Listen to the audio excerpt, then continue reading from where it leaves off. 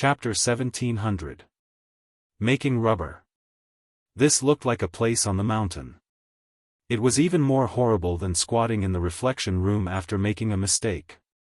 The reflection room. As the name implied, it was used to reflect on one's mistakes. However, calling this house a house was a waste of talent. The entire house could only accommodate a small bed that was half the size of a door and a night fragrance bucket. It was only 4 feet high. Just think about it, how terrifying would it be for a person to squat in a dark room that was only 4 feet high? However, even so, everyone on the mountain thought that it was a blessing. The rubber factory on the mountain was built in the most remote part of the mountain. Usually, very few people would go there. However, most of the students were 17 or 18 years old. They liked to explore these things. However, everyone who had been to the rubber factory was forced to step back by the pungent smell of rubber and the pitch-black, stinky gutters that stretched for over a mile. The most important thing was, even the birds in the sky didn't dare to provoke the poison of this thing. The fish in the water had long died, not to mention the ones in the sky and the ones in the ground. They had all run away and died. Who would dare to go to such a terrifying place? However, at this time, Zhang Feng wanted them to go. What was this? This was a reward. They knew that Zhang Feng wouldn't let them go so easily. It turned out that this was the trap. Cheng Chumo's face was like a pig's liver. He hurriedly said, "Fengzi, this matter was instigated by the old man. You know that we are the younger generation. We have to listen to whatever the old man says. We know that stealing is wrong, but you don't have to trick your brothers like this, right?" "What are you talking about?" Zhang Feng was a little confused. However, looking at the expressions on their faces, he suddenly understood. "Just this? You're scared?" Zhang Feng shook his head. Cheng Chumo didn't know what Zhang Feng was thinking. He hurriedly said, "Isn't it? We saw it with our own eyes. The place where the rubber factory was located was pitch black all day long. Even the fish in the canal were all dead. The water was pitch black. There were no birds in the sky, and no wild animals in the ground. We all heard that it was the poison of the rubber that had blocked the canal." Poison? Wasn't it caused by air and water pollution? How did it become like this? Zhang Feng was anxious at the current level of everyone's intelligence and understanding of these things. He waved his hand and said, "It's not about this. I mean, the textile factory should start. At present, we have enough cotton in Guanyi, Shannon, and Longyu Road. However, the fabric is not enough. If we want to make 100,000 cotton-padded clothes in a month's time, we have to think of a new way. If we start the textile factory, we can." "You're talking about this. That's not a problem. You should have said it earlier. See, we're scared." Before Zhang Feng finished speaking, Cheng Chumo and the others came to their senses and then returned to their usual sloppy appearance. They sat in Zhang Feng's study in a disorderly manner. It seemed that Feng Zi would not allow them to do that horrible black smelly thing. That would be great. If they didn't go to that place, they would be safe. Zhang Feng didn't know what to do with this move of the few of them. After being stunned for a moment, he came to his senses. It seemed that they were afraid that he would punish them to go to the black kiln. After thinking all this, Zhang Feng suddenly had an impulse to curse. Can you think of something else in your heads? Is there anyone who shows off like you?" Cheng Chumo crossed his legs, wiped the sunglasses in his hand, and asked, "What is showing off?" Zhang Feng hurriedly surrendered. "Now is not the time to talk about this. You're thinking too much. Although I've stopped today's matter for you, if you don't want me to pursue it, you have to do as I say. Now, Lao Li has personally built a textile factory outside the city. I'm going to look for you when I come back. I've discussed with Lao Li. We only need 30 water wheels as the linkage drive, and our textile factory can run, so it's the water wheels. Chengchumo thought it was a big deal. But at this time, after hearing that Zhang Feng had discussed with Li Shimin, and the most important thing was that the emperor should still be outside the city at this time, it was a big deal. The emperor was personally presiding over the overall situation and handling the textile factory. At this time, if something went wrong, then, Feng Zi, isn't it just water wheels? You should have said it earlier. I don't want to scold you, Feng Zi. Why didn't you say it earlier? Say it earlier. Zhang Feng felt that he was going to vomit blood and die. Looking at the change in attitude of the few people, he pointed to the door, took a deep breath and said, "Get out. If you can't make 30 water wheels in 10 days, you'll F***king stay in the rubber factory for a month." F***ck. Chengchumo and the others couldn't help but wail. Then, they rushed out of Zhang Feng's house, howling like wolves and ghosts. Zhang Feng looked at the few people who came and went in a hurry. He was speechless and raised his beautiful middle finger. Chapter 1701. As soon as Chengchumo and others left, Zhang Feng hurriedly closed the door of the study. In an instant, the whole study was filled with an indescribable smell. The smell could even be smelled from 3 feet away. It was so stinky that it made people's hair stand on end. However, it didn't matter to Zhang Feng. Instead, he squatted beside Niu Pai Huang, watching Niu Pai Huang seriously boiling the rubber with relish. Niu Pai Huang was already guilty, but at this time, he couldn't think too much. After all, the matter between Zhang Feng and his brothers didn't allow him to have any improper thoughts. These were all things that he didn't want to touch. After a while, Niu Pai Huang finally finished boiling the rubber that needed to be boiled. When he turned around, he didn't know when Zhang Feng had already put on a mask. Niu Pai Huang was stunned, but still said, "Director, it's done." Hearing that, Zhang Feng waved his hand and said, "Hurry up, get a basin of water." Niu Pai Huang was stunned. What was he going to do? However, according to Zhang Feng's request, he hurriedly went outside the study to find a basin of water.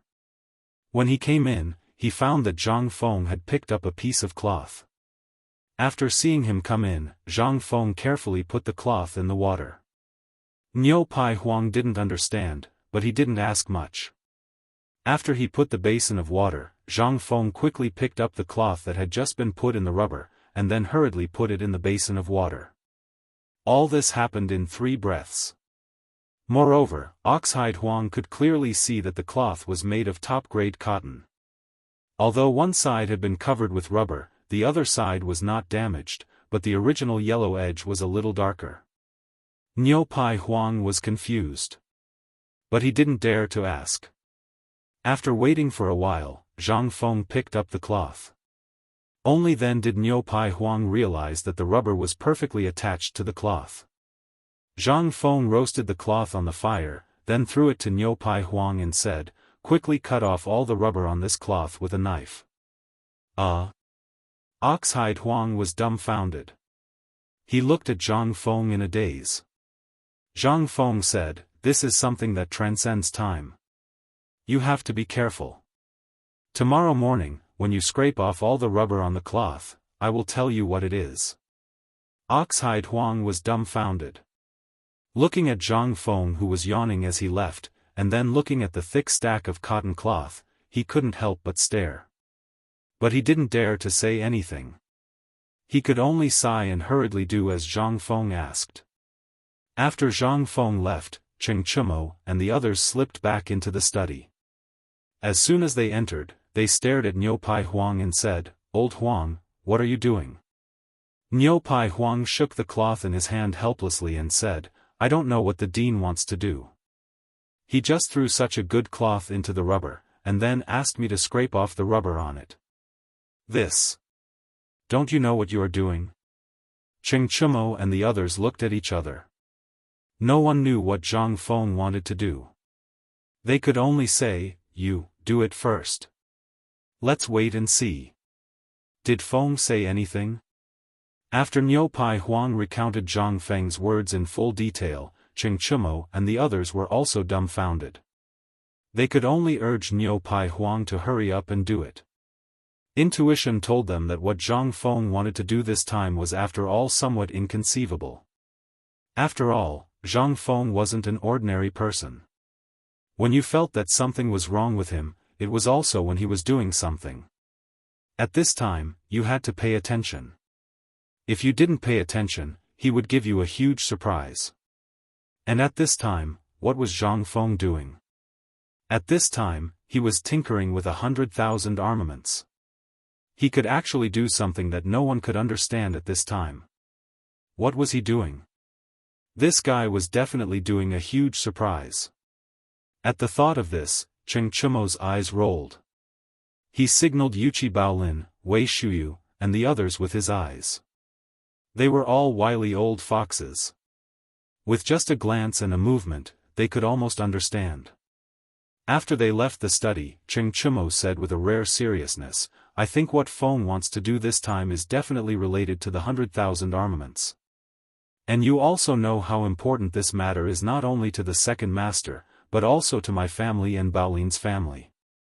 So, I think, should we tell the family about this matter? Is there a need to say this? If it weren't for the fact that you all didn't say anything, would have gone back long ago. Oh right, Tai Nyo, have you given those things to the second master and the old master? Zhang Sun looked worriedly at Cheng Chumo and asked. Cheng Chumo gave Zhang Sun a reassuring look and said, Don't worry, I just asked Ma Zhou and the others to send these things to Chang'an Hotel. There are specialized people there who will send them back safely. But I got some for my father. Zhang Sun rolled his eyes and said, I knew you wouldn't be honest. Oh right, remember to get some for my family. My father is getting impatient from waiting. Me, too. Dugo looked at Cheng Chumo with a smile. Seeing this, Cheng Chumo couldn't help but twitch the corner of his mouth. But he still said, Don't worry, I've sent them all. I didn't see any of you coming to help just now. Good fellow, you were all waiting for me to catch them for Feng, right? And you call yourselves brothers. Chapter 1702. Li Yuan, who was waiting on the mountain, was a little upset.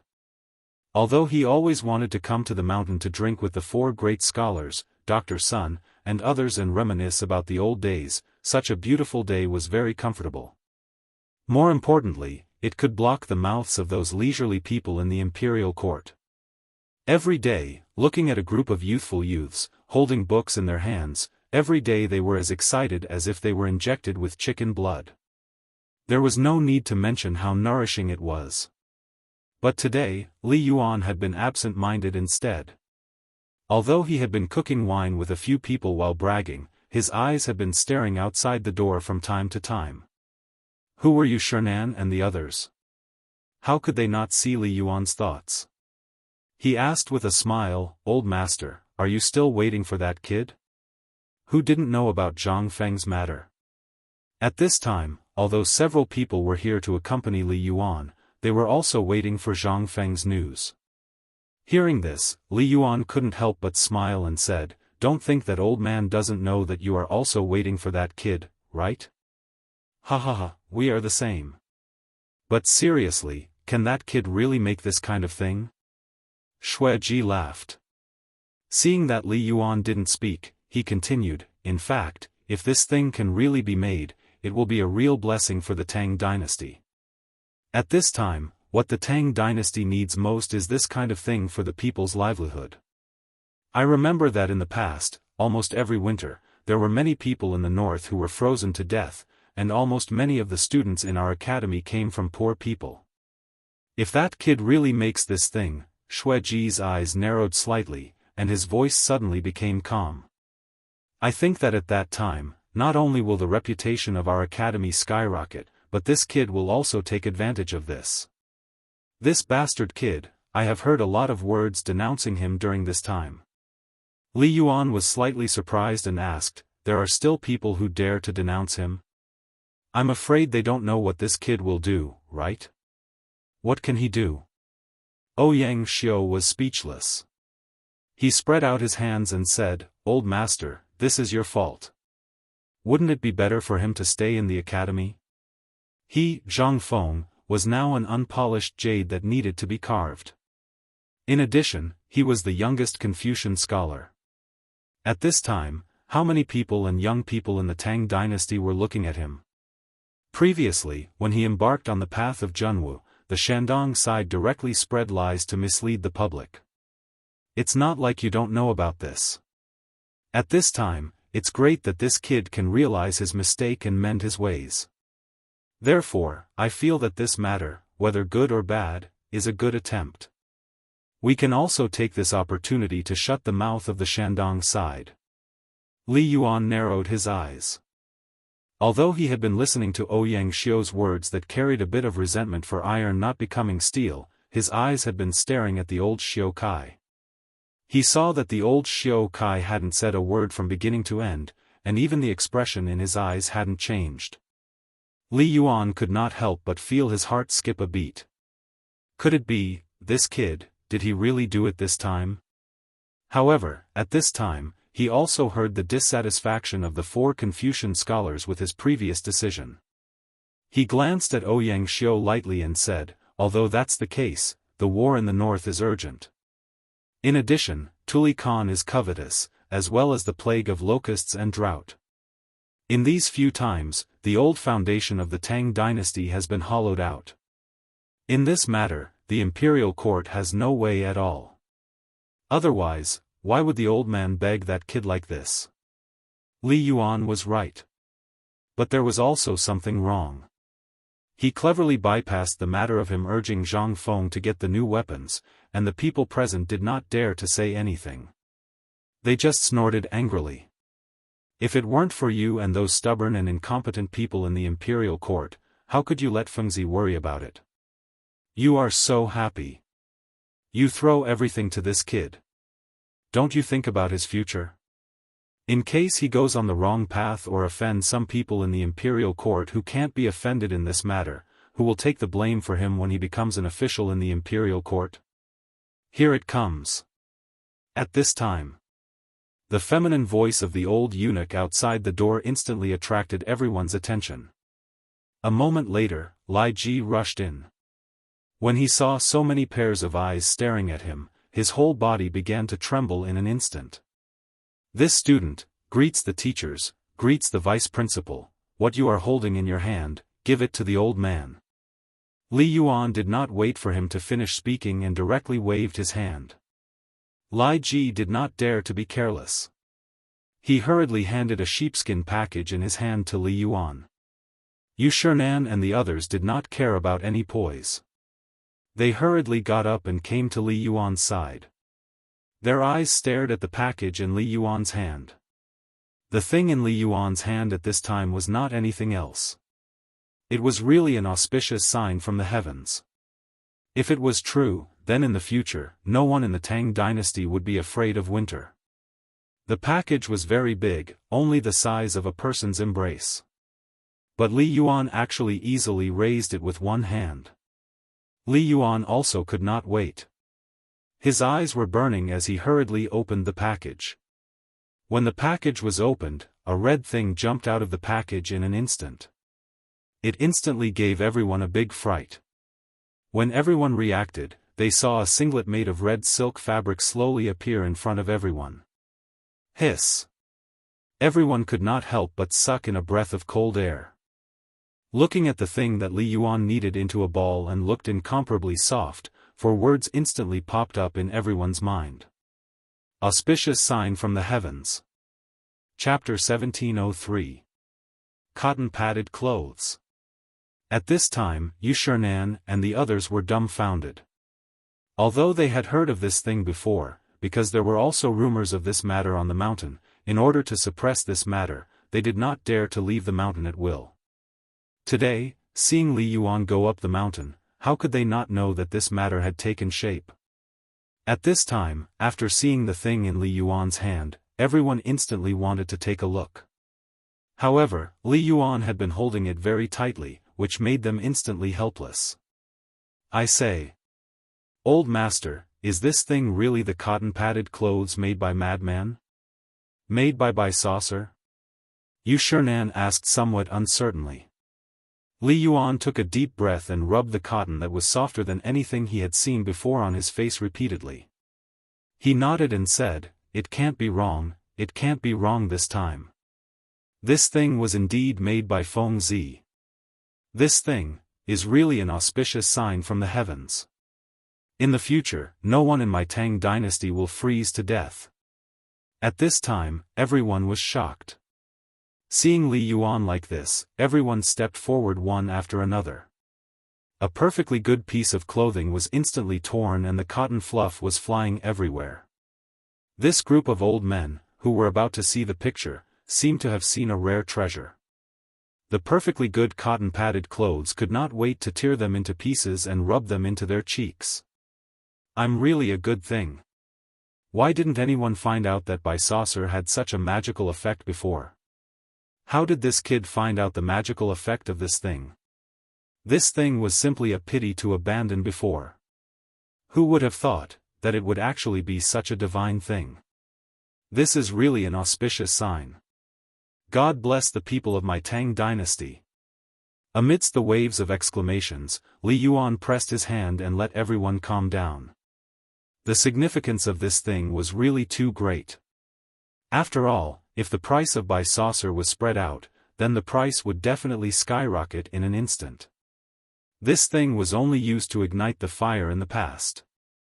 The few people here were all like the pillars of the Tang dynasty.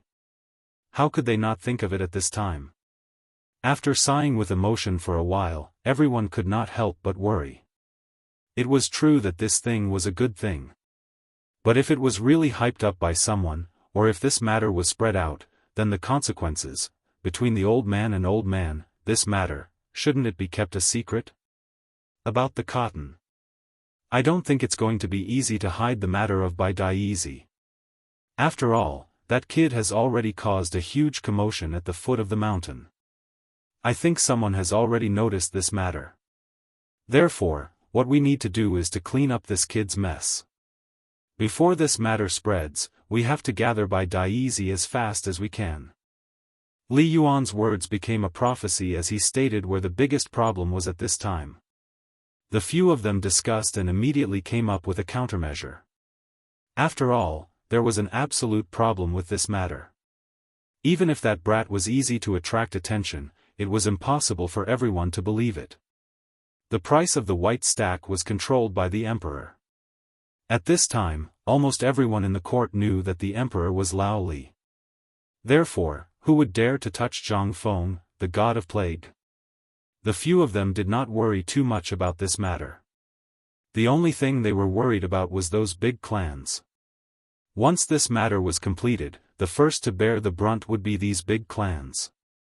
This loss was not just a matter of a few goods. What they would lose was their connections. It was people. It was the market. Once the cotton products were on the market, the first to bear the brunt would be the cloth trade.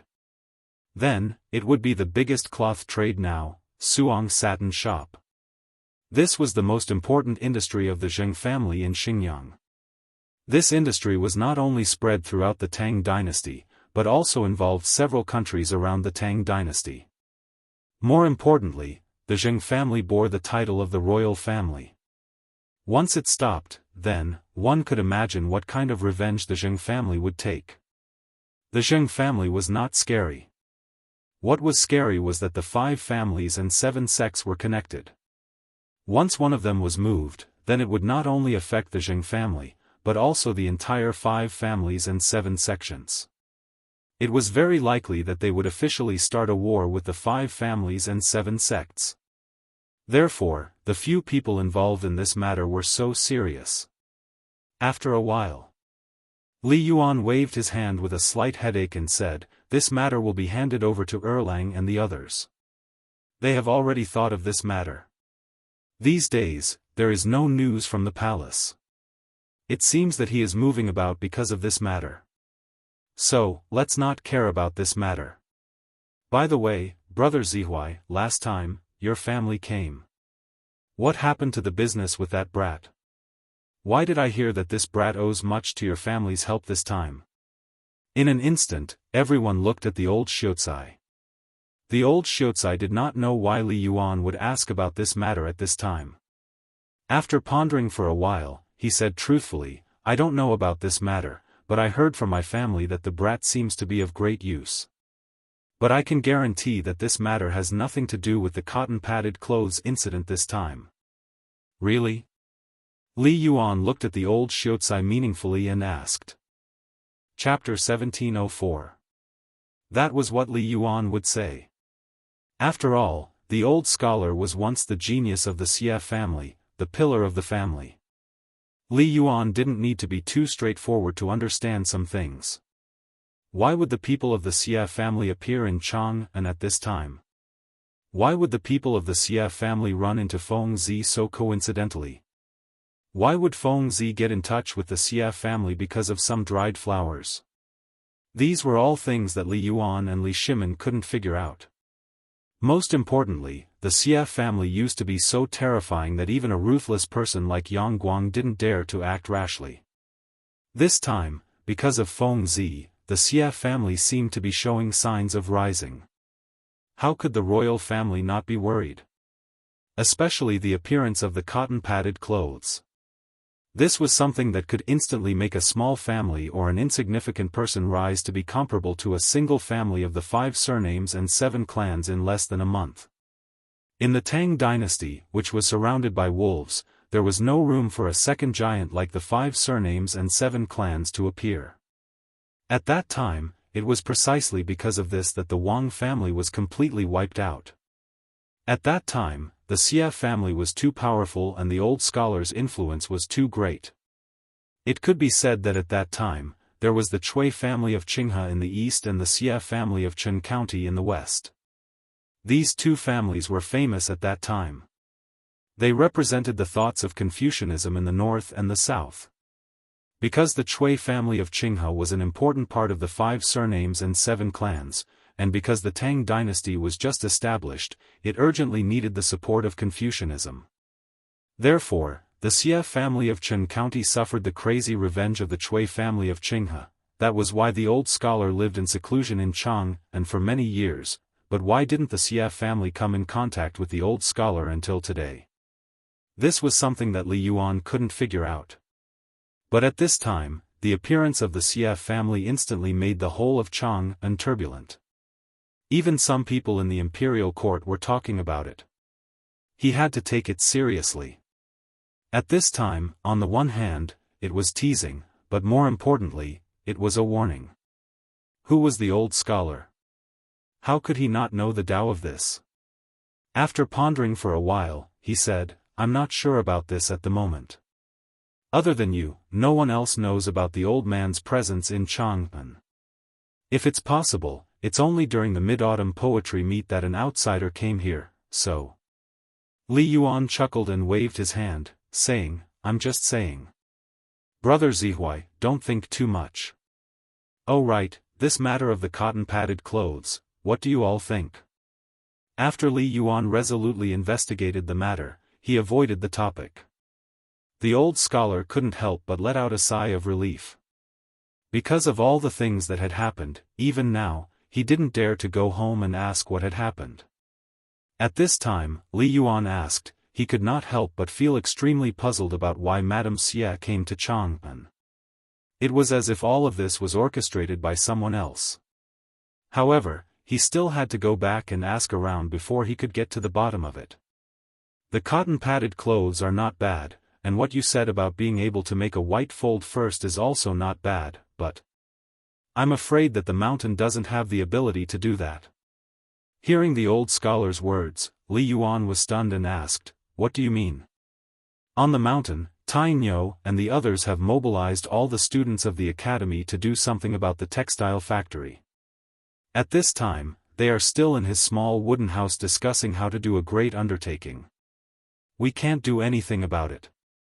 Hearing the old scholar say so, Seeing the complacent and helpless smiles on the faces of Yu Shinan and the others, Li Yuan just remembered that today on the mountain, it seemed that he really didn't see a single student. So, these stinking brats are doing something about the textile factory? What is Fengzi doing? Li Yuan couldn't help but ask with a difference. However, at this time, no one could answer him. Thinking of this, Li Yuan looked at the cotton-padded clothes in his hands that were torn out of shape. He couldn't help but feel awkward. This is difficult. I really didn't expect that this brat would have such big ambitions. Isn't he afraid of being stuffed to death?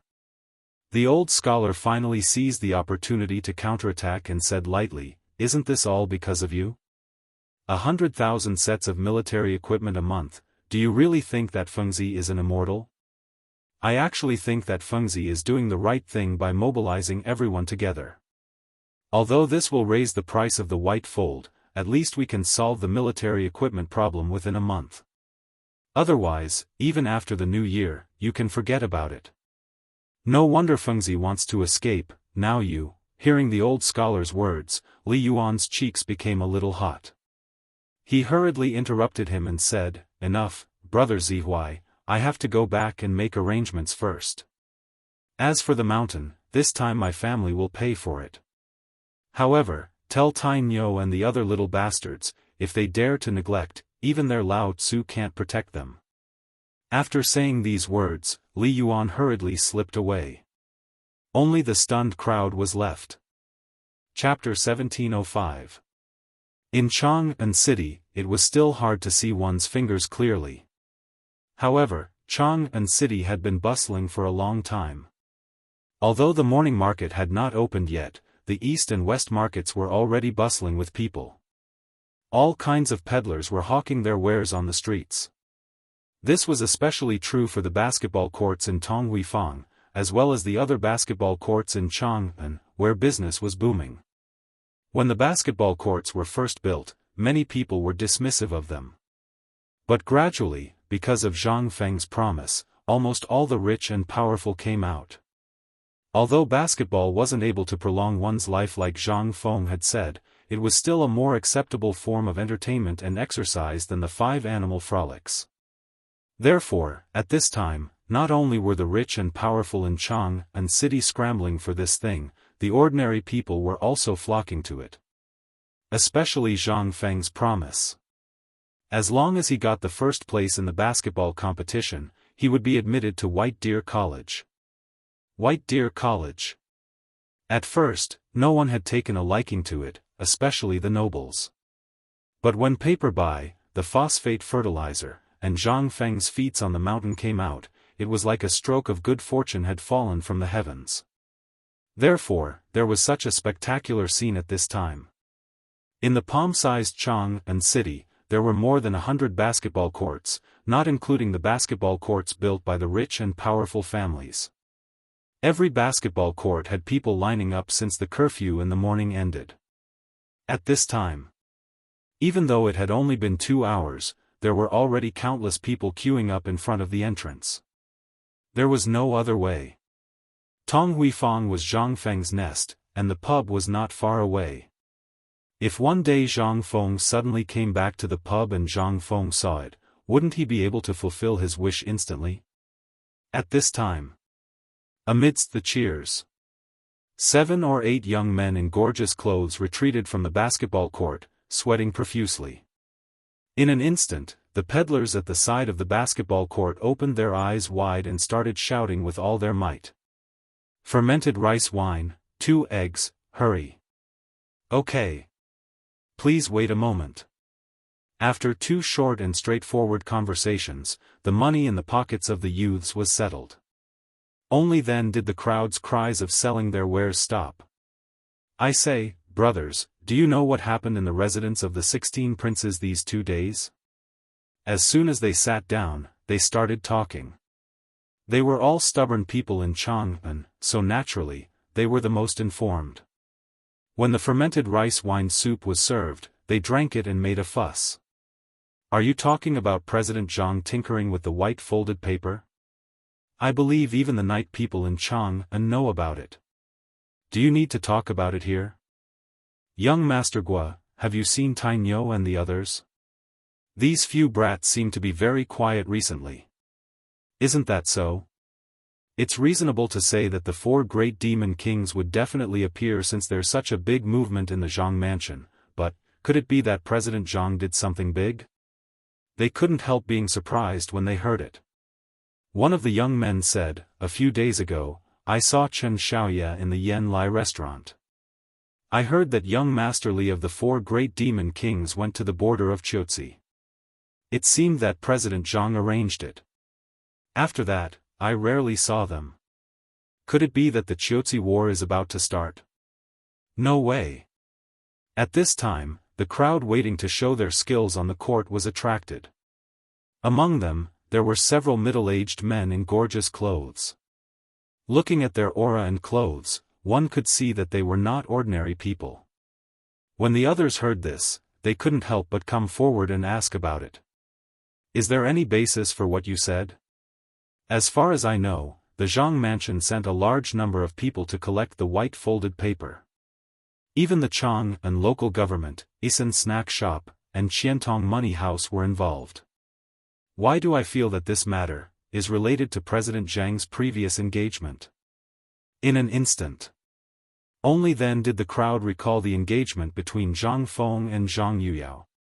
In addition, the women who had been going in and out of Zhang Feng's residence in the past 2 days were mostly the more reputable women in Chang and who knew how to sew. At this time, everything made sense now. Involuntarily, a picture flashed in their minds. That was Zhang Feng was going to get married. Look, isn't that Miss Zhang's maid Chui? At this time, someone exclaimed. Instantly, everyone looked in the direction of the person's finger and saw Chui in emerald green clothes at the entrance of Tonghui Square. At this time, everyone was gossiping. A few young men who thought they were extraordinary hurriedly went forward and invited the confused Chui over. They asked some inexplicable questions at the same time. At this time, Chui was even more confused. She looked at the gossipy faces of the crowd timidly and said, "Where did you hear this from? Why didn't I know?" They were confused. They hurriedly asked, "Miss Chui, is this true? What has President Zhang's family been doing these days?" Chui was speechless. I don't know. If there's anything, go to the son-in-law's house and ask. I still have something to talk to County Magistrate Nyo about. Do you want to come with me? Chapter 1706. No one dared to go to the Chang and county government. Nyo Weili was famous for being tricky, especially after he got involved with President Zhang. He cared more about Zhang Feng than his own mother, Lao Tzu. If he found out that they were gossiping here, the consequences, they couldn't help but feel a chill down their spines. They found an excuse and hurriedly left. Today, after little Chui went out, everyone she met took the initiative to greet her. There were even people she didn't know who took the initiative to greet her. As for the questions, they were all about whether Zhang Feng was going to get married. Even Nyo Weili was asking about it in a roundabout way. This made little Chui extremely suspicious. Were these people crazy? With the son-in-law's current fame, if it was really going to be a wedding, a month ago, it would have been the talk of the town. How could it be so quiet? There was even a voice that made little Chui feel a little confused. That was, Zhang Feng was going to be promoted. Although recently, everyone in the mansion and Zhang Feng knew had been crazily collecting white stacks, it didn't seem to have anything to do with promotion, right? When little Chui returned to the mansion, she was still thinking about it. She didn't even notice that the roll in her hand that she brought back from Nyo Weili for the master was almost in Zhang Shan's mouth.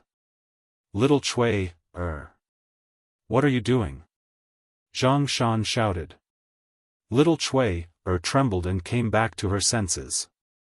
But when she came back to her senses, she trembled and the teacup on the table instantly fell to the ground and shattered. Zhang Shan's face darkened. Little Chui hurriedly said, "Master, please forgive me. I I didn't do it on purpose. I just what? Zhang Shan was in a good mood. Because Zhang Feng, who was originally just a small businessman, could almost do whatever he wanted in Chang'an City. This was all thanks to his good son-in-law. Although they weren't married yet, under the woman's instigation, Yu Yao had already decided to follow Zhang Feng. Although Zhang Shan wasn't sure what Zhang Feng was up to this time, he knew that it was going to be a big deal. It could even change his life. And this time, he had worked with Niu Weili to make a blank stack. He had almost thrown in all his savings. This time, he was also checking the account book with Niu Weili. Who would have thought that this damned maidservant would be like this? This was all because Yu Yao had spoiled him too much. Little Cui saw that Zhang Shan was unhappy, so she hurriedly told him the whole story. Zhang Shan was a little confused when he heard this. Marriage was something that he dreamed of. But that wasn't realistic either. After all, Zhang Feng had said that he would only get married when he became an official in the imperial court. It was still too early. However, Cui's last sentence gave him a glimmer of hope. Could it be that the emperor was really going to give that brat a promotion? After thinking about it carefully, it was really possible. After all, Zhang Feng had made so many things. If he was a normal person, he would have been promoted long ago. How could he be like Zhang Feng? Not to mention the first rank in the imperial court, he could even be promoted to a third-rank official. However, Zhang Shan was a little uncertain. After all, there were some things that he was clear about. Waving his hand, he scolded, "Don't be bewitched by those stubborn people outside. Be careful not to be fooled. If there's nothing else, just stay at home and serve Miss well. If I find out that you're gossiping with those shady people outside again, you'll have to wait for me." Little Cui heard this and instantly became listless as if frost had hit her. The conversation between the two was also heard by Zhang Yuyao, who had just passed by Zhang Yuyao's living room. As soon as little Cui went out, Zhang Yuyao hurriedly called little Cui into the boudoir. In the boudoir, Jing Shu was leisurely playing some strange songs that Zhang Feng had taught her. When she saw the two people coming in, she was a little surprised. Zhang Yuyao asked little Cui to close the door. After closing the window, she said, "Little sister Jing Shu, come quickly. There's something important." "What's wrong, sister Yuyao?" "Let little Cui say it." Zhang Yuyao excitedly held Jingshu's hand tightly and looked at little Cui. After little Cui finished talking, Jingshu instantly felt relieved. She smiled faintly and said, "Sister, I think it's better to let nature take its course. Prince Zhang has his own plans. When Prince Zhang was buying dried flowers on the street, I faintly felt that Prince Zhang seemed to be planning to go to Jiangnan. Why do you think he's in such a hurry to get married at this time? Moreover, the matter of becoming an official is very important. If it's really going to happen, the imperial court would have already issued an imperial edict. But look, is there one?" When she said this, Zhang Yuyao's face instantly changed. Because she heard an extremely sensitive matter. Jiangnan. Zhang Feng was going to Jiangnan. Jiangnan, Although she had tacitly agreed to this matter, she still felt a little uncomfortable when she heard it at this time. Especially at this time, Zhang Feng was fiddling with the white fold in the mansion. Although the rumors were magical, the two of them were still in the dark about what was going on. Could it be that Zhang Feng was doing all this to go to Jiangnan to see little sister Yu?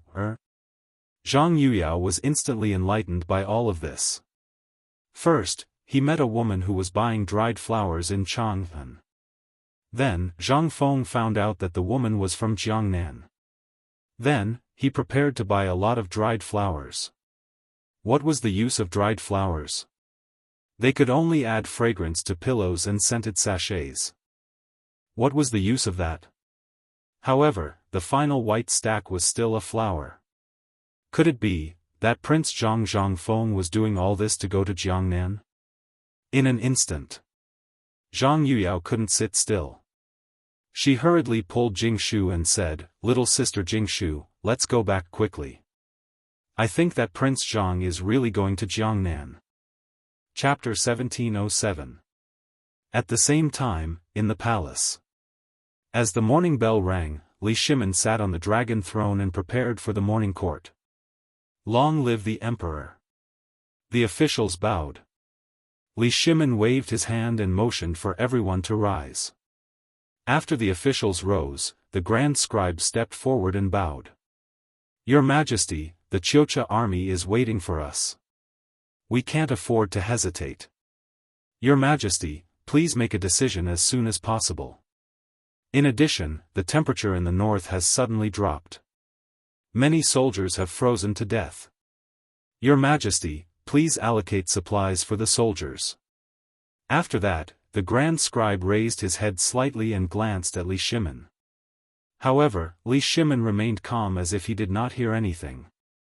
Strange, why is the emperor ignoring the Battle of Chiocha? He could not help but mutter in his heart. At that moment, a military governor walked out and bowed. "Your Majesty, Chiocha is an important border of the Tang dynasty. We cannot afford to lose it. Now that the Turks and Indians are eyeing Chiocha, we should take the initiative to attack and take it." After that, he secretly glanced at Li Shimin. As a general, he naturally hoped to fight a war so that he could earn merits. However, all the decision-making power was in the hands of the emperor. "Shut up!" The grand scribe suddenly stood up and immediately shouted at the general, ignoring the etiquette of the court. "The Tang dynasty has just stabilized and is in the period of development. The people have also just surrendered. How can you act on impulse? You only want to attack and pillage without caring about the people. The Tang dynasty can't start a war now. It's time to negotiate peace." After that, the grand scribe looked at Wei Zheng with a face of reverence. "Lord Wei, what do you think?" He knew that Wei Zheng was the leader of the civil officials and would usually remonstrate in court. Moreover, as long as it was Wei Zheng's remonstrance, the emperor would listen. As long as Wei Zheng was on his side, there would be no problem. However, Wei Zheng was a little strange today. He held the white jade tablet in his hand and closed his eyes tightly, as if he did not care about the court. Immediately, he felt that something was wrong. Given Wei Zheng's personality, he would have already caused a ruckus in the imperial court. Could it be? What was the secret behind this? At this moment, Overseer stood up again. "Your Excellency, you should know the importance of Chiotzi even if I don't tell you, right? Why are you acting on impulse? Furthermore, we are confident that we will win this time." Hearing this, the grand scribe gritted his teeth and didn't want to say anything. After all, Wei Zheng's attitude just now had explained everything. But after thinking about it, he braced himself and said, "This war is disadvantageous to our country. It is a waste of manpower and resources." "A waste of manpower and resources?" The overseer snorted coldly. "Is war a waste of manpower and resources? Then what about not having to pay exorbitant taxes this time?" As a military general, he had always been at odds with these literati. Motherf *Ker, Lao Tzu's military exploits were earned from killing on the battlefield. As for you guys, you only know how to open your mouth and brag. Well. The grand scribe was at a loss for words. Even if we don't pay exorbitant taxes, how are we going to survive the winter? That's a big problem. The overseer looked at him with disdain. "You don't know about this, right? White Deer College's President Zhang is already dealing with it. What kind of joke is this?" The grand scribe snorted coldly. "Yesterday, I saw White Deer College's President Zhang sleeping in his residence." Hearing this, Li Shimin, who was sitting on the dragon throne, couldn't remain calm.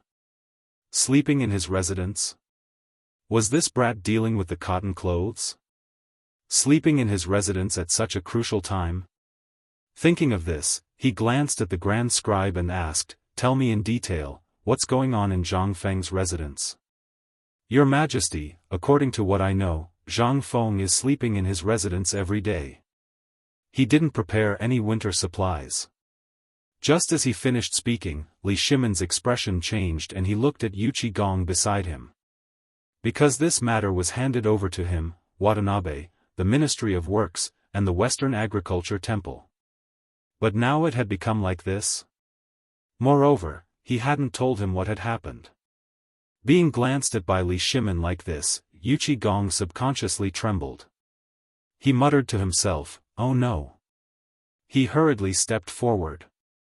Your Majesty, the winter supplies have always been prepared by Zhang Feng. Recently, he hasn't been at the academy, but at the Zhang residence. The white stacks in his residence are the winter supplies. Everything is going according to plan, and there are no problems. Li Shimon frowned slightly. He didn't know what was going on. However, he still believed Yu Qigong's words. Forget it, I'll just have to take a look after the morning assembly. The morning assembly ended quickly. Li Shimon came to the imperial study with a gloomy face. He sat upright on the dragon throne and didn't say anything. Obviously, he was waiting for someone. Not long after, a head popped out from outside the door. It was Yu Qigong. Li Shimon glanced at him, stood up abruptly, and waved his hand. Leave the palace. On the other side, in Zhang Feng's residence, Jingshu and Zhang Yuyao finally arrived in a palanquin. After getting off the palanquin, the two girls lifted their skirts and rushed into the residence. As soon as they entered the residence, the two girls were shocked by the scene in the residence. White stacks. The courtyard was full of white stacks. There was almost no place to walk. Not only that, all the flowers and plants in the front yard had died. To be precise, they were trampled to death. The furniture that had been placed there had long disappeared. There were also many servants who were recording something with account books in their hands. At this moment, Zhang Feng was teaching the servants and maids what to do. At first glance, it looked like clothes. However, the clothes looked a little strange. The two girls couldn't tell exactly how strange it was. Chapter 1708. It felt like a simplified version of the current clothes. Zhang Yuyao looked at Zhang Feng in confusion, unable to speak for a while. She didn't know what was going on in this family. Why did he get so many white stacks? One had to know that white stacks were used by ordinary people to start a fire. Why did he buy so many of them? Not only did Zhang Yuyao find it hard to understand, but Jingshu was even more so. She stood there in a daze and thought for a long time, but she still couldn't figure out Zhang Feng's thoughts. Finally, the servant standing in the corner noticed them and stepped forward with a smile. "Madams, you're here." As soon as he said that, the busy people around stopped what they were doing and looked at the two women. Zhang Feng also looked over and stepped forward with a smile. "You're here. Come, try my new work." With that, he took out two cotton-padded clothes from the two servant girls. To be precise, they were red cotton-padded clothes. "Put them on and try them on. I just made them." Zhang Feng showed the cotton-padded clothes with a smile and was about to put them on for the two women. The two women looked at the cotton-padded clothes with a strange expression. They had never seen these clothes before. They looked really strange. However, since Zhang Feng wanted them to wear them, of course, they couldn't refuse. The two women looked at each other and put the cotton-padded clothes on their bodies. The moment they put it on, a wave of warmth hit them. It was as if they were wrapped in something. It wasn't that cold anymore. Jingshu looked at Zhang Feng in shock. "Prince Zhang, this is..." Of course, she knew that it was because of Zhang Feng. Zhang Feng smiled. "This is the cotton-padded clothes I made. How is it? Is it warm?" Zhang Yuyao blushed. Yes, it's very warm. "Thank you, young master." She was quite satisfied with this future husband. Now that he made cotton-padded clothes for her, it was really sweet.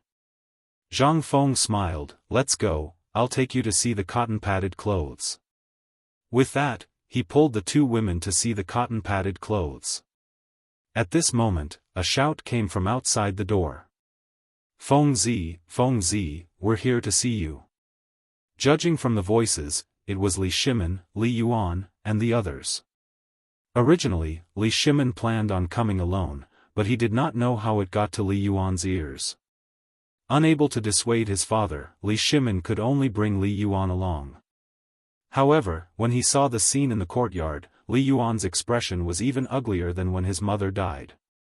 He was just short of cursing in his heart. My flowers! How could it be ruined like this? There were countless dead and maimed people. He was even trampled under someone's foot. Li Yuan pointed at the precious tribute flowers and plants in the flower bed that were already in close contact with the mud. His face was as black as the bottom of a pot. Kid, tell me, what's going on? Li Yuan pointed at the flowers and plants on the ground. He was really angry. These were his most beloved flowers and plants. How could he not be angry? Li Shimin was also incomparably distressed. He sent people to plant these flowers one by one.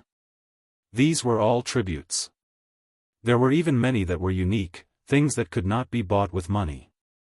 They were actually treated like weeds in this kid's place, being trampled by everyone. This motherf asterisk cur, Li Shimin looked at Zhang Feng's face that deserved a beating, wishing that he could go up and give him two big slaps.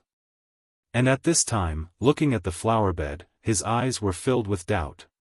Was it right or wrong for the retired emperor to give the resort to Zhang Feng back then? This kid did not know how to cherish it at all. Now, these flowers were ruined like this? Zhang Feng went forward to take a look. Why were these people like this? His heart thumped. But he also did not know what was wrong with him. However, looking at these people's man-eating appearance, he hurriedly laughed. So it's Lao Li and Old Master. After waiting for a few days, you guys finally came. Li Yuan did not pay attention to the grinning Zhang Feng. Instead, he asked directly, let me ask you, what's the matter with these flowers? At this time, he wished that he could strangle this prodigal's son to death. One had to know that at this time, Zhang Feng was stepping on a sand devil's snare. That was a flower that was rare even in the western region. This kind of flower was 3,000 strings of cash per stalk. Even in the black market, it was also extremely rare. Moreover, this kind of flower was very fragrant. Even putting a petal of the sand devil's snare in the sachet could let the fragrance of the sachet last for a month without dissipating. But now, this kid, at this time, Zhang Feng also discovered that something was wrong. Seeing that these people were all looking at his feet, his whole body quivered. He hurriedly retreated a few steps and said in surprise, Old Master, what is this, why are you all like this? What is this? Li Yuan was so angry that he almost rolled his eyes. He pointed at Zhang Feng's nose and said, this is AF** King Sand Devil's Snare. This thing, if placed in a sachet, can let the fragrance of the sachet last for a month without dissipating. Moreover, this thing has the effect of refreshing the mind, calming the soul, and sleeping. Do you know how much this thing is sold for on the black market? Zhang Feng's eyes were about to pop out. Gulp. He swallowed his saliva with difficulty. How much? 1,000 taels of gold. Li Yuan said word by word. One had to know that this stock was a unique item in the Tang dynasty. Back then, Li Shimin spent a lot of effort to get this thing. But in the end, the villa was given to Zhang Feng. He also forgot about this matter. Hearing this, Zhang Feng was instantly dumbfounded. 1,000 taels of gold? This F***king, so expensive? He looked at Yu Qigong and the others with a pleading face. Yu Qigong and the others acted as if they did not see it. They greeted each other and chatted with the people around them. Chapter 1709. He didn't care about Zhang Feng at all. This made him so angry that he wanted to curse. F***ck, why didn't you say so earlier that it was such an expensive thing? Now that it was like this, instead, he came to curse. However, on second thought, that's not right. This is Lao Tzu's place. Since when was it their turn to point fingers at Lao Tzu's place? After figuring everything out, Zhang Feng's guilt slowly lessened. He coughed softly and said, I thought it was something special. It turns out that it's just a perfume. Old man, wait for me. When I'm done with the cotton-padded clothes, I'll get you something nice. This thing, it can be said that it's definitely more fragrant than anything you've ever seen. Hearing this, Li Yuan couldn't help but ask, what good thing are you talking about? He originally had an ulterior motive. Today, he came mainly for the cotton-padded clothes. Although seeing these precious flowers and plants being ruined, he was so angry that his liver hurt. However, this was something that was given away after all. What could he say? Zhang Feng smiled and didn't say anything. He pointed to the living room not far away. After greeting them, they entered the living room. In the living room, Li Yuan and the others were familiar with the way, as if they were returning to their own home. Zhang Feng was like a landlord, lying on the chair comfortably. He took out a cigarette and shook it on the oil lamp. Smoke rose, and he took a deep breath in his mouth. Looking at Zhang Feng's indifferent look, Li Yuan couldn't help but ask, Kid, what is the thing you said that is more fragrant than the sand datura? Zhang Feng exhaled a mouthful of smoke and said slowly, Perfume. Perfume? Li Yuan was stunned. What was this? Could it be that this kid fiddled with something new again? He looked at Li Shimin, Yu Qigong, and the others who were beside him in confusion. Everyone also had question marks on their faces. They helplessly spread out their hands, indicating that they didn't know. To no avail. He shifted his gaze to Zhang Feng and said with a smile, Fengzi, what is this perfume? Tell me. All right, I'll explain it to you.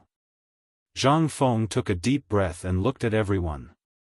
To put it simply, perfume is a substance made from flowers, alcohol, spices, and other fragrant things. After it's made and sprayed on a person's body, the fragrance will last for about 1 to 2 days. It's much better than your sand devil's snare. After saying that, he glanced at the crowd with disdain, as if he was saying that they were a bunch of inexperienced people. So powerful? Li Shimin exclaimed. Everyone looked at Zhang Feng in surprise. It should be noted that most of the things used to enhance fragrance in the Tang dynasty came from spices and flowers.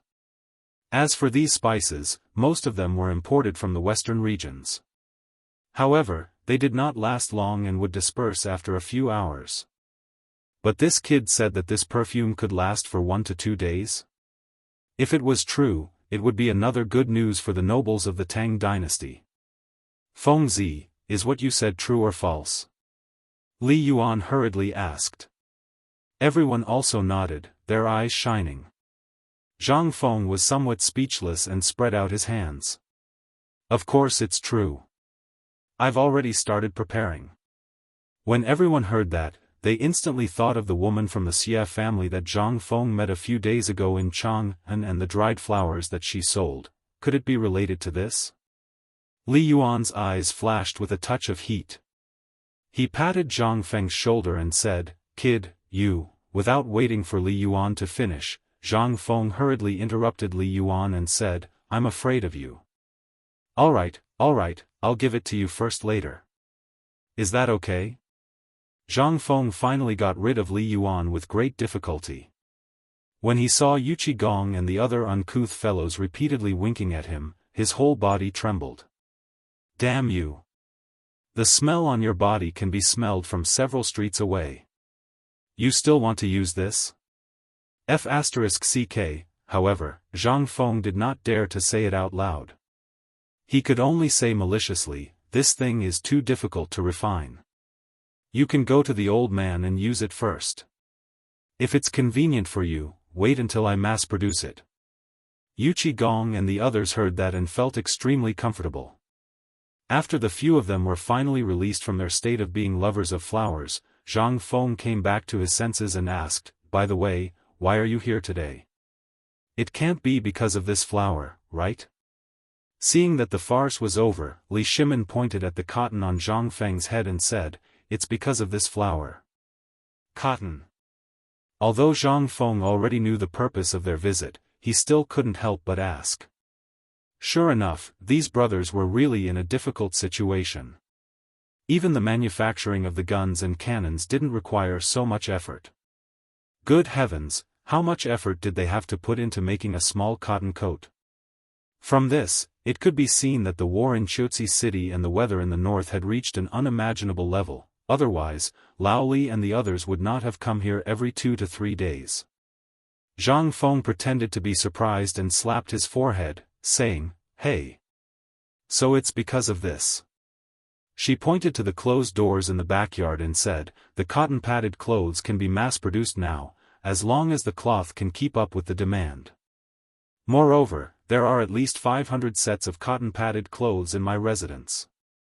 Don't be a hands-off shopkeeper. Don't be a hands-off shopkeeper. Come and help me. You guys didn't see that I haven't slept for the past few days." Chapter 17:10. Li Shimin was a little speechless. This guy, if you don't pay attention, he will start bragging. Although it is indeed a little busy, isn't your brother just standing there and commanding? However, Li Shimin did not dare to say anything. He hurriedly pressed Zhang Feng on the chair and personally lit a cigarette for him, saying, "Brother, smoke. You've worked hard. It's my fault. How about this, if you need anything, just say it." Seeing this, Zhang Feng's face turned bitter and said, "Lao Li, you just saw it. My residence produces a large number of white sheets, and then it is transported to the weaving factory. The production here is combined with the weaving there, and the production and weaving can be done in one line. Hundreds of cotton-padded clothes can be woven in a day. However, this thing is too. Now, the whole Chang'an city is full of rumors about Lao Tzu, and there are all kinds of rumors, cough, cough, cough." Li Yuan looked at Zhang Feng's unceasing manner and was instantly stunned. He choked on a mouthful of smoke and coughed again and again. He hurriedly said, "Come on, kid, don't be so talkative. We are here today for this. If you have anything to say, just say it. Don't talk nonsense. By the way, before that, old man wants to ask you first. Are you sure you can really make hundreds of this thing in a day? Cotton-padded clothes?" Li Shimin also hurriedly nodded. When it came to business, Zhang Feng no longer bragged. Instead, he looked at their faces with disdain and said, "Is what I, Zhang Feng, said wrong? When have I ever told a lie? Not to mention hundreds of pieces, my courtyard is small now. Otherwise, the supply of gauze and cotton cloth can't keep up. Otherwise, 500 pieces a day is not a problem." Everyone widened their eyes and looked at Zhang Feng. Although Zhang Feng's words were a bit exaggerated, when they thought of Zhang Feng's previous industry and the speed of papermaking, everyone was silent at this time. If what Zhang Feng said was true, then no one in the Tang dynasty would freeze to death. The soldiers at the front also had cotton-padded clothes for winter. As for the commoners, they could also generate a series of benefits from this. For example, they could collect white fold silk, sell it, or secretly store the silk. All of these could be exchanged for money. Not to mention whether the price of white fold silk would skyrocket like the cicada pupa, this was also a good thing. The commoners would also be able to make a huge profit because of this. At the very least, the commoners would be able to have a fat new year this year. As for the price, what was that? Although the overall benefits of the Tang dynasty were not very good, the Tang dynasty was not very prosperous. However, there was still some savings in the national treasury. This bit of money. When the cotton-padded clothes were released, it would only be a drop in the ocean. The biggest problem now was the price of the cotton-padded clothes. Once these cotton-padded clothes were mass-produced throughout the Tang dynasty, it would be a great change for the Tang dynasty. Li Yuan and Li Shimin looked at each other and swallowed their saliva. Li Shimin subconsciously asked, "Then how do you plan to price it?" In an instant, everyone fell silent. Even the noise outside the living room seemed to have suddenly stopped at this moment. Everyone seemed to be waiting for this moment, waiting for Zhang Feng to say the price of the cotton-padded clothes. After all, since the cotton-padded clothes were produced, they must be sold. And the price was a big problem. As a new thing, if the price was set too high, ordinary people would definitely not be able to accept it. If the price was set too low, they would lose money and it would harm the interests of the clans. Although Zhang Feng wanted to deal with the clans, now was obviously not the time. The price. Zhang Feng touched his chin and lowered his head to ponder. His mind was spinning quickly. Suddenly, he thought of something and snapped his fingers. 100 coins, how about it? Li Yuan exhaled a mouthful of smoke and nodded, this price is still fair. It doesn't matter if it's a bit more expensive, but... Have you ever thought that if you do this, these clans, as well as merchants, will take advantage of the loopholes, and you will even be in danger?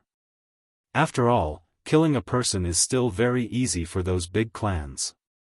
When Zhang Feng heard this, he was shocked at first, then he grinned and said, "Don't worry, old man. Since I, Zhang Feng, dare to accept this business, I have the means to eat it." "What means?" Li Shimin asked in surprise. Zhang Feng waved his hand, indicating for him to calm down. "Lao Li, you have been in the martial arts world for dozens of years, plus our previous cooperation, have you ever heard me or someone else talk about something?" Li Shimin didn't know what Zhang Feng was talking about.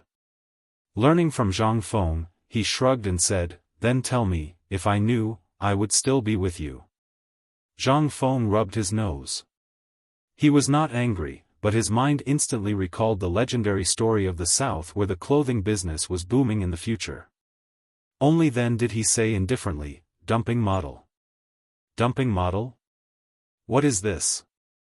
Li Shimin exclaimed in surprise. Zhang Feng recalled for a moment and smiled faintly. Dumping model refers to the behavior of an export operator of a country or region selling its products to another country's market at a price lower than the normal or average price of the domestic market, or even lower than the cost. The purpose is to defeat competitors, seize the market, and thus bring harm to the same or similar product manufacturers and industries in the importing country. Chapter 1711. To put it simply, dumping is the act of suppressing the products of other countries or regions at a lower price. At this time, the living room was so silent that a pin drop could be heard. Everyone looked at Zhang Feng in a daze and said nothing. It was not that they didn't want to speak, but they couldn't. Every word of this idea put forward by Zhang Feng struck their hearts deeply. The people sitting here were all think tanks who worried about how to operate the behemoth of the Tang dynasty all day long. To be able to reach this position, was he not an ordinary person? However, what Zhang Feng said now was like a heavenly book, which really made everyone turn pale with fright. But after thinking about it carefully, they found that what Zhang Feng said was indeed not the slightest problem. For example, wasn't it the same principle as the agent production of cotton-padded clothes? Also, this was the same model as the braised meat shop and Chang An hotel. What they needed was just a document and the approval of the Ministry of Works. Just these alone could let them occupy 2/3 of the profit of a piece of clothing. This Motherf *Ker, this was simply a genius. Li Yuan looked at Zhang Feng for a long time before he calmed down. "Fengzi, I really didn't expect that you have understood business so thoroughly." At this time, he had re-examined Zhang Feng because his vision had never been wrong. Li Shimin gave Zhang Feng a thumbs up. "Fengzi, you can now be said to be the #1 businessman in the Tang dynasty." After listening to this idea, he seemed to have opened a new world. Although he didn't fully understand, he also benefited a lot. Zhang Feng rolled his eyes at the two and said angrily, "Come on, I'm a businessman in your heart. As soon as these words came out, Li Yuan and Li Shimin couldn't laugh. Yes, what kind of person was Fengzi? Or, what kind of person did he want to be? A businessman? A great scholar? An official? A libertine? Li Shimin stared deeply at Zhang Feng. Fengzi, what kind of person do you want to be? He also wanted to hear Zhang Feng's thoughts. After being together for so long, he had long regarded Zhang Feng as someone he could get close to. Hearing Li Shimin's words, Zhang Feng's lips curled into a meaningful smile. Safe and sound, the richest in the world, a beautiful wife and beautiful concubines, suave and distinguished. Sorry, I'm a rather vulgar person. Li Yuan and Li Shimin glanced at each other, not knowing what to say. What Zhang Feng said was almost the ideal of all men. However, both of them hoped that the other could enter the imperial court and become an official. Sigh, it's a pity that this fellow's heart isn't here right now. Li Shimin chuckled awkwardly but politely.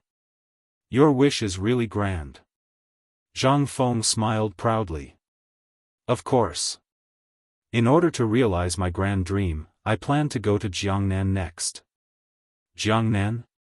Li Yuan exclaimed. It could be said that he knew that place the best. If he wanted to make a fortune, he couldn't leave Jiangnan. Now this kid wants to go to Jiangnan? And more importantly, Wuxia is also in Jiangnan. As if seeing Li Yuan's doubts, Zhang Feng smiled and said, on one hand, I'm going to Jiangnan to develop light industry. On the other hand, I'm going to produce silk clothing. Does it have nothing to do with you, Li Yuan asked seriously. He really found it hard to believe that this kid going to Jiangnan had nothing to do with Wuxia. Zhang Feng sighed deeply. Part of it is also because of you, After Zhang Feng said this, Wuxia and the others on the side all stared at Li Shimin. Seeing Li Shimin like this, everyone suddenly understood. How could he not know the importance of the matter?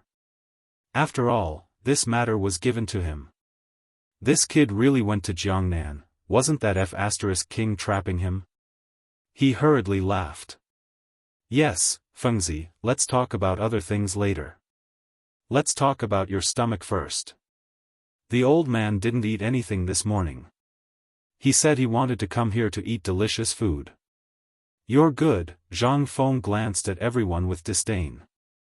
They were addicted to freeloading food and drink? But what could he do? Who let his food and drink be too attractive? Zhang Feng shrugged helplessly. Okay, then you wait. I'll go get you braised pork. By the way, let's have a simple hot pot for lunch. Hot pot? Everyone was a little confused. But they didn't care too much.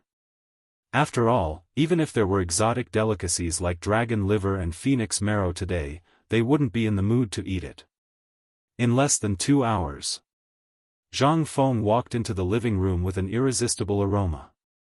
Without needing Zhang Feng to call, everyone was like hungry wolves. They gathered around the table and started eating and drinking, completely ignoring the etiquette between a ruler and his subjects. What etiquette between officials? This was Fengzi's place. Especially that Wuxia. Without even moving his chopsticks, he poured himself a large bowl of wine and gulped it down. It attracted a wave of disdain from everyone. Li Shimin kicked Wuxia, who was gnawing on a pork shoulder. The latter suddenly raised his head and only understood after a moment. He hurriedly poured wine for Zhang Feng and kept persuading Zhang Feng to drink. Zhang Feng couldn't see Wuxia's intentions. He waved his hand to indicate that he couldn't drink.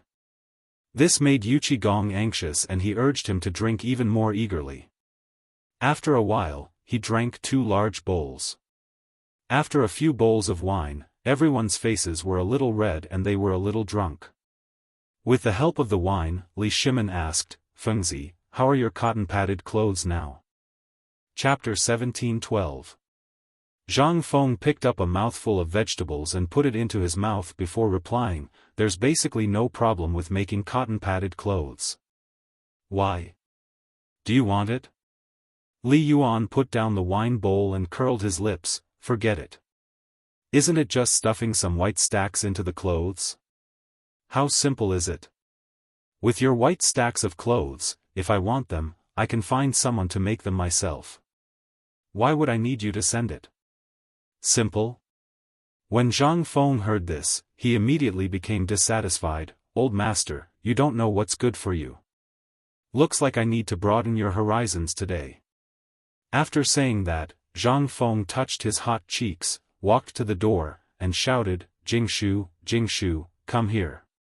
After a while, Jingshu walked over, wearing a red flower-patterned cotton-padded coat. In an instant, Li Yuan and the others sobered up. Yu Qigong also put down the wine bowl in his hand.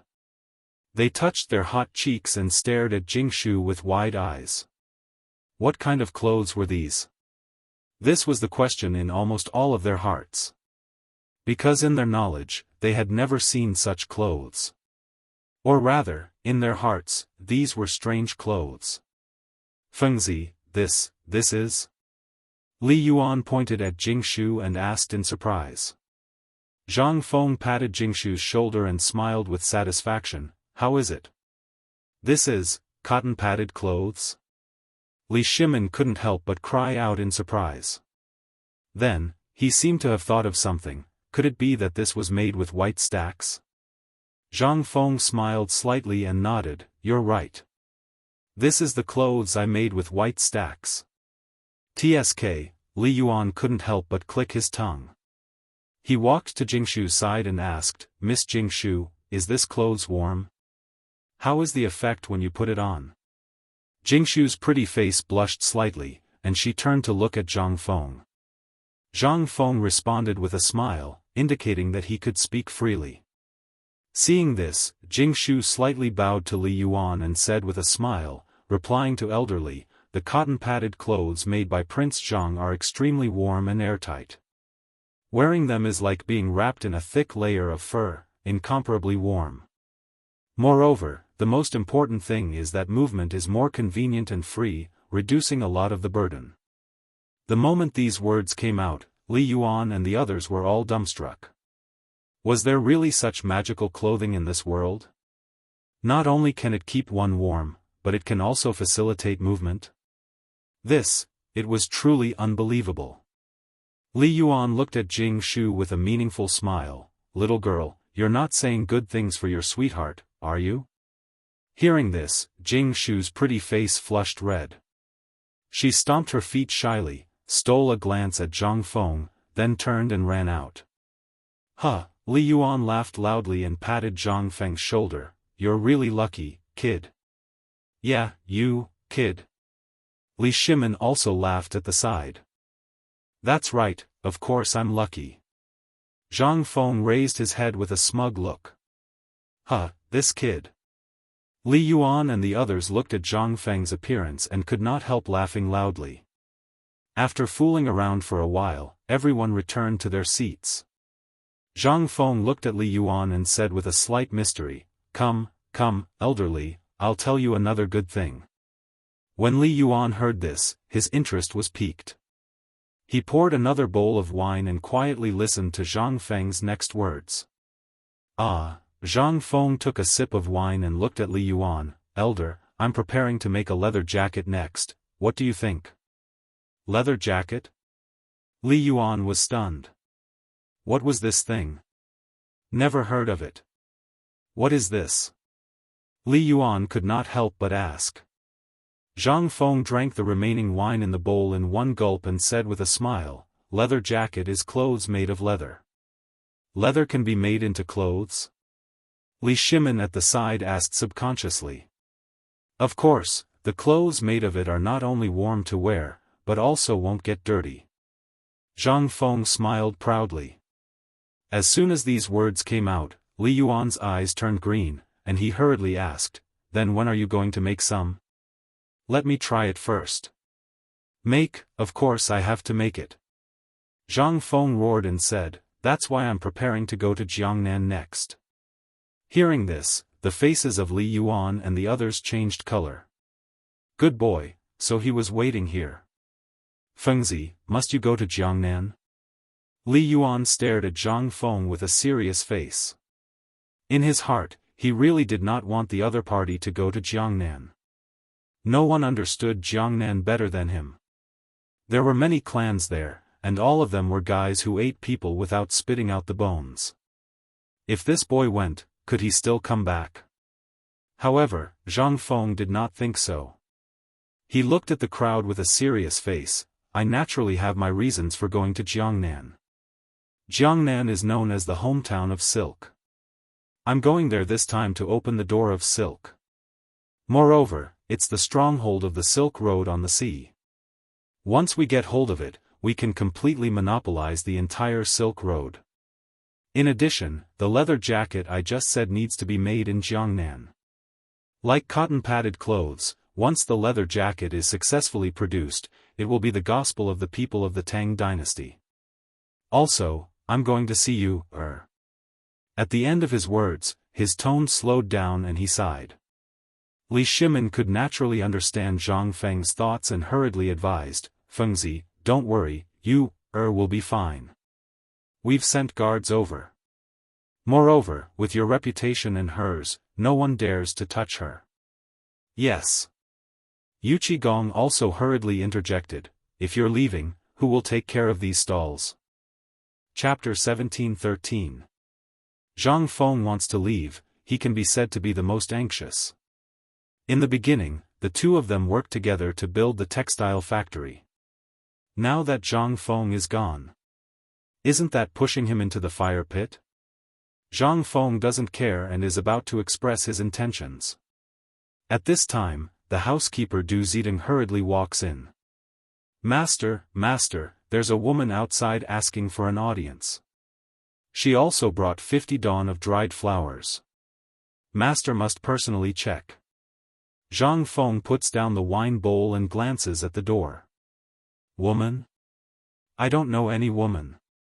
Could it be that Madame Xia? Go invite her in. Zhang Feng waves his hand, indicating for Du Zidong to leave. A moment later, Du Zidong leads a woman in. It's that Madame Xia, Xia Qiuyan. She's also carrying a basket full of dried flowers.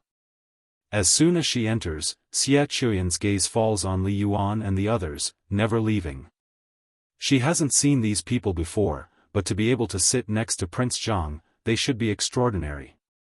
Especially that middle-aged man, his appearance is out of the ordinary. Between his eyebrows, he exudes the aura of a superior. He should be Lao Li.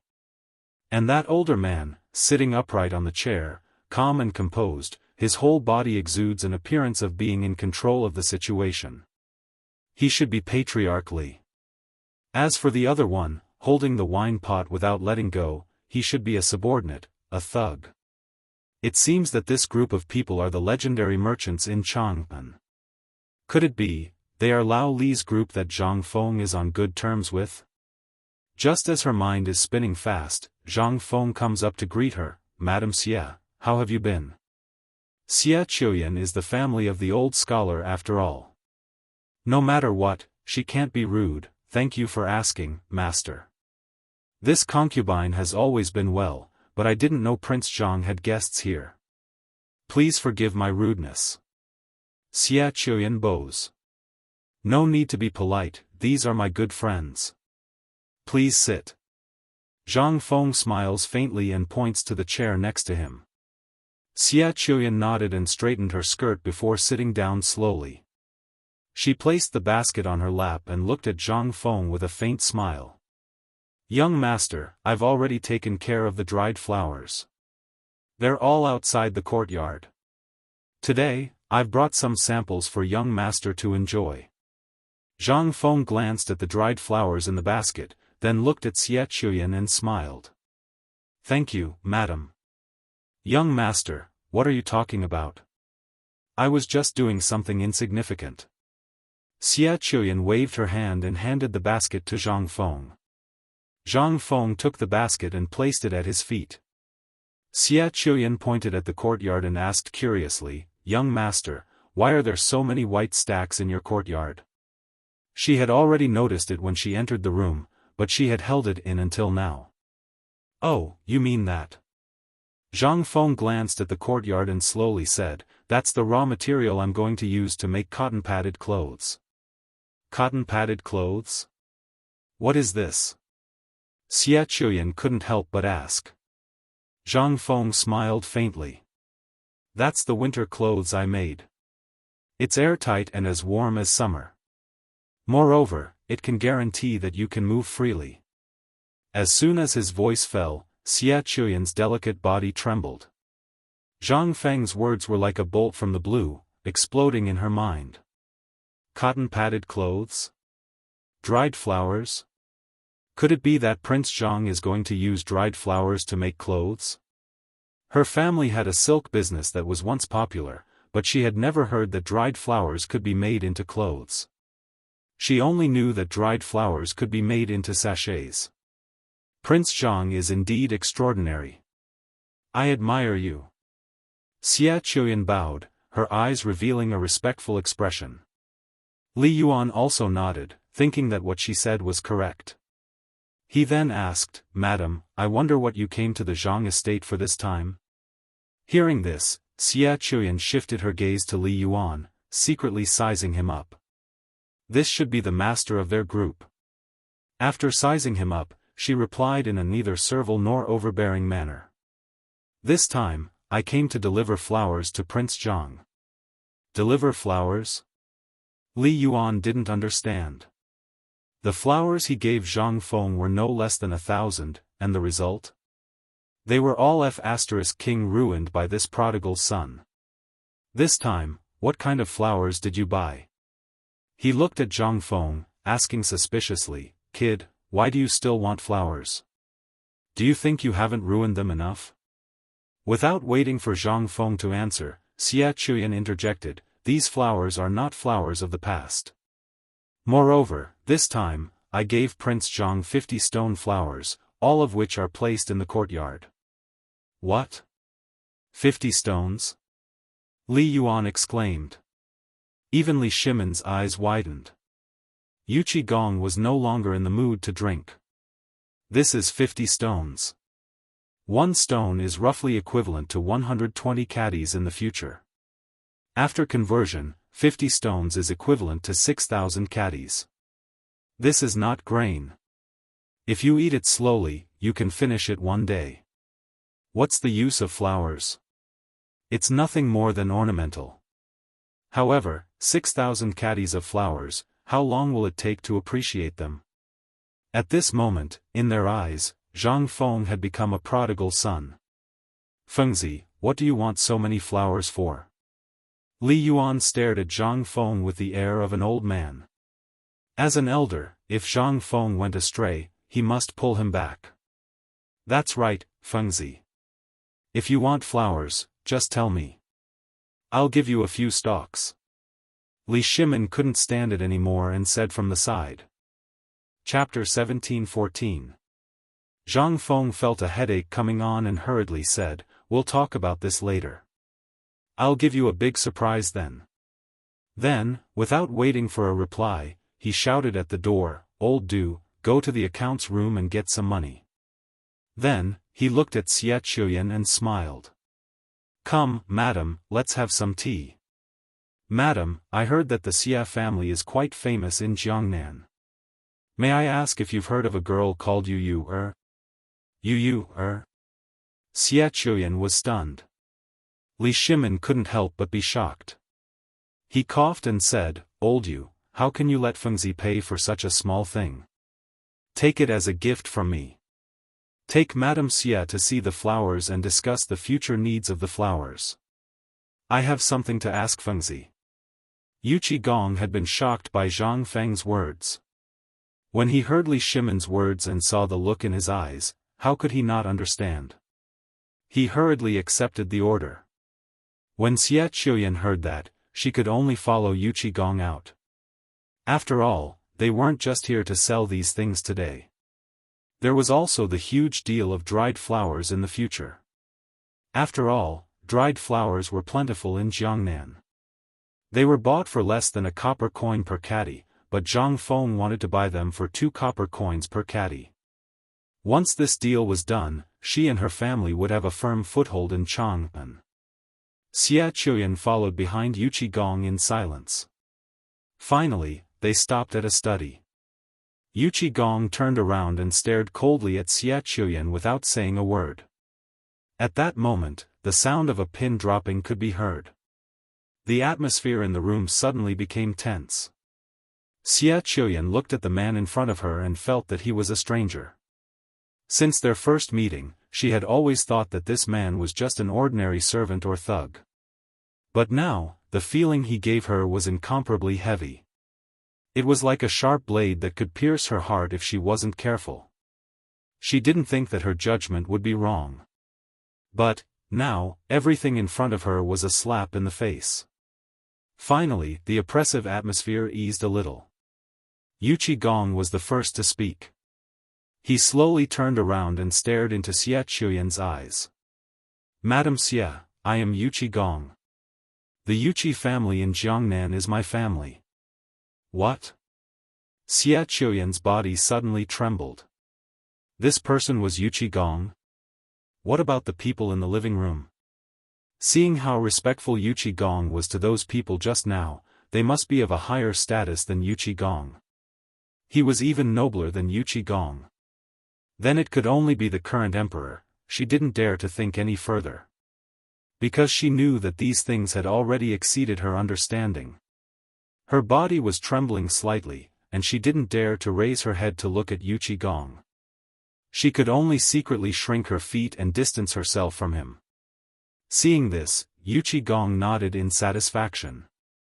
"It's good that you know. Don't say it out loud. It's not good for anyone. Now, our identities are what you know. As for she's the daughter of my uncle, Yu Qimeng. Do you understand now?" Yu was Yu. Xia Chuyan was stunned. She, who had lived in Jiangnan for a long time, was very familiar with this name, because the Yuqi family could be considered a household name in Jiangnan. Because of Yu Qigong's reputation, everyone gave them face. So this Yu and Zhang Feng? She didn't continue to think about it, because she was afraid that she would know something she shouldn't know. "Yes, this concubine understands." Xia Chuyan hurriedly agreed. She was just a downtrodden woman. How could she dare to offend the person in front of her? She could only agree repeatedly. Yu Qigong nodded in satisfaction.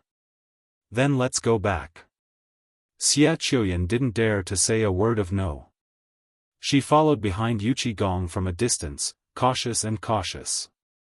At the same time, in the living room, Zhang Feng was annoyed by Li Shimon's harassment. He was sitting alone in a chair and drinking wine. Seeing this, Li Yuan went up to him and said with a smile, "Fengzi, the cannon you made for me last time almost caused trouble. Shouldn't you compensate me?" Hearing this, Zhang Feng was instantly dumbfounded. "He made the cannon himself for you to use, and you still want me to compensate you after causing trouble? What kind of logic was this?" Sure enough, both father and son were equally shameless. Of course, he couldn't say this out loud. He glanced at Li Yuan in disdain and said faintly, "Then I'll teach you a new kind of poker game later. How about it?" "Boring." Li Yuan waved his hand. "I'm tired of playing poker. Do you have any new things?" Hearing this, Zhang Feng instantly had a headache. "If you don't go out every day, you'll get tired of playing anything." His mind spun quickly. Finally, he thought of something. "How about this, when I'm done, I'll make something called mahjong for you to play with." "Mahjong?" Li Yuan became interested and hurriedly asked, "What is this mahjong thing?" Chapter 17-15. Zhang Feng rolled his eyes and suddenly smiled. "This is a game for 4 people to play. Everyone is gathered around a table, rubbing the tiles, counting the tiles, and looking at the tiles. The entire set of mahjong has 144 tiles, made up of coins, suazi, and wangguan. There are 9 tiles of each type. The basic playing style is simple and easy to learn, but there are many variations. The combinations vary from person to person. Playing this can make the family harmonious, promote unity, and enhance friendship. Moreover, I once heard from my teacher that he went to a place where men and women had to play 2 rounds every day, or else they would feel uncomfortable all over. As soon as he finished speaking, a pa sound was heard. Looking over, they saw Li Shimin glaring at Zhang Feng with a pair of tiger-like eyes. His palms slammed on the table, already red. This is gambling that harms people. He was harmed by playing cards, so he knew what was going on as soon as he heard it. Naturally, he was angry. Hey, how is this gambling? Zhang Feng waved his hand, indicating that Li Shimin should not be angry, and then explained, this kind of thing, if made small, is entertainment. If made big, it is gambling. However, the bad thing is the human heart. Some people, greedy for benefits, will treat it as a gambling game. This is actually the work of the human heart. As the saying goes, small gambling is good for the mood, big gambling is bad for the body.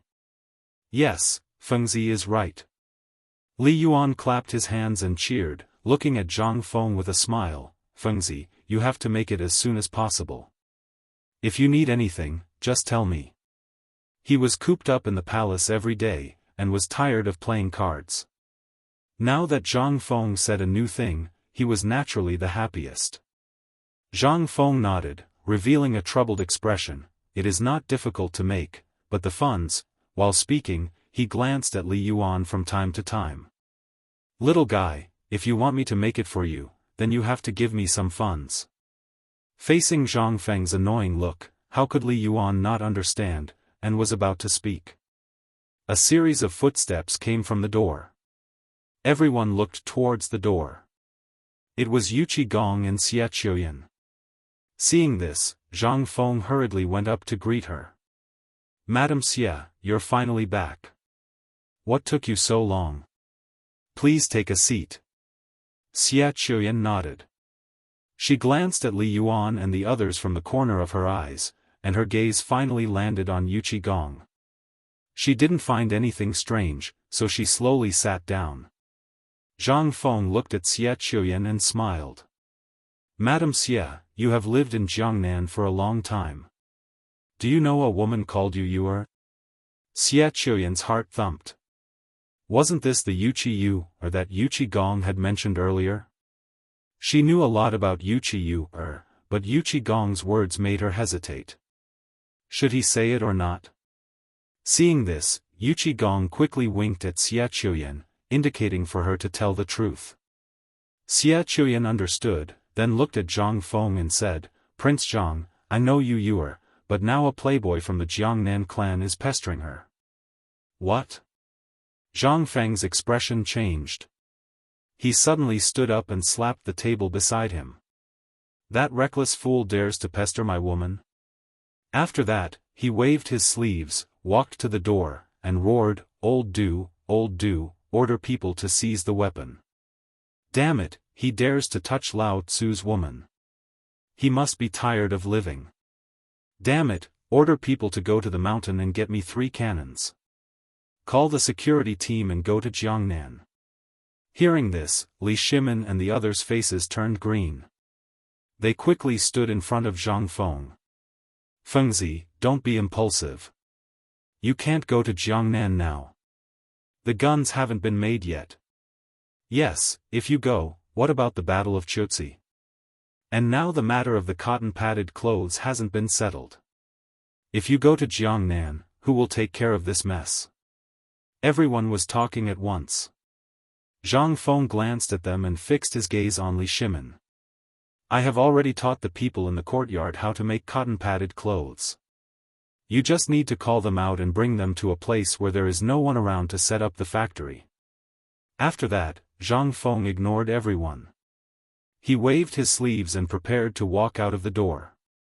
Li Shimin grabbed Zhang Feng and said anxiously, Fengzi, you can't leave now. There are so few armors now. If you leave, there will be no one to take charge of the situation. What will happen? Zhang Feng waved his hand and said impatiently, that is only a matter of time. Moreover, the workshop is already on the right track. It can be settled. But how can the workshop work without you? Li Shimin grabbed Zhang Feng and said quickly, isn't he just a playboy? I will immediately contact Lord Zhangsun and send troops to the Jiangnan road to destroy that guy. What do you think? Zhang Feng waved his hand, indicating that there was no need for that. He had his own plans. He had to go to Jiangnan. On one hand, it was to develop silk. Jiangnan was known as the hometown of silk. It was an important place to develop clothes. Moreover, it was close to the coast. These new clothes had to be developed by the coast. After all, it was convenient to transport them by water. On the other hand, it was perfume. Dried flowers were abundant in Jiangnan. It was more conducive to research and development there. Also, it was because of you, He wondered how she was doing in Jiangnan. Thinking of this, Zhang Feng's desire to go to Jiangnan became more urgent. Fengzi, you can't leave now. Once the cannon is exposed, it will have a great impact on the war in Xiuzi. Li Shimin grabbed Zhang Feng and refused to let go. Zhang Feng shook off Li Shimin's arm and said fiercely, enough, Lao Li, Lao Tzu's woman is being chased. If it were you, would you tolerate it? Chapter 1716. Li Shimin nodded awkwardly. He was a king, so he naturally prioritized the country. Why would he care about these personal relationships? However, Zhang Feng was different. He had a different perspective from Li Shimin, so he naturally could not understand. Okay, you're a ruthless person, but Lao Tzu can't do that. Zhang Feng gave Li Shimin a thumbs up and was about to rush out. At that moment, Yuqi Gong moved in a flash and blocked Zhang Feng. Zhang Feng pointed at Yuqi Gong's nose and said angrily, old you, even you want to stop Lao Tzu. That's your sister. Yuqi Gong patted Zhang Feng's shoulder and said, Feng Zi, you can't be impulsive now. The cannon is a top secret. If it's exposed, it'll be difficult to deal with it if people from all walks of life find out. Hearing that, Zhang Feng frowned. He could ignore everything else, but he couldn't ignore the people from all walks of life. After creating so many things, he had already made a huge enemy of the people from all walks of life. Sooner or later, they would have a falling out. It would not be a wise choice to expose it now. Okay then, I can't go now, but I have to go before the new year. Also, you have to ensure yours safety before I go. As for that kid, I'll take care of him. Zhang Feng glanced at everyone and said slowly.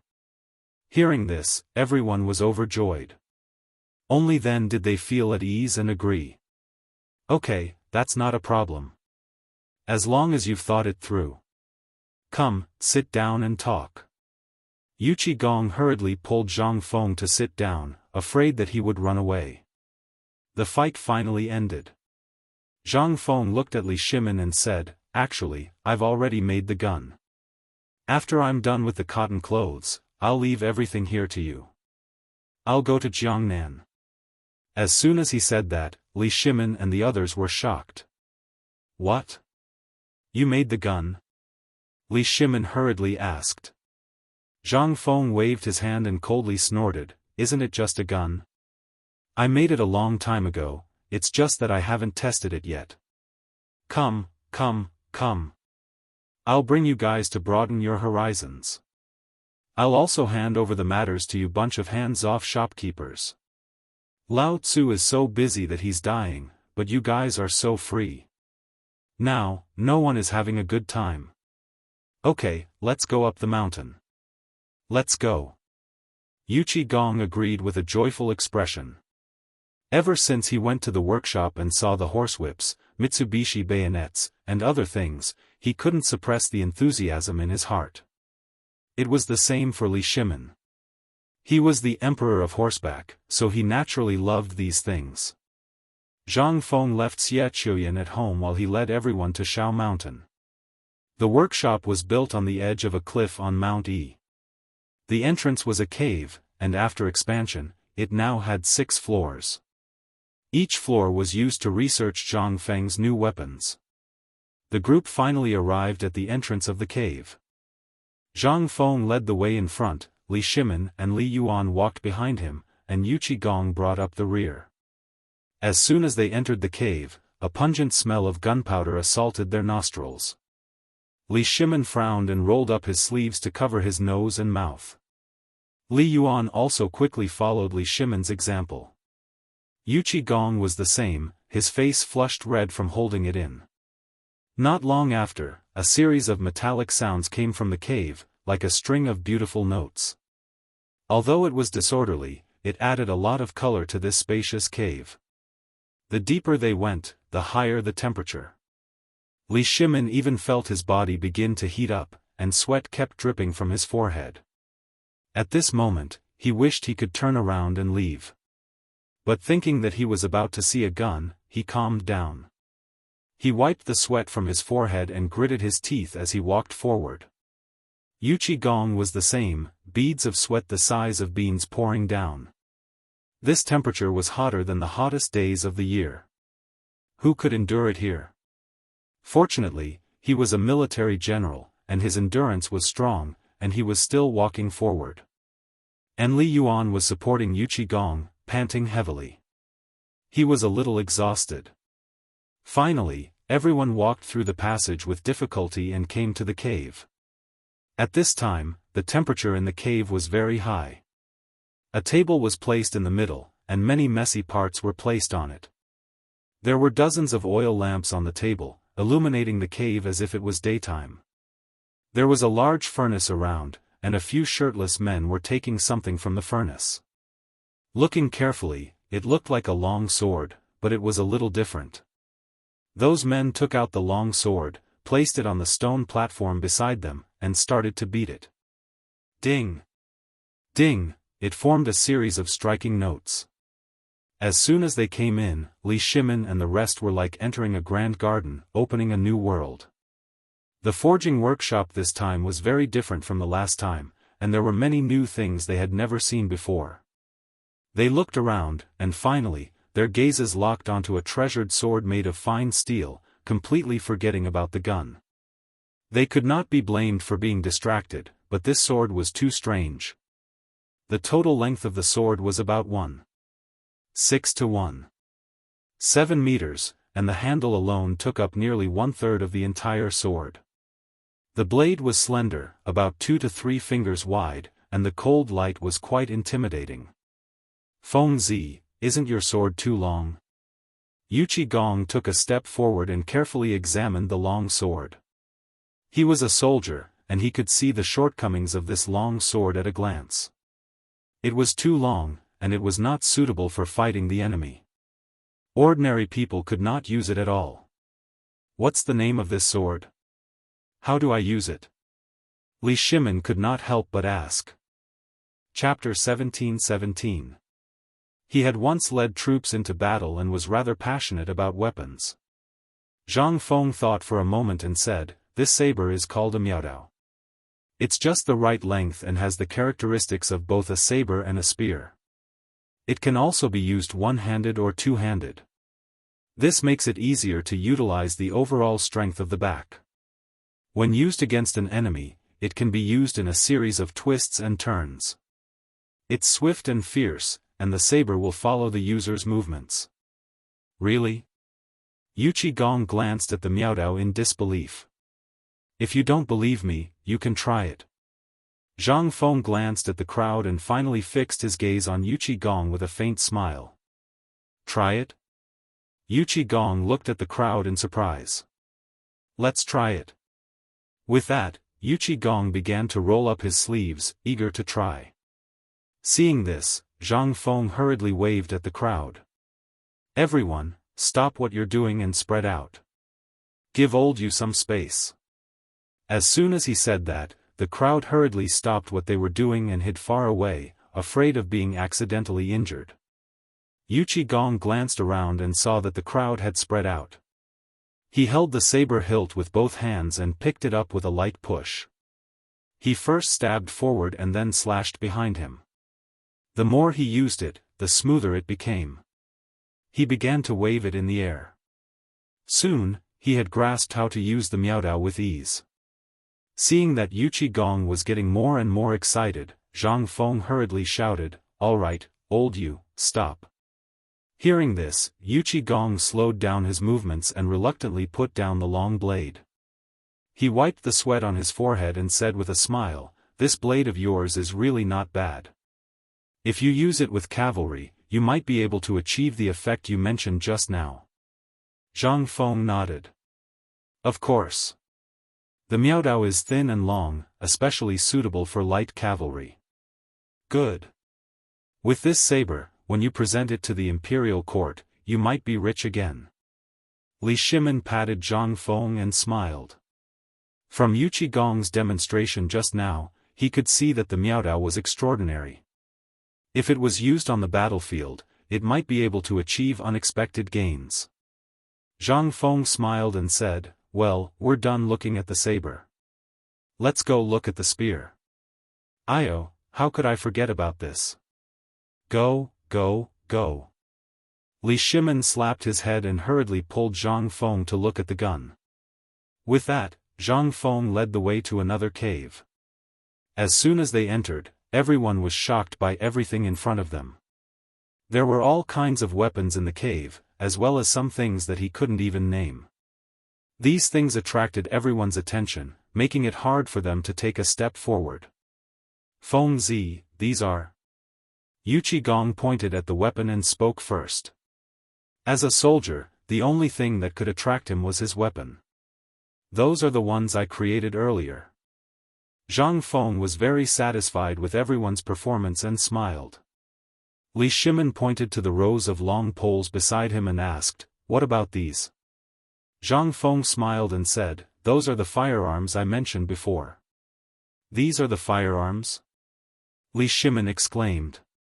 He hurriedly picked one up and looked left and right. Other than the fact that it looked strange, he couldn't figure out what was so powerful about it. This thing was like a long pole. How could it be used to kill enemies? Could it stab the enemy to death? Just as Li Shimin was puzzled, Yu Qigong also picked up a firearm and held it in his arms, unwilling to let go. "Feng Zi, how many of these do you have? Give me some." Zhang Feng asked curiously, "What do you want them for?" Yu Qigong chuckled and said, "For my family's guard." Hearing this, Zhang Feng immediately rolled his eyes and said, "These are not for you to play with. I'll make you something called a pistol someday." "No." Yu Qigong still refused to let go and looked as if the gun belonged to him. "You have a bad memory. Can you really remember it when the day comes?" Zhang Feng was speechless, but he still tried to persuade him. "Don't worry, I'll make it for you when the time comes. I haven't used the gun in your hand yet. It's dangerous." "Dangerous?" Yu Qigong jumped high and hurriedly threw the firearm down. He glared at Zhang Feng and said, "Why didn't you say it was dangerous earlier? You want to harm me?" Zhang Feng rolled his eyes at Yu Qigong and said angrily, "You wanted to play with it yourself. Don't blame me." Li Yuan, who was waiting on the side, was a little impatient. He hurriedly interrupted and said, "All right, Feng Zi, don't keep us in suspense. Quickly tell us how to use this thing." Hearing this, everyone's gazes converged onto Zhang Feng, and they had curious expressions. Zhang Feng smiled and bent down to pick up a firearm. He looked at everyone and said, "It's simple. There's a cartridge in this firearm. Fill it with steel balls and gunpowder, then pull the trigger. The steel balls shoot out and it can kill the enemy." After that, Zhang Feng bent down to pick up a handful of steel balls and showed them to everyone. "These are steel balls. They're also used to kill enemies. You can kill enemies with just this little thing?" Li Shimin took a steel ball from Zhang Feng's hand with a look of shock. He felt that his worldview was about to collapse. How could something as simple as an iron sheet be used to kill enemies? Then wouldn't the swords and sabers he used in the past be useless? Yu Qigong was the same. He looked at the steel balls in Zhang Feng's hand and found it hard to believe. How could this strange weapon with steel balls kill enemies? Chapter 1718. Zhang Feng looked at everyone's doubtful eyes and smiled. I knew you wouldn't believe me. Let's go. I'll show you. After that, Zhang Feng yelled at the entrance of the cave, Al-Kinnan, get 2 men to carry the muskets and some wooden signs. Not long after, Al-Kinnan came over with 2 big men. Dean. Tell them to move the muskets to a flat area and bring out some steel balls. After that, Zhang Feng led Li Shimin and the others out of the cave. Not long after, they arrived at a slightly spacious area. Algernon and the 2 large men followed behind them. Arkanon, set up 4 wooden signs 100 meters in front of me. Draw 10 circles on them, and write numbers from 1 to 10 on each circle from the outside to the inside. Zhang Feng pointed at the spacious area in front of them and said to Al-Kinnan. Al-Kinnan didn't know what Zhang Feng wanted to do, but he didn't ask. He just nodded and did as he was told. After a while, the wooden signs were all set up. The crooked circles were drawn on them. Zhang Feng picked up a gun and checked it. After making sure there was nothing wrong with it, he opened the bullet hole, bent down, grabbed a handful of steel balls, and started to press the bullet. As he pressed the bullet, he looked at everyone. Now, I'll show you how this thing kills the enemy. Hurry up, kid. Don't waste time. Yu Qigong and the others rubbed their palms together and looked at Zhang Feng with sparkling eyes. At the same time, they were also very curious about how this thing killed the enemy. If this thing was useful, they could get some and send it back to the border guards. Zhang Feng rolled his eyes at Yu Qigong. He had finished pressing the steel balls in his hand. After checking again and making sure there was nothing wrong, he placed the butt of the gun on his shoulder. The eyes, the bullet hole, the crosshairs, and the wooden board were all in the same line. The series of actions were done perfectly. Although it looked good, it was actually his first time shooting a gun. He looked at the wooden board and was still a little nervous. After hesitating for a while, he finally pulled the trigger. Bang! A 3-foot-long flame burst out from the barrel of the gun, and in an instant, a steel ball flew out. Just then, a rustling sound came from the surrounding forest. Suddenly, a flock of frightened birds flew out and scattered in all directions. Li Shimin and the others covered their ears tightly as if they had heard something terrifying. What are you guys standing there for? Zhang Feng put down his gun and glanced at the crowd as he asked doubtfully. Li Shimin was shocked, his eyes wide open.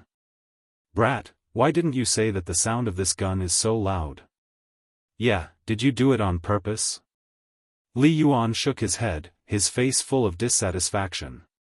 Sorry, I forgot to mention it. Zhang Feng smiled awkwardly and quickly changed the topic. Let's go, let's see how the planks are. With that, Zhang Feng walked straight to the wooden plank. Everyone rolled their eyes at Zhang Feng and followed closely behind. Sigh, that's not right, I clearly saw the steel ball fly out. Zhang Feng held the wooden plank and looked left and right, but he could not find any traces of the steel ball. It seemed that he had missed the target. Seeing this, Yu Qigong looked at Zhang Feng with disdain. That's it? Zhang Feng was instantly dumbfounded. He touched his head, not knowing what went wrong. A moment ago, he was still showing off, look at my divine weapon. The next second, he was slapped in the face by reality. This was too much of a slap in the face. Thinking of this, Zhang Feng quickly covered it up. This is just a test, it's normal to have problems. Hearing this, everyone was happy. Alright, Fengzi, don't do it. That's right. Everyone makes mistakes sometimes. Don't bother.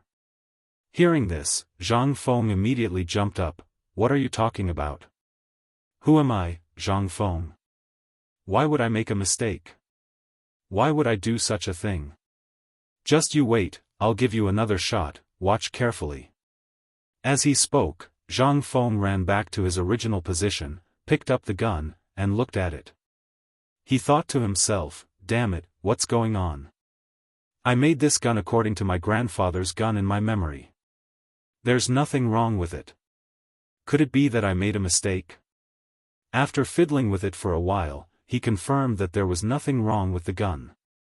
Zhang Feng pressed down on the steel ball again and placed the gun on his shoulder. He prayed in his heart, please don't make a mistake. Otherwise, where would Lao Tzu put his face? After praying, he suddenly pulled the trigger. With a bang, the gun barrel emitted a tongue of flame, and the wooden sign shook. I hit it, I hit it. Zhang Feng hurriedly threw down the gun and ran toward the wooden sign excitedly. For a newbie like him, hitting the target was not an easy task. Hearing this, the crowd also gathered around, their gazes converging on the wooden plaque. At this time, the steel ball was fixed on the number 9, a few centimeters more and it would have missed the target. Old Master Li, Lao Yu, come, take a look, this is my gun, this is the power of my gun. Zhang Feng crossed his arms in front of his chest, glanced at everyone, and said with a proud face. Li Shimin looked at the wooden sign. Although he did not know what the numbers were for, he could see that the gun was not very powerful. After all, it could not even penetrate the wooden board. Chapter 17:19. He curled his lips and said disdainfully, it's all right, but its power is mediocre. It can't even penetrate a wooden board. Also, its accuracy is too bad. What? Zhang Feng couldn't take it anymore. He glared at Li Shimin and said, what do you know? This is just a basic product that I developed. A mere gun is nothing. In the future, I'll make a gun that's 100 times more powerful than this gun. That's a real divine weapon. It can take the enemy's head from 1,000 miles away without a sound. As soon as he finished speaking, everyone trembled. Killing people from 1,000 miles away? This was a goddamn heaven-defying divine weapon. If there was really such a thing, would the Tang dynasty be afraid of anything? They would be able to sweep through the Turks and Gogurians. In a moment, a terrifying plan began to brew in Yuqi Gong and Li Shimin's minds. Feng Zi, when will you make that thing you mentioned? Li Shimin grabbed Zhang Feng, his eyes shining. Seeing Li Shimin's expression, Zhang Feng was instantly amused. He thought to himself, you old brat, didn't you say that my fellow is useless? The corners of his mouth curled up slightly, and he deliberately coughed twice, acting like an old man. Ahem, what's the hurry? You haven't even learned how to walk, and you already want to run. You guys should play with the gun first. How can we not be anxious? If there's that thing you mentioned, the soldiers at the front line will be confident of winning the battle. Also, you'll be able to get a lot of benefits. Yuqi Gong hurriedly said. He really wanted this weapon. If it was given to the soldiers, who knew how many fewer people would die? Alright, I got it. You should practice with this gun first. Zhang Feng waved his hand and said impatiently. In fact, he wasn't sure when he could make it. He was only in the preparation stage now. With that said, everyone returned to the front of the blunderbuss. Each of them picked up a blunderbuss and began to practice under Zhang Feng's guidance. Bang! Bang! After a series of gunshots, another flock of birds flew through the forest. After practicing for a while, it was already dusk. Everyone felt irritated and wanted to drag Zhang Feng down the mountain. After descending the mountain, the crowd did not linger and went their separate ways. The next morning, when the sky was still bright, the streets of Chang'an were already boiling. Peddlers from all over the country were peddling their wares on the streets. Peddlers and servants were also preparing to set up sheds on the ground, preparing for a day of work. Tong Huifang's basketball court was already filled with many youngsters who were showing off their skills. With the continuous cheers, the stadium was full of enthusiasm. Not long after, a few teenagers in gorgeous clothes walked down the field. "Brothers, do you know about the Zhang residence's cotton-padded clothes?" "Of course I know." As soon as they sat down, they began to chat. They were all famous playboys in Chang'an, so they were more well-informed than ordinary people. "I heard that the Zhang residence has already started selling it." "Are you serious? Did President Zhang really manage to play with that piece of white paper?" "Of course. I heard that the sales are pretty good. It's quite warm to wear." Hearing this, everyone present was stunned. Everyone knew that Zhang Feng's piece of white paper was not very popular at first, but now it was really successful. President Zhang's products are probably not ordinary. I have to go back and ask my father to buy some. Otherwise, there won't be any left. A quick-witted dandy picked up his clothes and ran away. Another playboy's expression changed as if he had sensed something. He said as he ran, "Brothers, I have something to do at home. I'll leave first." Those who could survive in Chang'an were not fools. Looking at everyone's expressions, the other playboys immediately reacted and hurriedly found an excuse to go home. Coincidentally, this scene was heard by a peddler who was selling fermented rice. Startled, he hurriedly picked up the pole and walked back home. On the street, he bumped into a friend who was selling things together. "Juzi, why are you walking so fast?" "Wait, I have something to say to you." "What is it?" "Hurry up and say it. Don't delay Lao Tzu's business." "Do you remember what I told you about the Zhang Mansion's cotton-padded clothes?" "The Zhang Mansion has started selling cotton-padded clothes." "What? The Zhang Mansion has started selling cotton-padded clothes? I have to go and take a look." After that, the friend threw down his burden and ran home. Just like that, in a short while, one person spread to 10, and 10 spread to 100. The whole street of Chang'an began to crazily talk about the cotton-padded clothes. At first, everyone said that the cotton-padded clothes were invented by President Zhang to help people survive the winter. Later on, everyone said that the white paper in the cotton-padded clothes was a divine item from the heavens. Some even began to spread rumors that the white paper was a gift from the heavens, and then a divine person like President Zhang was sent to benefit the Tang dynasty. After that, the people of Chang'an quickly took action.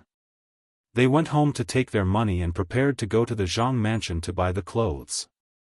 At the same time, in a rich family's home in Chang'an City, a thin and tall man sat in the main seat, holding a teacup and sipping tea. This man was a rich silk merchant in Chang'an City. His name was Zhao Xian, and he was shrewd and good at scheming. At this time, a figure stumbled into the hall. "Master," Zhao Xian was startled and took a closer look. It turned out to be a servant. He scolded angrily, "You dog, why are you running? Is there a dog chasing you?" Chapter 17:20. The servant gasped and swallowed his saliva before saying, "Master, Zhang Mansion's cotton-padded clothes are on sale. The news has spread all over Chang'an." "What?" Zhao Xian's expression changed slightly and he slowly put down the teacup in his hand. He had long heard that Zhang Feng made clothes with white folds. He had laughed at Zhang Feng before, but he didn't expect him to do it. It was really unexpected. After thinking for a while, he looked up at the servant and asked, "How are the cotton-padded clothes?" The servant hurriedly cupped his hands and said, "Zhang Mansion's cotton-padded clothes are selling very well. They will be out of stock soon. And countless people are flattering them, saying that they are a gift from God to benefit the Tang dynasty. Now many people are rushing to Zhang Mansion to buy them." Hearing this, Zhao Xian frowned more deeply. He clenched his right fist and began to pace in the hall, thinking to himself. As a businessman, it was his nature to not do anything without profit. Zhang Feng's cotton-padded clothes were now a hot topic. If it was really as good as the rumor said, he would undoubtedly make a profit by taking action in time. But, everything was just a rumor. That would be a loss. Thinking of this, he suddenly remembered the academy. Zhang Feng could build an academy, so he wouldn't do such a thing that would damage his reputation. Moreover, with his identity, if he really did such a thing, he wouldn't be able to establish himself in Chang'an. Zhao Xian suddenly turned around and waved his sleeves, saying directly, "Inform the accountant to withdraw half of the money. Ask the butler to take people to buy Zhang Feng's cotton-padded clothes as soon as possible." The servant nodded and ran out quickly. Zhao Xian withdrew his gaze and began to pace in the hall with his hands behind his back. He kept muttering, "Since I have decided to buy, I have to buy more. This money is not enough. I have to go out and borrow some money to buy all the cotton-padded clothes in Zhang Mansion." After that, Zhao Xian stepped out of the door. At this time, the gate of Zhang Mansion was crowded with people. It seemed that there was no end in sight. Those pushing empty carts and those with money all looked at Zhang Mansion. Why hasn't President Zhang's cotton-padded clothes started to be sold? That's right, I'm dying of anxiety. I brought 300 copper coins with me today. I'm going to sell a few pieces of clothing for my wife and children. I brought 500 coins. If you buy too much, you can resell it. Just as everyone was filled with anticipation, the door to Zhang Mansion opened and a person walked out. It was the housekeeper, Du Zidong.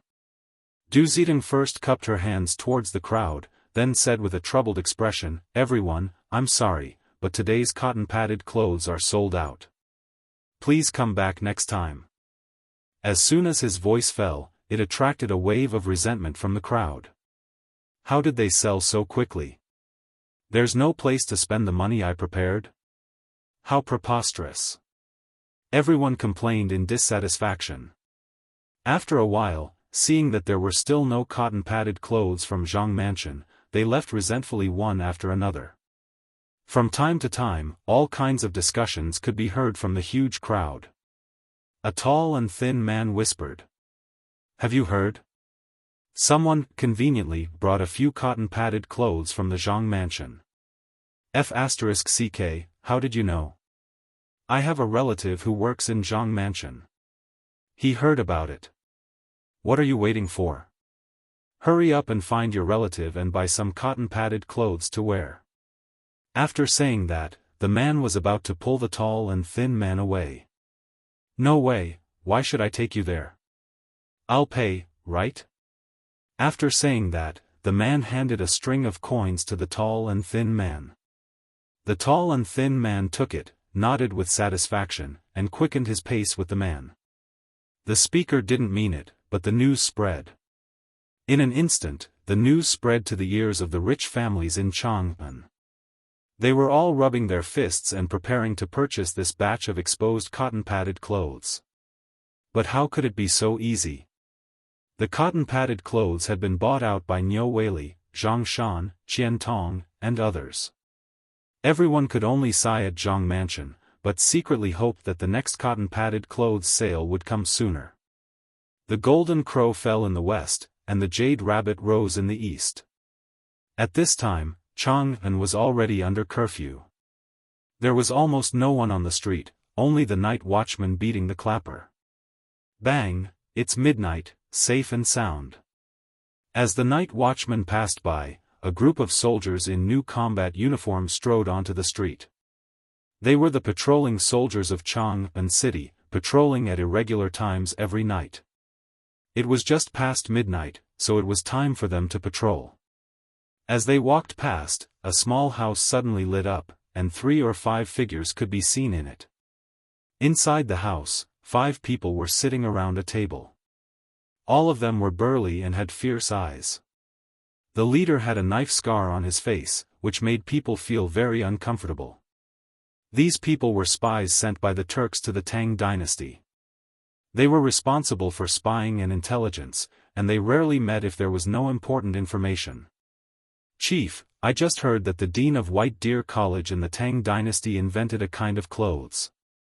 After wearing it, it's airtight and you won't feel the cold of winter." "What?" The face of the leader, Scarface, changed and he slapped the table. "Old 5, have you found out that the Tang dynasty really has such a good thing? The man called Old Five nodded, indicating that he was sure. Seeing this, Scarface's mouth showed a cruel smile. How can the people of the Tang dynasty deserve such a divine thing? This kind of thing should be owned by us noble Turks. Chapter 1721. As soon as he finished speaking, the crowd reacted violently. Chief is right. The Tang dynasty doesn't deserve to own such a divine object. Our people are still suffering from the cold. We should take the divine object away. The scar-faced man glanced at the crowd and nodded with satisfaction. This was the effect he wanted. He waved his hand to signal them to stop, and then a cold light flashed in his eyes. He said, Lao Wu, take everyone to scout the place and find out the truth. We'll take action tomorrow night. Yes, Chief. Lao Wu put his right hand on his chest and smiled viciously. Then, the scar-faced man blew out the candle, and the room fell into darkness again. At the same time, not far away in the Tubo embassy in the Tang dynasty. In a large room, a man in his early 30s was sitting in the main seat. His face was as yellow as wax, and he didn't look very good. He was Ji Nikuan, the envoy of Tubo in the Tang dynasty. Two young men were standing in the middle of the hall. They were thin and short, and their average height was less than 1.6 meters. They were Tubo spies who collected information in the Tang dynasty. Ji Nikuan glanced at them, changed his sitting position, and said slowly, Wu Min, what important information do you have for me? Tell me.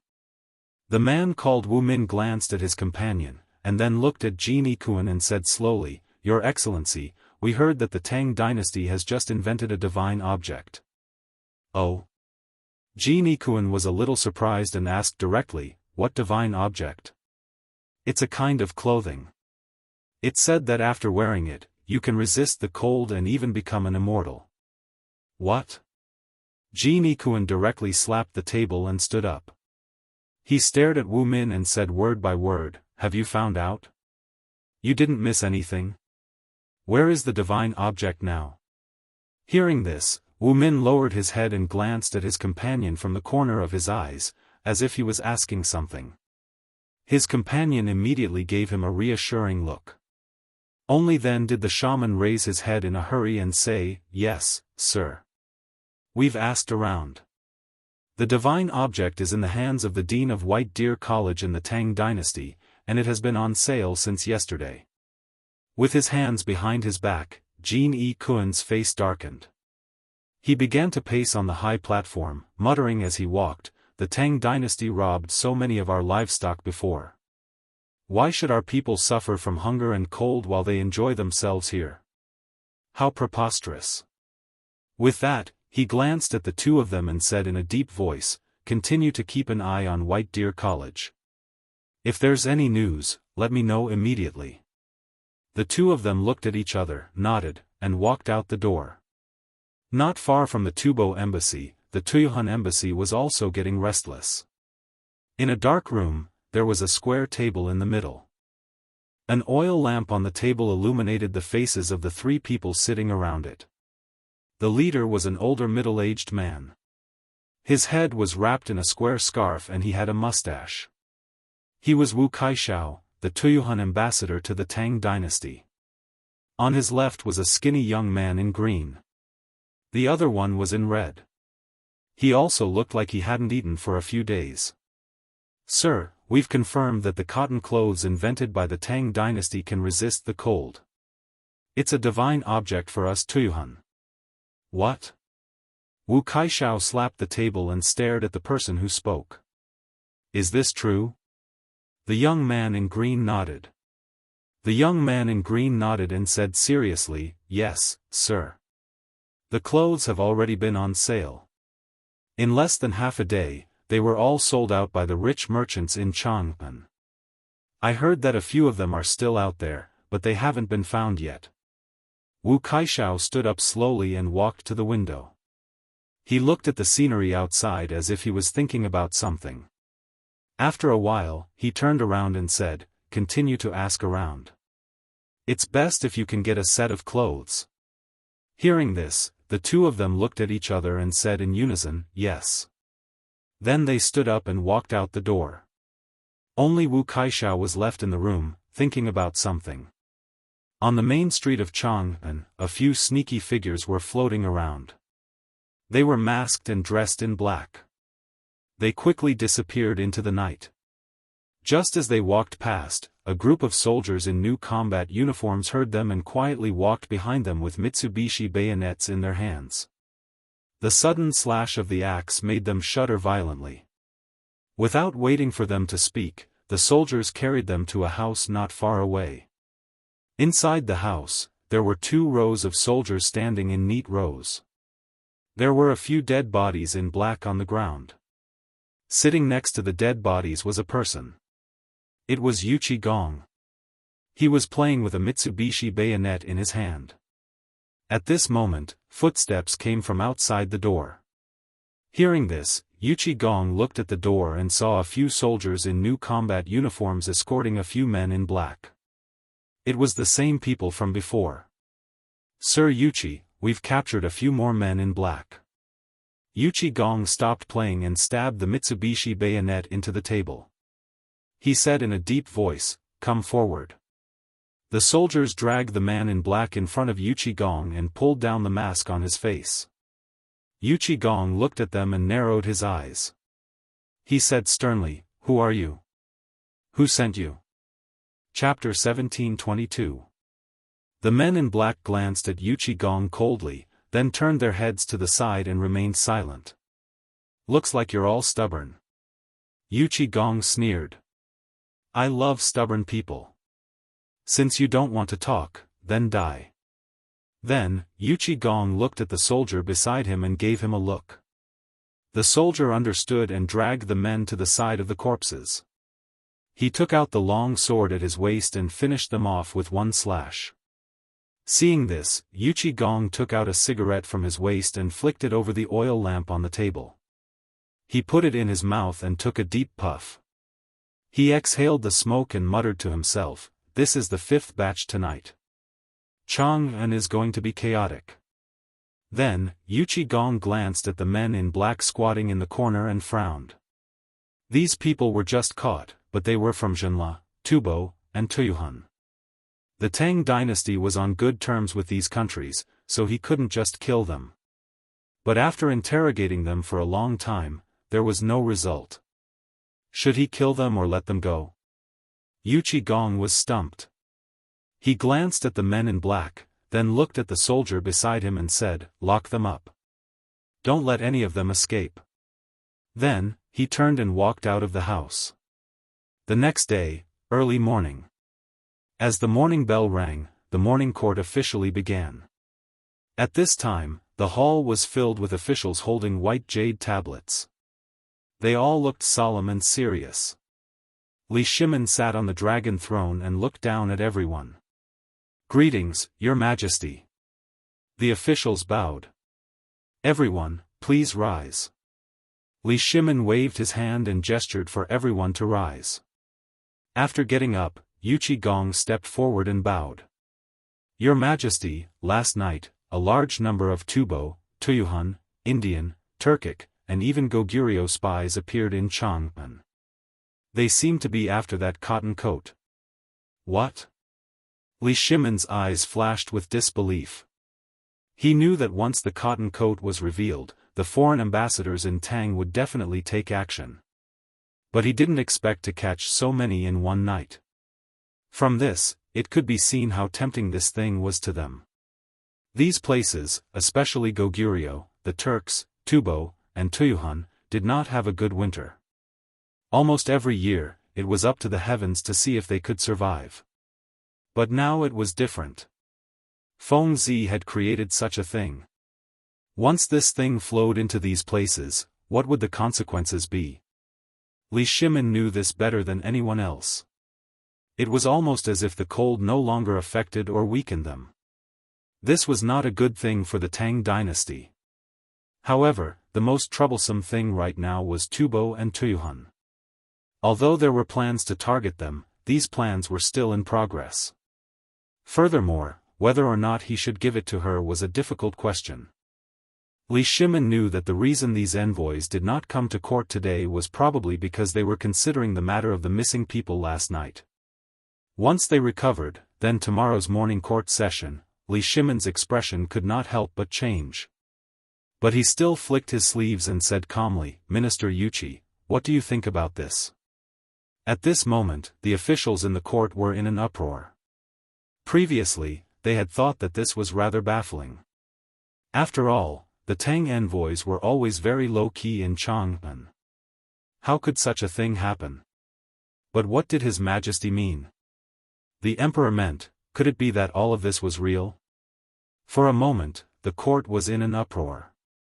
What? The Turk spies? Why did these spies come to the Tang dynasty? Could it be that these guys have some bad intentions? On the dragon throne, Li Shimin frowned and glanced at the crowd. Seeing this, little Gizi hurriedly shouted in a sharp voice, "Stop arguing." Hearing little Gizi's words, everyone quickly stopped talking and stood respectfully in place. Seeing this, Li Shimin shifted his gaze to Yuchi Gong and said slowly, "Yuchi Gong, tell me in detail what happened last night." "Yes, Your Majesty." Yuchi Gong regained his composure and said, "Last night, when I was patrolling Chang'an, I discovered quite a number of men in black. Later, I sent guards to apprehend them, but they were discovered to be Turkic spies. After interrogating them, they refused to say anything and were killed by me. However, later on, I discovered quite a number of spies from Zhenla, India, Tubo, and Tuyuhan. Among them, there were even some Woku spies who wanted to break into Zhang Mansion at night. I didn't dare to make a decision." Hearing this, Li Shimin frowned.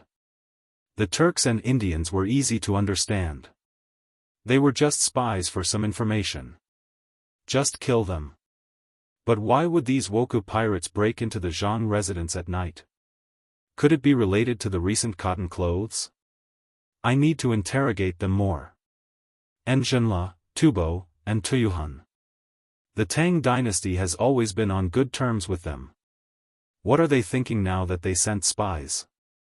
If I kill these people, it will inevitably cause conflict between the two countries and may cause some unnecessary trouble. But if I don't kill them, I can't show the imperial power of the Tang dynasty. This is a bit difficult. Chapter 1723. He glanced at the crowd and said slowly, "Dear ministers, what do you think we should do with these spies?"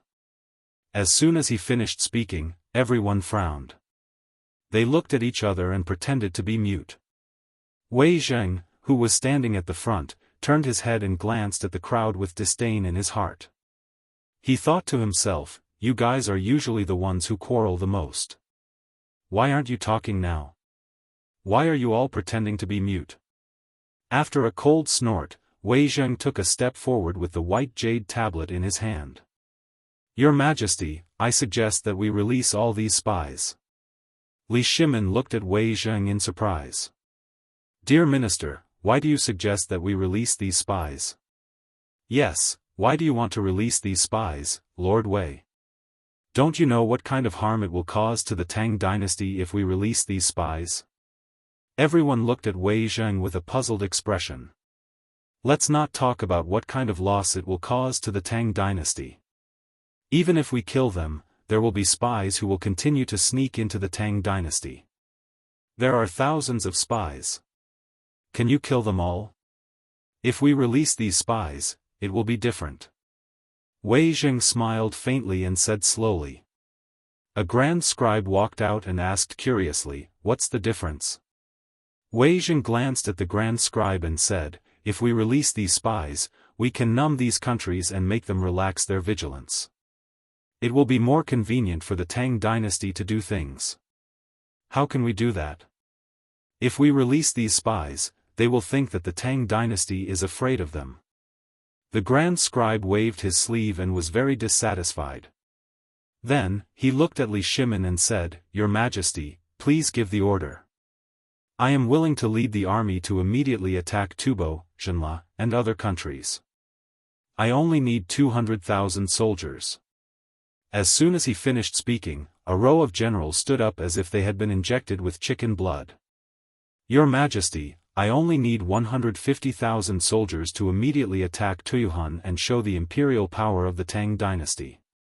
Your Majesty, I only need 100,000 soldiers to attack the Woku pirates. Everyone presented their memorials one after another, expressing their determination to establish their careers. Nonsense. Zhangsun Wuji immediately stood up and scolded, the Battle of Chiotzi is getting more and more intense. How can we attack other countries? Moreover, Lord Wei is right. Releasing these spies is undoubtedly the best choice for the Tang dynasty. Zhangsun Wuji ignored the Grand Scribe and turned to Li Shimin. He cupped his hands and said, Your Majesty, this subject suggests that we release these spies. As soon as he finished speaking, the other civil officials exchanged glances with one another before stepping forward one after another. Your subjects agree. This subject agrees. Seeing this, Li Shimin narrowed his eyes. He didn't say anything, but his mind was racing. According to Wei Zheng, releasing the spies and continuing to maintain a good relationship with Xinla, Tubo, and Tuyuhan would also numb the enemy and make them think that the Tang dynasty was afraid of them. At most, they would lose some face. In this way, it would be more beneficial for the future development of the Tang dynasty. However, if they started a war with these countries, the Battle of Chiotzi would definitely be affected. Once they became angry and joined forces with the Turks, India, and other countries, the Tang dynasty would definitely not be able to stop them. At that time, it wouldn't be a matter of a few spies, but a matter of several countries. Forget it, it's better to release these spies. After making up his mind, Li Shimin glanced at the crowd and said in a deep voice, I have decided to release the spies. As soon as he finished speaking, the faces of the generals changed. They hurriedly cupped their hands and said, Your Majesty, you can't. If you let these people go, what will happen to the imperial prestige of the Tang dynasty? Yes, Your Majesty, you can't let these people go. Li Shimin narrowed his eyes and waved his sleeves. I have already decided on this matter. There is no need to discuss it further. Yuqi Gong, release these spies immediately after the court is dismissed. After that, Li Shimin walked out of the side hall without looking back. Imperial Study. Li Shimin sat on the dragon throne with a lit cigarette in his hand. He took a deep puff and exhaled smoke, looking like he was enjoying it. After a while, a few heads popped out of the door. Li Shimin took a closer look and found that it was Yuqi Gong and the others who were in the court just now. Come in. Li Shimin took the cigarette and said lightly. Hearing this, Yuqi Gong, Cheng Yaojin, Wei Zheng, Zhangsun Wuji, and the others walked into the imperial study together. Your Majesty. Everyone bowed. Li Shimin exhaled a mouthful of smoke and said slowly, No need to be so courteous in the study. Let's talk about what happened in the court just now. Although he agreed to release the spies just now, he still felt a little uncomfortable in his heart. After all, these guys all had ulterior motives. He still needed to be on guard. Wei Zheng stepped forward and said, Your Majesty, releasing the spies is not a big deal. This is also a step to ease the Tang dynasty's Chiotzi war. But, I'm afraid, Wei Zheng frowned at this point. Old Wei, what are you afraid of? Hurry up and say it. You're stuck at the crucial moment. Cheng Yaojin said unhappily. Wei Zheng glanced at Cheng Yaojin. Seeing that Li Shimin was also a little impatient, he said, Your Majesty, do you remember when the Tang dynasty borrowed food from Tubo and Tuyuhan? Hearing this, Li Shimin was stunned. He clearly remembered that when Tubo and the Tatanga locust calamity had caused a huge uproar, that brat Zhang Feng had schemed against them. That was how the matter of borrowing food came about. One had to know that Tubo and Tuyuhan were poor and remote places. Their families did not have enough food to eat. Chapter 1724. Thus, they half sold and half gave the pigs to the great Tang. At that time, in the eyes of the Tubo and Tuyuhan, these were filthy animals. They couldn't even fill their stomachs, so how could they feed the pigs? Of course, the people of Chang and city also thought the same. They all thought that Zhang Feng and himself were crazy to want such things. However, they didn't expect that Zhang Feng's behavior would shock everyone. He used inferior pork to make braised meat and began to sell it in Chang and city. At first, people couldn't accept this thing. Later, people gradually tried it until they were fascinated. Thinking of this, Li Shimin felt a burst of satisfaction. After all, this matter made him proud. He smiled and said, "Of course, I remember." "What's wrong?" "My dear minister." Wei Zheng sighed secretly and said, "Your Majesty, have you ever thought about what if Tubo and Tuyuhan ask us for food this time?" Hearing this, Li Shimin frowned. He really didn't think about this problem because Tubo and Tuyuhan didn't mention this matter at all. It was as if this incident had never happened. Everyone had forgotten about it. Now that Wei Zheng mentioned it, he slowly recalled. "Have you thought of a way?" Li Shimin asked. As soon as his voice fell, Cheng Yaojin jumped out. "What way?" "We've already borrowed it." "Your Majesty, let's be straightforward and not return it." "Yes, those two guys won't dare to come to the Tang dynasty." To the side, Yuqi respectfully agreed. Wei Zheng denied, "No, this matter must be dealt with. Otherwise, it will affect the relationship between the Tang dynasty and the two countries." Li Shimin frowned. If it were other countries, they wouldn't return it. However, Tubo and Tuyuhan had always been friendly with the Tang dynasty. Moreover, the people of the two countries were still in a state of food shortage. The people did not have enough to eat, and there were internal riots. The Tang dynasty had just sent 100,000 soldiers to help them stabilize the situation. If things turned sour at this time, what would happen to the soldiers of the Tang dynasty? What if the other side flew into a rage out of humiliation and joined the Battle of Chotzi? Then what do you think we should do? Li Shimin took a puff of his cigarette and said slowly. Wei Zheng said with an embarrassed expression, "Your Majesty, the Tang dynasty doesn't have much food in reserve. It's not enough to repay the debt." In fact, he didn't have a solution in mind. He just brought it up for everyone to discuss. "Damn, since you don't have anything to return, why did you keep talking? If you want me to say it, what's there to return? I borrowed it with my own ability, why should I return it?" Cheng Yaojin said in a sarcastic tone. "That's right. Those two old fellows can't even take care of themselves right now. How would they have the time to ask for food from us? I think you guys are worrying too much." Yuqi Gong also laughed it off. In fact, Li Shimin had thought of not returning the debt. However, because of the Battle of Chotzi, he couldn't do that. After all, he was the emperor and had to think of the entire Tang dynasty. At this time, Zhangsun Wuji, who had been silent all this time, stood up and smiled faintly. "Your Majesty, this matter was planned by Zhang Feng. It's reasonable to say that he should solve it." Hearing this, Li Shimin slapped his thigh and said in realization, "Yes, it was that boy's idea. He should solve it." Everyone nodded secretly as if to say that it was all this boy's fault. "Let's go and find that boy." Li Shimin stood up and walked directly to the door, followed by everyone. Zhang Mansion. Zhang Feng was supervising the servants and maids to make cotton-padded clothes. Yesterday's cotton-padded clothes were sold out as soon as they went on the market. He had to hurry up and make some today, or they would be out of stock. Under his tireless guidance, a rough roar came from outside the door. Fengzi, are you home?" Zhang Feng pricked up his ears. Yes, it must be old Cheng and old Yu again. These two voices could be heard 2 alleys away. He didn't need to look to know who they were. Zhang Feng walked to the door and saw Lao Li and the others. He smiled faintly and said, "I'm home. Come in."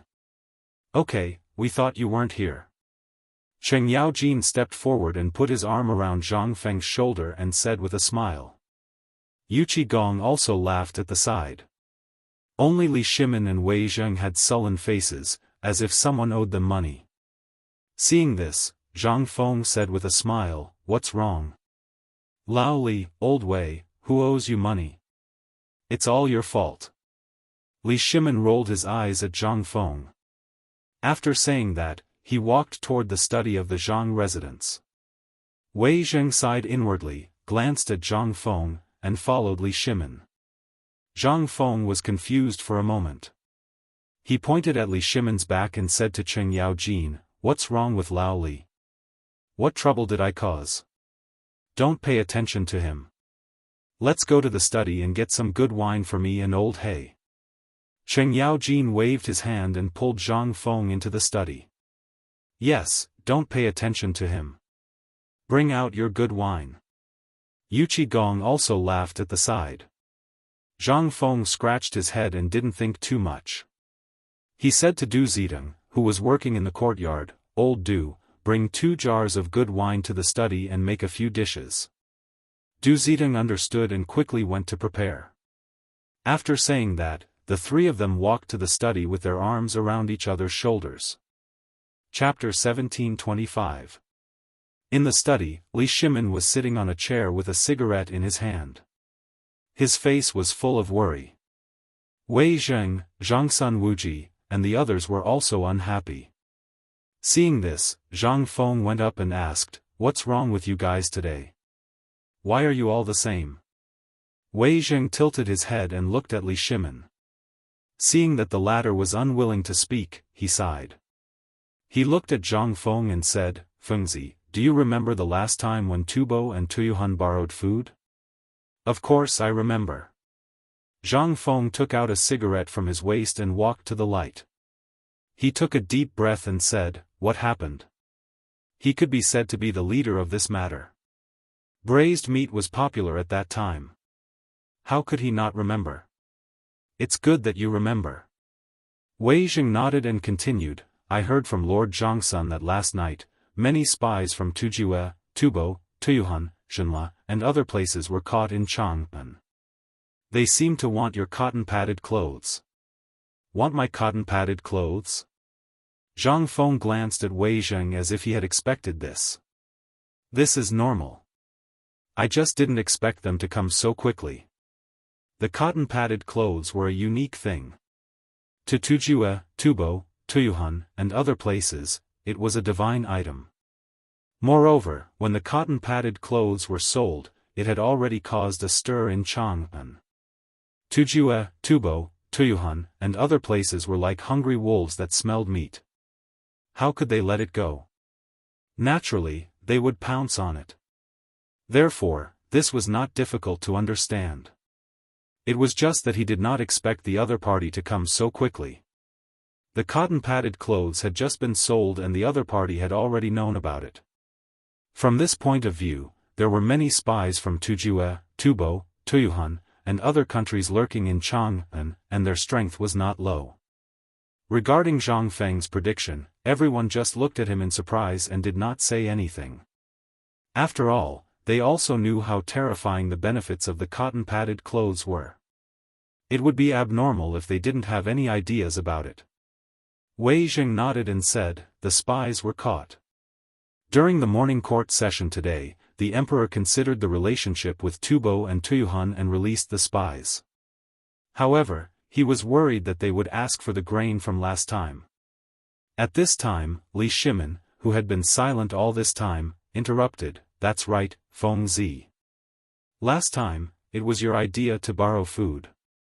You have to find a way to make up for this."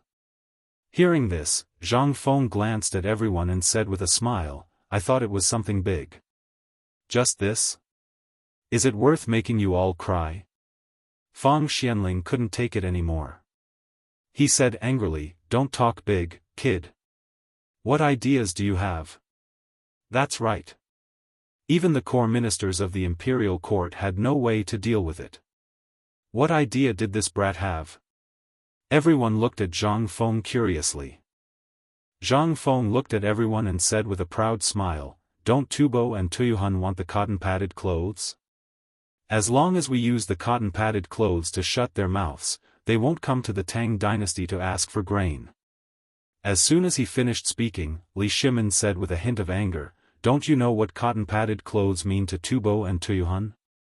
If the cotton-padded clothes were given to these countries, they would not be threatened by the cold, and their national strength would be greatly increased. This was not a good thing for the Tang dynasty." Cheng Yaojin picked up a bowl of wine, swallowed a mouthful, and said with a smile, "Maybe this brat is holding back some evil ideas."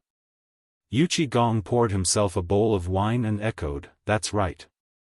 Would he let himself be taken advantage of?" Zhang Feng glanced at everyone and smiled faintly, "Let me ask you first. How much is Tubo and Tuyuhun producing now?" Wei Zheng frowned slightly, thought for a moment, and said, "About 10,000 stones a year." Li Shimin nodded. In fact, he didn't know about this.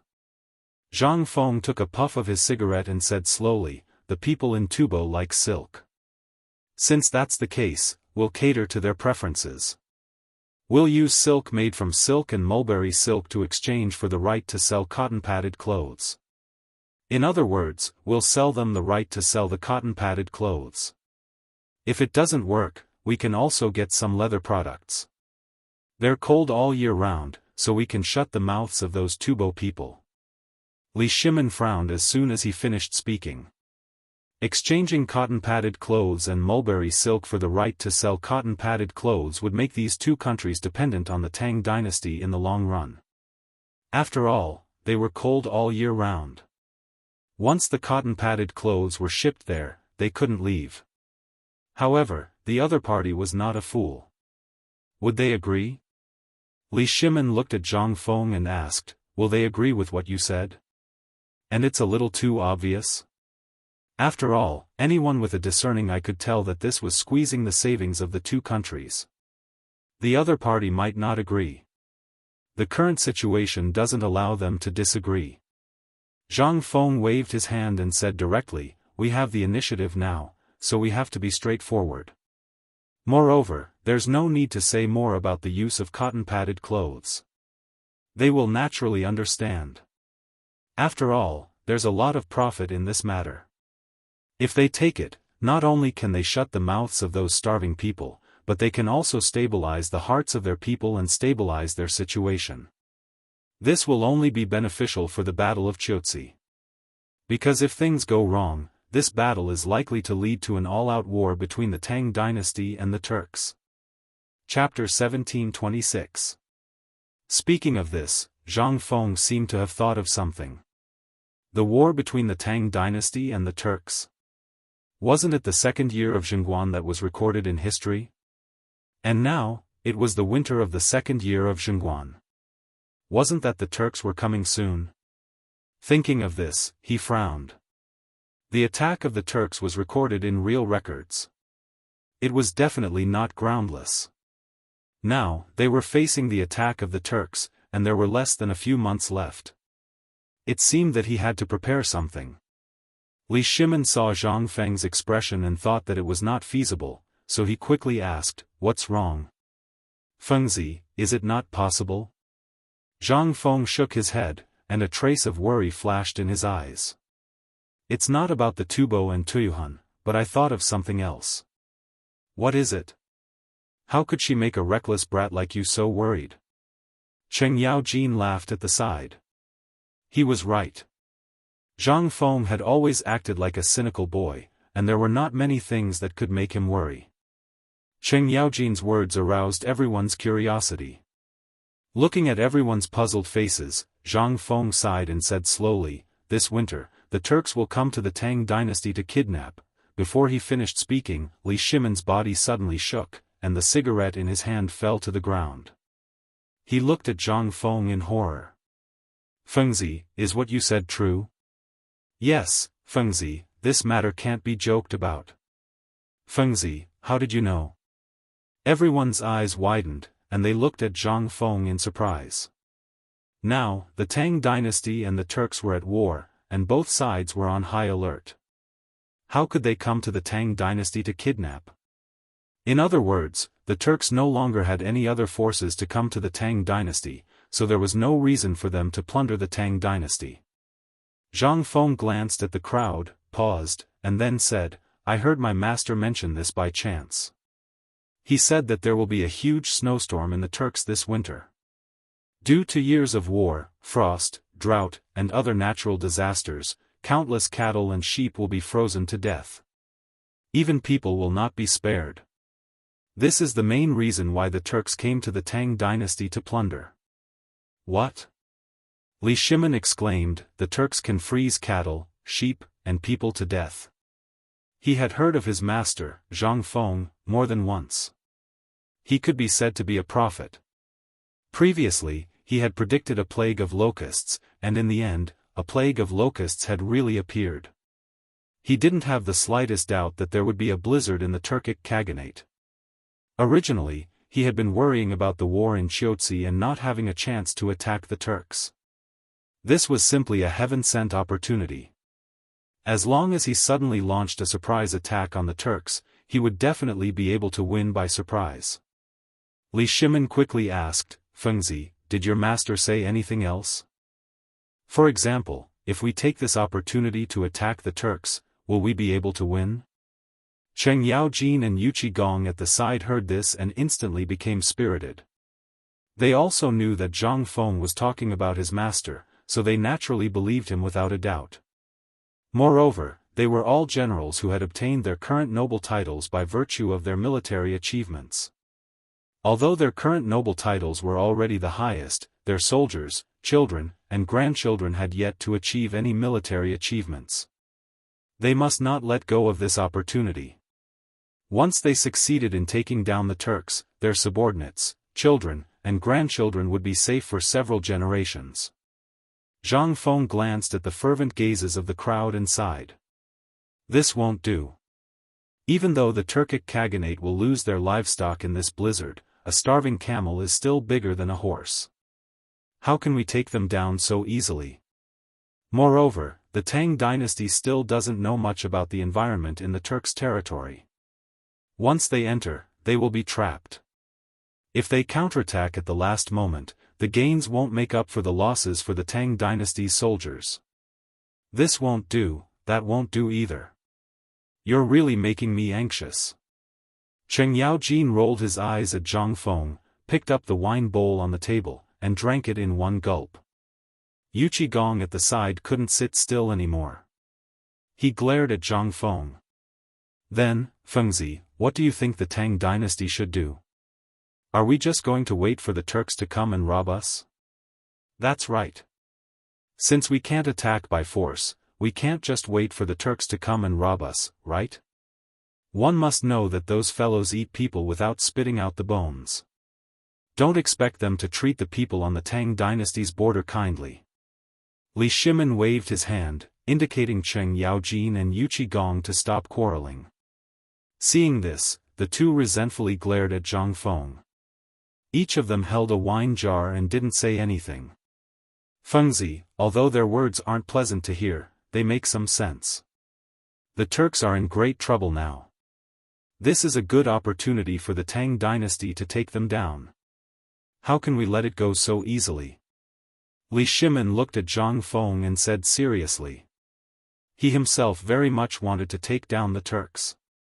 Since the Wei River alliance, this matter could be said to be the biggest knot in his heart, and also a shame. At that time, the two fellows of the Eastern Turks, Xieli and Tuli, didn't abide by the treaty and suddenly sent troops. The main force entered the Wei River and went straight to Chang'an City. At that time, Chang'an's military strength was empty, and everyone was in danger. He had no choice but to sign another treaty with Xieli and Tuli on the Wei River Bridge. Although the danger of Chang'an was temporarily alleviated, this matter also became a thorn in his heart that couldn't be removed for a long time. Now that there was such an opportunity, how could he let it go? Zhang Feng looked at Li Shimin deeply. He knew what the other party was thinking. Didn't he want to take this opportunity to destroy the Turks? Chapter 1727. It was a good idea, but how could the Turks be so easy to destroy? You should know that the Turks have always lived in tribes. They usually only care about themselves, but once there is a threat, they will immediately gather together and form a powerful force. This kind of force can't be underestimated. In addition, the weather over there is extremely cold, and the night and the day are two different worlds. Even if the Tang dynasty's soldiers wear cotton-padded clothes, they can't withstand such a sudden drop in weather. Plus, we don't know much about the Turks, so we'll just be courting death if we go there.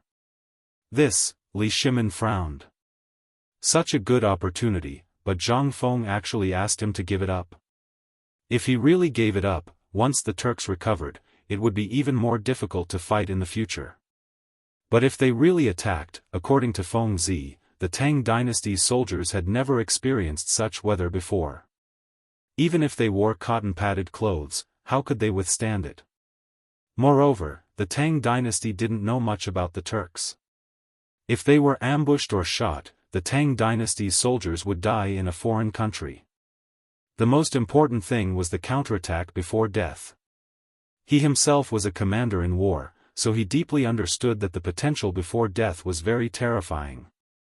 Li Shimin sighed, looked at Zhang Feng, and asked, then. Feng Zi, if the Tang dynasty doesn't attack, how should we deal with the Turks? Even if they didn't attack, they had to take some precautions. They couldn't let this guy get any benefits. Hearing Li Shimin's words, Cheng Yaojin and Yu Qigong immediately lost their patience. The wine in their hands was no longer fragrant. They threw away the wine jar and looked at Li Shimin. Why not? If these bastards are not killed, sooner or later, they will be a threat to the Tang dynasty. The two were filled with righteous indignation and high spirits. They were a little selfish and wanted to earn some merits for their descendants and subordinates. But more than that, he wanted to get rid of this scourge for the Tang dynasty and protect the people of the Tang dynasty. After all, they were the Duke of Yi and Duke of Lu of the Tang dynasty, so they were aware of this. Seeing this, Li Shimin glared at the two of them. Only then did they angrily sit on the chair and pant. Zhang Feng glanced at Cheng Yaojin and Yu Qigong. He took a deep puff of his cigarette and exhaled the smoke. Then, he looked at Li Shimin and said slowly, actually, I can understand old Cheng and old Yu's feelings. Those bastards must be killed, but not now. The most important thing for us now is to lay out the plan. Lay out? Li Shimin asked in surprise, how? Just now, when he saw Zhang Feng's expression, he knew that he had a way. Otherwise, he would not have told him the news so easily. Zhang Feng swept his gaze across the crowd and said seriously, firstly, scorched earth and cleared fields. This scorched earth and cleared fields is a vicious strategy. You have to be vicious to your enemies and to your own people. Aren't those Turks going to invade Great Tang and plunder resources at the borders? Then we won't leave anything for them. As long as you tell the Lord Zhongsun to let the Lord Zhongsun submit a memorial to His Majesty, let the soldiers at the border take the people and flee to Chang'an. Before they leave, burn the houses, kill the livestock, take the gold and silver, and everything that can be taken. If we don't leave anything for the Turks, I'll see what they will rob. Li Shimin narrowed his eyes. Obviously, he was thinking carefully. The scorched earth strategy had been recorded a long time ago. Sun Yu of the Three Kingdoms had used this strategy. Although he destroyed his own things, he also dealt a heavy blow to the Turks who came to rob. They could not rob anything. Without supplies, they would be less of a threat to the Tang dynasty. Wei Zheng stroked his beard and said, "This strategy is good.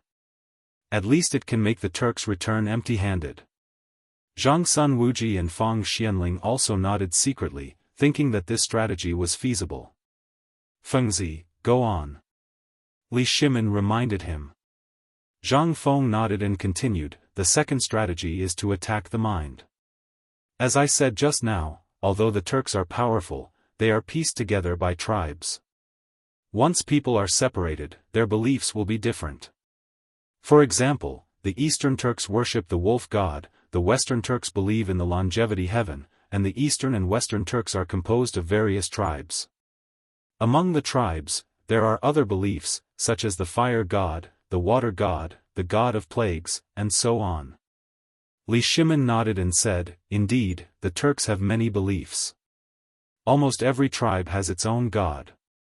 Because of different beliefs, there are long wars between the tribes, and the casualties are not less than that of a war. However, what does this have to do with what you said? He was the ruler of a country. Naturally, he had to understand the habits and customs of his opponents. Only in this way could he win every battle. Long ago, he heard that there was a dried wolf bone in the tent of the leader of the Eastern Turks. That was the heavenly wolf god, which was their belief. The Western Turks believed in the longevity heaven. They believed that everything in front of them was given by God. Therefore, they would pray 3 times a day, including during meals. Chapter 1728. In addition to these, there were many other beliefs. But, why did this guy mention this now? Wei Zheng and the others were also confused. Zhang Feng said with a smirk, "Most of the Turks are ignorant, so there are many gods. Their beliefs are so modeled that there must be feuds between the tribes. It was only because Xieli forced them to live together. Think about it, if someone who has a big grudge against you suddenly speaks ill of you, can you accept it? Of course not." Yu Qigong jumped 2 feet high. I knew this guy was not a good guy. It turns out that he was waiting for this. Zhang Sun Wuji narrowed his eyes and smiled. "You want to use the gods of the Turks to make a fuss, don't you?" Li Shimin suddenly understood. I knew it. This guy took such a long detour with me. It turns out that this is the reason. Zhang Feng smiled but said nothing. Yu Qigong was a little confused. What do you mean? What's the use of the Turk stuff? Cheng Yaojin patted him on the shoulder and said with a smile, "You don't know this, do you? This guy wants the Turks to have internal strife." That's right. Zhang Feng nodded and said, "The Turks have many gods. As long as the Tang dynasty sends people to set up a conspiracy, spread some rumors, sow discord, and criticize each other, in less than a day, the Turks will bite each other and have internal strife. Moreover, we can use the gods to talk about the blizzard. Don't they believe in the gods? This is a good opportunity to push the blame of the blizzard onto the god's head, making all the Turks think that the other tribe worshipped the wrong evil god, causing this blizzard. This way, the entire grassland will fall into chaos." Yu Qigong finally understood. He slapped Zhang Feng on the shoulder and said sarcastically, "Why didn't I see that you are so bad before?" He used to think that this kid was just frivolous, but now it seemed that he was really full of evil tricks. Cheng Yaojin glanced at Zhang Feng with some dissatisfaction. Yeah, not only is he full of bad ideas, but he's also a miser. We've already finished our wine, but he doesn't even know how to refill it. What do the two of you know? Although this plan is a little poisonous, the Turks don't need to talk about morality. Li Shimin rolled his eyes at Cheng Yaojin and Li Yundong. That's right. What's the point of talking about morality when dealing with Turks? Just kill them and be done with it. Zhang Feng's eyes flashed with a fierce look. He did not have any good feelings towards these foreign races. Those who are not of our clan will definitely have different intentions. Back then, during the Jin dynasty, the 5 barbarians were in chaos. They occupied the northern part of the Central Plains and established political power for decades. At that time, the barbarians viewed the Han people as pigs and dogs. They called the Han people two-legged sheep. Not only did they kill them wantonly, they even roasted and ate them. The entire land was littered with bones, and there was no smoke for thousands of miles. That period of time was the death of the entire race. It was also the humiliation of the entire race. Luckily, the national hero Ran Min appeared and issued the order to kill the barbarians. Only then did they have a chance to breathe. Thinking of this, Zhang Feng's eyes flashed with a strange light. If Ran Min could use the order to kill the barbarians, then he could use it as well. The Han people had irreconcilable enmity with any foreign race. Perhaps because he saw Zhang Feng's fierce look, Li Shimin could not help but ask, "Feng Zi, are there any other problems?" Hearing these words, everyone turned their gazes to Zhang Feng. Zhang Feng swept his gaze over the crowd and paused for a moment before saying, "That's right. Although the first two plans can slow down the Turks' invasion, it is impossible to eliminate them all. The fear of hunger will still make them invade. Damn, after all this time, it still doesn't work. Then let's fight them." "That's right. If it really doesn't work, then let's fight." Cheng Yaojin and Yu Qigong spoke from the side. "Why are you guys in such a hurry? Listen to me, I have a third plan." Zhang Feng rolled his eyes at the two of them and said slowly, "Do you guys still remember Ran Min?"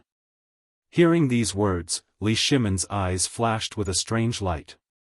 He was the emperor, and the emperor on horseback. The two words Ran Min were like thunder to his ears. Now that this brat mentioned Ran Min, could it be? Everyone became nervous and looked at Li Shimin, especially Zhang Sun Wuji.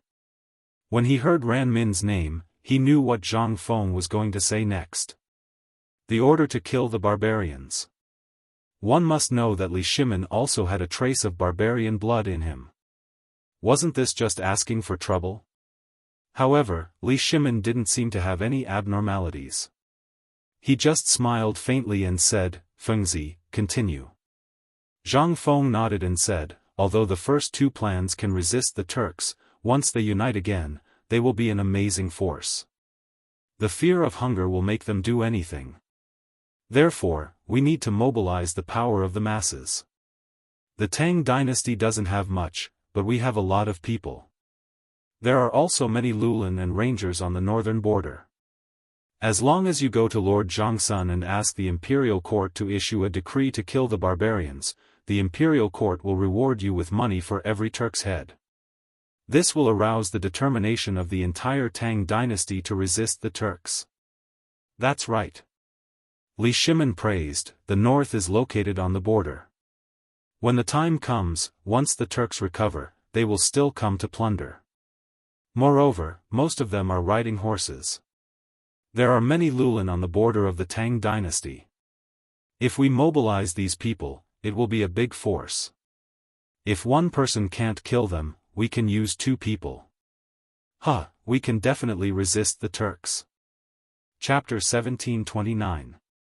Although he had some Hu blood in him, he didn't have a good influence on these Hu people. Otherwise, he wouldn't have praised Ran Min and killed Hu Ling. Zhang Feng nodded. "These three stratagems of mine are all linked to one another. If we use all three stratagems together, we will definitely be able to scare the Turks so badly that they will never dare to raid the Great Tang again." Boy, why didn't I see that you are so smart before?" Cheng Yaojin patted Zhang Feng's shoulder and laughed. "Do you think I'm like you, a boor?" Zhang Feng glanced at Cheng Yaojin. "You little brat," Cheng Yaojin was about to scold back, but found Li Shimin's pair of tiger-like eyes staring at him, and quickly shut his mouth. "Feng, it's getting late. We have to go back and discuss how to report to Lord Zhongsun." Li Shimin smiled. Yes, this is indeed a big deal. You should go back and find Lord Zhongsun. You must tell him the seriousness of this matter. Don't be careless." Zhang Feng nodded and reminded. "Okay, then we'll go first." After that, Li Shimin cupped his hands and quickly walked out of the room. Everyone followed closely behind. "You must remember the seriousness of this matter," Zhang Feng reminded him loudly. Li Shimin waved his hand, indicating that he understood. Outside the door, Li Shimin put his hands behind his back and looked gloomy. This time, he came to the Zhang mansion just to solve the problem of Tubo and Tuyuhun. He didn't expect Zhang Feng to bring up the Turks. This was truly a case of one wave rising after another before the first wave had even subsided. However, he never doubted Zhang Feng's words. Instead, he trusted him. Although he had 3 plans to defeat the enemy, he still had a trace of worry in his heart. This might be the sense of crisis as an emperor. He turned his head and glanced at everyone. Everyone, go back to the imperial study to discuss political affairs. After that, Li Shimin walked forward without looking back. Everyone looked at each other and followed closely behind without saying a word. No one spoke a word along the way. Everyone rushed back to the imperial study. Li Shimin sat on the dragon throne with one hand supporting his head and the other holding a cigarette. You all heard what Feng Zi said just now. Tell me what you think. Everyone looked at each other, but no one had the intention to speak. After all, this matter was far too important. The Turkic invasion had yet to be confirmed, so how could they speak of it? Li Shimin lit the cigarette on the oil lamp and took a puff. He glanced at the crowd and finally fixed his eyes on Wei Zheng. Wei Zheng, you say something. Wei Zheng cupped his hands and said, Your Majesty, I just heard from Feng Zi that this matter was said by his master. I think it is most likely true. Li Shimin nodded and exhaled a mouthful of smoke. Well, go on. I think the 3 plans Feng Zi mentioned just now are feasible. First, the Turkic people are located at the northern border of the Tang dynasty. Once they invade, they will cause immeasurable losses to the people at the border. If we evacuate the people and supplies at the border, the Turkic people who travel long distances will not be able to get supplies. Without horses and food, we can turn from passive to active. Second, according to the report of the spies of the Tang dynasty and the Turkic people, there are indeed many gods in the Turkic people, and there are often wars between the tribes. Third, the foreign races have always had a great hatred for us, not to mention the Lulin and wanderers at the border. Once the order to kill them is issued, it will definitely cause a reaction. Li Shimin glanced at everyone. What about you? What do you think? I think it is feasible. I second it. Li Shimin nodded and said, In that case, Yuqi Gong and Qing Yaojin will be in charge of scorching the defense and clearing the wilderness. They will evacuate all the people at the border. If they can take away the things, take them away. If they can't, burn them. Wei Zheng will be in charge of contacting the spies of the Tang dynasty and the Turkic people and let them leak information to cause a disturbance in the grassland. The order to kill them will be issued after these 2 things are done. Yes, Your Majesty. Yes, Your Majesty. Everyone bowed. After receiving the order, Yuqi Gong and Qing Yaojin immediately left the imperial study. As generals, they naturally knew the importance of this matter. They took 2 horses from the guards and mobilized 10,000 people to gallop toward the border. The border was not very far, but it was not close either. Even if they rushed without stopping, it would still take a day and a night. But when they thought of the people at the border, they were shocked. In order to reduce the casualties of the Tang dynasty, they ordered that everyone could only rest for 2 hours a day.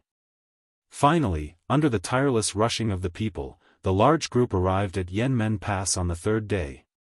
When the soldiers guarding the pass saw Qing Yaojin and Yuqi Gong holding the token in their hands, they quickly let them pass. The north had been barren since ancient times. At a glance, there were only deserts and very few people. Because the people at the border had to resist the invasion of the Turkic people and the blizzards, most of them lived together and built a large village. However, there was only sand in front of them. There was no living thing at all. This made Yuqi Gong dumbfounded. Alas, old Cheng, what about the people at the border? Qing Yaojin took the straw in his mouth and glanced around. He could not help but frown and say, How do we know? Send 2 soldiers to take a look first. Yuqi Gong glanced at the soldier leading the horse and said, Old Wang, give me the reins. You take a group of people to look for the people nearby. The soldier called Old Wang nodded and handed the reins to Yuqi Gong. He then led a group of people and disappeared in front. Chapter 1730. After a while, Old Wang came back with a tall and thin man. Old Wang bowed and said, General, when I went to look for the village just now, I met a local resident and brought him back. Cheng Yaojin and Yu Qigong looked at the man in front of them, and their brows slowly furrowed. Although this person was a man, his body was not as strong as the women in Chang'an City. He was as thin as a match, and his eyes had no spirit at all. They were turbid and had sunken deep into their sockets. His hair was messy like a bird's nest, and his clothes were tattered, with only half a piece of cloth covering his buttocks. In fact, Cheng Yaojin had already guessed that the boarder was extremely poor before he came, but he didn't expect it to be so difficult. There was not even a complete piece of clothing to cover the body. Moreover, looking at the man in front of him, it seemed that he hadn't eaten for a few days. Alas, the people of the Tang dynasty at the border not only had to endure the invasion of the Turks, but they also had to worry about food. Just as Cheng Yaojin was thinking about how to ask, Yu Qigong spoke first. "Man, let me ask you. What's your name? Are you from the border?" Hearing this, the man quickly lowered his head and looked like he didn't want to speak. Obviously, this person was often bullied. He was timid and very afraid of officials. Seeing this, Cheng Yaojin rolled his eyes at Yu Qigong, then looked at the man and said, "Man, don't be afraid. We are not bad people. We are soldiers of the Tang dynasty. This time, we came to the border to carry out military affairs. We also came to ask you about it. Can you answer my question?" Old Cheng was indeed a rough man. When he saw that the man was afraid, he quickly changed his way of communication. However, he couldn't blame him. He said that he had brought a group of people with him. Who knew what he was doing? Besides, this was the border. It was necessary to be cautious. When the man heard Cheng Yaojin's words, he raised his head slightly and glanced at him. Seeing the latter smile back, he asked in a hoarse voice with uncertainty, "Really? Are you here to ask us about it?" Cheng Yaojin smiled kindly and nodded. Hearing this, the man said cautiously, "My name is Ergo. I'm from the border." Upon hearing that, Yu Qigong was instantly overjoyed. "It's good that he's from the borders. Quick, bring us to him." Before he could finish his sentence, Cheng Yaojin kicked him. "Lao Tzu, shut up." Yu Qigong couldn't take it anymore. "Old Cheng, what are you doing?" Cheng Yaojin rolled his eyes at Yu Qigong and ignored him. He had already cursed him 1,000,000 times in his heart. Then, he looked at Ergo and said, "Ergo, you don't look like you've eaten. Come, eat something first." After that, Cheng Yaojin winked at the soldier leading the horse. The soldier immediately understood and opened the bag he carried with him, revealing a pile of steamed buns and a few pieces of jerky. Instantly, Ergo's eyes were attracted by the white steamed buns. He licked his dry lips and swallowed his saliva. From time to time, he would steal glances at Cheng Yaojin from the corner of his eyes. "Eat it. It's all for you." Cheng Yaojin smiled. "You're really giving it to me?" Ergo asked uncertainly. In his impression, soldiers were all fierce and vicious. None of them were as nice as Cheng Yaojin. He even gave him food.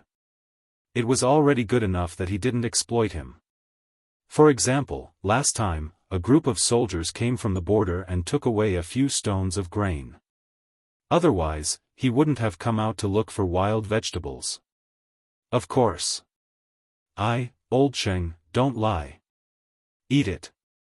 It's all for you." Cheng Yaojin gave him a kind smile. Ergo looked at Cheng Yaojin. Seeing that he didn't seem to be lying, he didn't care anymore.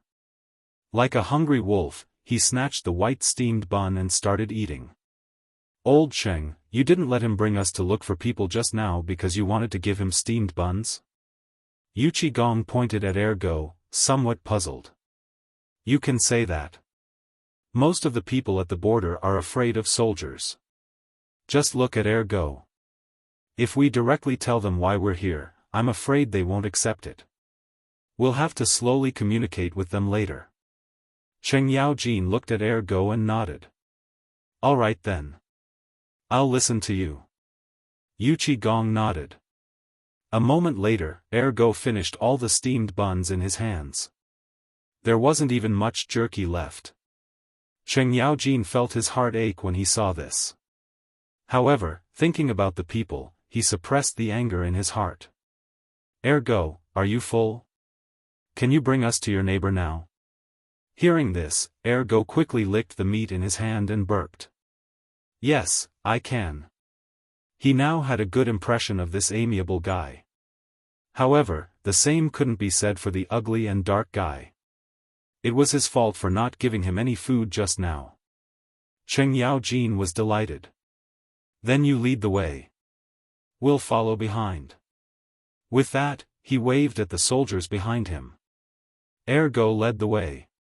The Gobi Desert was very big. At first glance, everything was gray and hazy. Ergo led the group through many twists and turns. Finally, they stopped in front of a hill. There, that's our village. Ergo pointed not far away. Cheng Yaojin squeezed the horse's belly and took 2 steps forward. A huge village came into view. It was basically made of straw or mud. Outside the village, there were a few men patrolling back and forth with iron weapons. Occasionally, the cries of livestock could be heard from the alley. Chapter 1731. Let's go, Ergo. Take us to the village. Cheng Yaojin looked at Ergo and smiled. Ergo nodded and walked toward the village. Cheng Yaojin and Yuchi Gong followed closely behind. However, something unexpected happened. Before they reached the entrance of the village, a series of uneven roars could be heard. Who is it? Stop. Don't go any further. The people who spoke were the men with iron weapons at the entrance of the village. Whoa, Cheng Yaojin quickly reined in his horse. He took a closer look and found that the 3 men in front of him were as skinny as Ergo, but their eyes were extremely fierce. No wonder they were used to guard the village. At this time, the soldier who led Cheng Yaojin's horse stepped forward and said, "Little brothers, please don't misunderstand. We are soldiers of the Tang dynasty. We are here to express our condolences." They were here to persuade people to move, not to fight. The tactics used on the battlefield could not be used on civilians. Condolences? Who are you kidding? Last time, a group of soldiers came to the pass and said they were here to express their condolences. Later, they stole our food and ran away, leaving us hungry. Are you with them? The leader of the men stepped forward and waved the iron fork in his hand, filled with righteous indignation. What? Damn it! Cheng Yaojin's eyes widened in anger. He clenched his right fist and said, "Who the hell is so bold to do something under Lao Tzu's nose?" He was a man who hated evil. Besides, he had been in the army for many years, so he could not bear to hear such things. The people at the border were already suffering enough. Usually, they had to suffer from blizzards and Turkic kidnappings. He did not expect the soldiers of the Tang dynasty to kidnap them. These guys were not human. Not only him, but the soldiers behind him were also enraged. They were all soldiers under Cheng Yaojin and Yuchi Gong, and had always been disciplined. They didn't even dare to think about doing such a thing, let alone do it. Today, someone actually did it, and it was even at the border. This made everyone's anger reach the peak. That's right. Motherf asterisk cur, it's that bastard. Tell old Cheng and me. When we go back, I'll chop him into pieces. Yuchi Gong, who had been silent all this while, finally couldn't take it anymore. He clenched his right fist and placed it on his chest, assuring everyone. Cheng Yaojin also nodded. Even if Big Lao He didn't say it, he would have said it himself. These scum thought that they could do whatever they wanted at the border. Lao Tzu would definitely chop them up alive and report to His Majesty to have their entire families executed. Although everyone was filled with righteous indignation, the other party didn't seem to believe them. He just replied coldly, "Come on, you soldiers are all the same. Stop acting." As soon as he finished speaking, But Fei stepped forward and said, "Zhu Zi, ugly boy, please don't misunderstand. They are really here to express their concern." It didn't matter if Buttface didn't say anything. Maybe he didn't notice Sue Quebec. But as soon as Buttface spoke, everyone started to criticize Sue Quebec. "Ergo, you motherf asterisk cur, why are you with these soldiers? Did you bring these people here? Quick, tell us, did you betray the village?" Buttface quickly waved his hand and explained anxiously, "No, how could I betray the village? These people are really here to express their concern. They even gave me something to eat just now. If you don't believe me, take a look." After saying that, Buttface took out a half-black, half-white steamed bun and showed it to everyone. He had stolen it when no one was looking. He had been holding it in front of his chest, so it had become half-black and half-white. Everyone looked at it and their faces were full of shock. They had never seen such a white steamed bun before. There was no such thing in the village. The only possibility was that it was from these soldiers. It seemed that Buttface wasn't lying. But why did these soldiers come to the village? Were they really here to express their concern? They didn't believe this nonsense. It seemed that they needed Buttface to prove it. "Buttface, come here." Zhu Zi waved at Buttface. Buttface looked back at Cheng Yaojin, who nodded at him. Then, he slowly walked to the village entrance. "Buttface, give me the steamed bun." Zhu Zi put down the fork in his hand and looked at the white steamed bun in Buttface's hand. Buttface hesitated for a moment, but still handed the white steamed bun to Zhu Zi. Zhu Zi picked up the white steamed bun and gnawed on it, making everyone's hearts itch. When the white steamed bun was finished, Zhu Zi looked at everyone. "You guys stay here and don't let them in. I'll go and tell the old man." After saying that, Zhu Zi pulled Buttface into the village. The two men who were left behind were still looking at Cheng Yaojin and the others with forks in their hands. Cheng Yaojin didn't know whether to laugh or cry at this scene. If he wanted to force his way in, these two men could stop him. However, from the beginning, he didn't want to use force. The people at the border were already suffering enough. How could he have the heart to bully them? And most importantly, this time, he came with a mission. After a while, Zhu Zi and Buttface came back. They were supporting an old man with a walking stick. He was about 60 years old and walked very slowly. The old man had sparse hair on his head. He staggered as if he would fall down if he didn't pay attention. Behind them, there was a group of men. There were about 20 of them. Some of them were holding sticks, while others were holding iron weapons. They looked like they were coming in a menacing manner. Chapter 1732. Although these people looked ferocious, they had a common shortcoming, which was that they were thin. Some of them were even skin and bones. No one knew what they usually ate. Another one was that they were poor. Almost all of their clothes were rags. Those who were a little better had a few patches. Otherwise, their buttocks would be exposed. He finally knew why there were no women here. They were not wearing clothes. If a woman came out, wouldn't she be naked? Cheng Yaojin sighed secretly. He had never been to the border before, so he didn't know that life here was so hard. "Who are you? What do you want to do in our village?" The old man with a crutch was supported by Ergo and Zhu Zi. He stepped forward and asked. "Sir, we were sent by His Majesty of the Tang dynasty to visit you." Cheng Yaojin smiled and said, "My name is Cheng Yaojin. He is Yuchi Gong." The old man was respected. Looking at this old man's age, he didn't even need to salute His Majesty. Moreover, this old man should be the most important person in the village. Cheng Yaojin? Yuchi Gong? The old man savored it carefully, as if he was recalling something.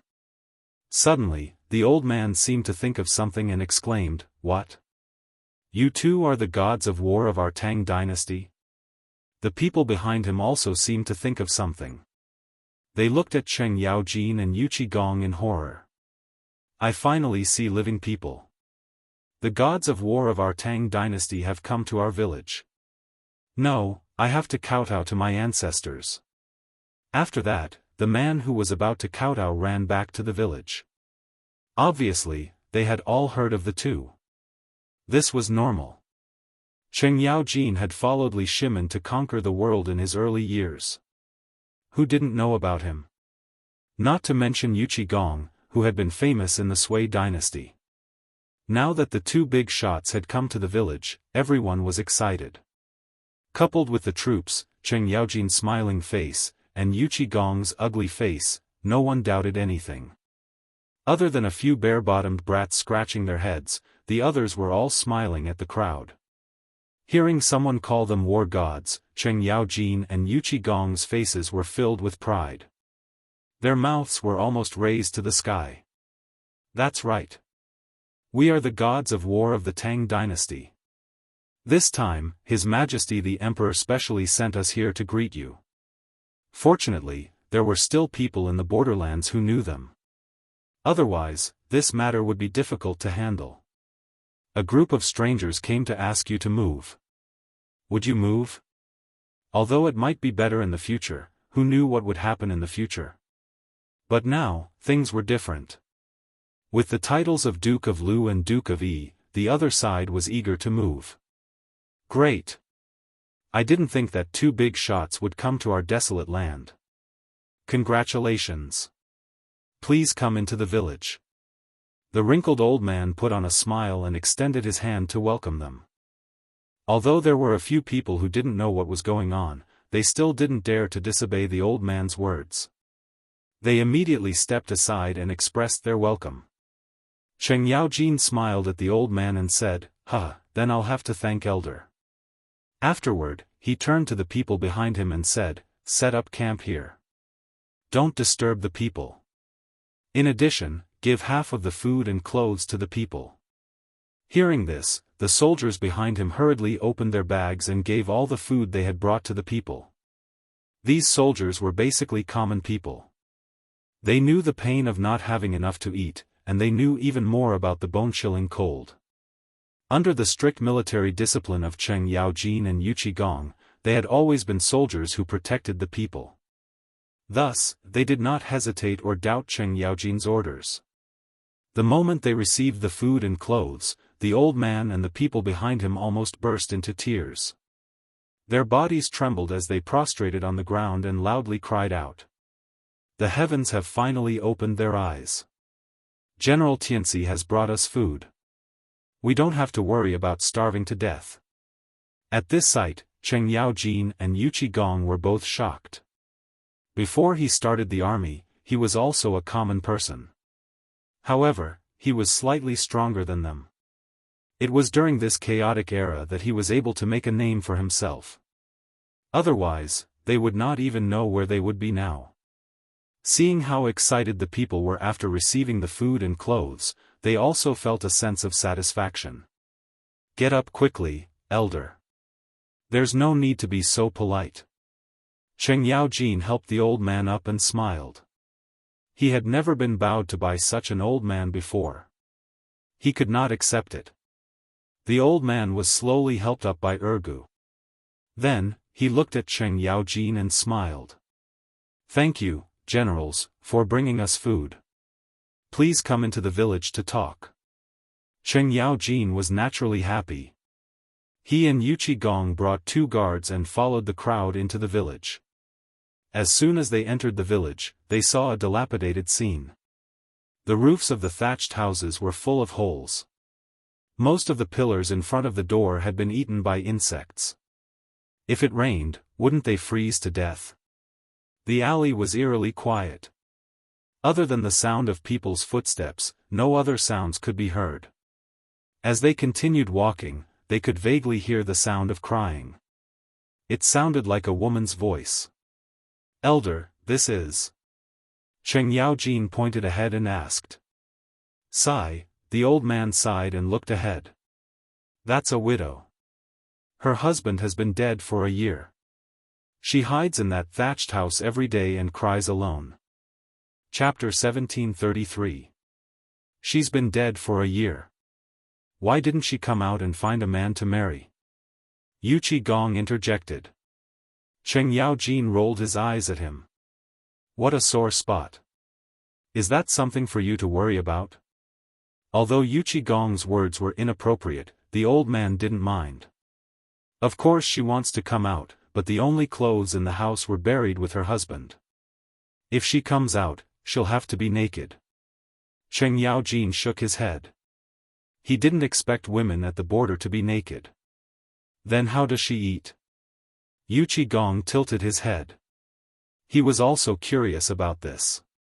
The people here didn't even have enough to eat, so how did the widow who didn't go out eat? She has a good friend who lends her clothes at night. At night, she'll go out to dig for wild vegetables and fruits. Usually, when we have extra vegetables, we'll ask the woman to send them to her. If we don't have any, she can only starve. Old man remembered that once, she didn't eat for 3 days. The woman went to see her and thought she was dead. The old man shook his head and expressed sympathy for the widow's experience. Cheng Yaojin and Yu Qigong looked at the source of the crying. If it wasn't for the fact that the woman was naked, they might have already rushed in. Damn, if the woman didn't have clothes to wear, how was she going to live? Wear Lao Tzu's clothes. But that was just a thought. They took a look and continued walking. After all, the most important thing was to persuade these people to move away. As long as they left, they could escape from their current predicament. The group continued walking into the alley. After a while, a house made of mud came into view. Finally, there was a house that looked passable. Although it looked passable, it wasn't much different from the other thatched houses. The roof was also thatched. The good thing was that there were windows. However, the bamboo paper on the windows had all been shredded. They were barely strung together with the thatched roof. I've embarrassed myself in front of the 2 generals. This is my residence. The old man stood at the door and looked at the house. Cheng Yaojin forced a smile. He didn't know what to say. Creak, the door opened and the old man entered the room first. There was nothing inside, only 3 stone benches. These should be the seats. Generals, please have a seat. The old man pointed at the stone stool beside him. Cheng Yaojin and Yu Qigong did not decline. They were both soldiers and had even sat on corpses before, let alone rocks. After sitting down, Cheng Yaojin took the lead and said, "Sir, we're here not only to express our condolences, but also to take you away from here." Take us away? The old man couldn't react for a moment. One had to know that they lived at the border, and no one had ever cared about them. They had to prepare everything by themselves. Now, someone actually wanted to take them away? Yes, old man. His Majesty has sent an imperial edict. Considering the suffering of the people at the border, he is preparing to move you to places like Guanyi and Chang'an. Cheng Yaojin's face did not turn red and his heart did not skip a beat. He decided to tell a lie. From the moment he entered the village, he had a deep feeling that the people living at the border were extremely bitter. If they were suddenly told that the Turks were coming to kidnap them, coupled with the fear of being invaded all year round, they would probably panic. However, if His Majesty had issued an imperial edict for them to move, the effect would be very different. These people lived at the border all year round. Once they heard about His Majesty, they would definitely be in awe and beg to go with him. The truth was just as Cheng Yaojin thought. When the old man heard that His Majesty wanted them to move, his entire body trembled. He even threw away his walking stick and knelt on the ground to thank His Majesty. His Majesty finally remembers us. His Majesty, the old man's face was covered in tears. His stooped body could not hide the excitement in his heart. In fact, at his age, even if he saw Li Shimin, he did not need to bow. There was etiquette. As the saying went, the elderly were respected. It was just that he did not know if Lao Li, who was far away in Chang'an, could accept this bow. Cheng Yaojin saw that the old man was getting more and more excited. He quickly went forward to help him up. "Sir, there's no need to be polite. If you have the time, quickly gather everyone together. We'll leave as soon as possible." Hearing this, the old man grabbed his walking stick and rushed out of the door with more agility than the young man. Yes, I'm old and muddle-headed. I'll quickly gather everyone." Cheng Yaojin looked at the old man's back and could not help but laugh. Just now, this old man looked like he couldn't walk the Dao. Now, he felt like he could kill a tiger with a punch. Shing Province and Feng Province had already entered the severe winter season. The whistling northern wind, wrapped in strong cold wind, whistled and raged in the wind, wanting to blow away everything on the ground. However, at this moment, a group of armored soldiers knocked on the doors of the people's houses in the wind and snow. They then hurriedly helped the people leave the place where their ancestors had lived for generations. After they left, their houses were all knocked down. Not even a single piece of bamboo was left intact. Although these soldiers could not bear to do this, this was a military order. Moreover, they were about to fight with that old thief Tuli. It was said that these things would very likely become the Turks' armaments. Chapter 1734. At this time, such a large-scale migration had already spread to the entire Feng Province and Shing Province. The whistling north wind ruthlessly blew on the faces of the migrating people. Their clothes were not enough to cover their bodies, and they could not bear the cold weather.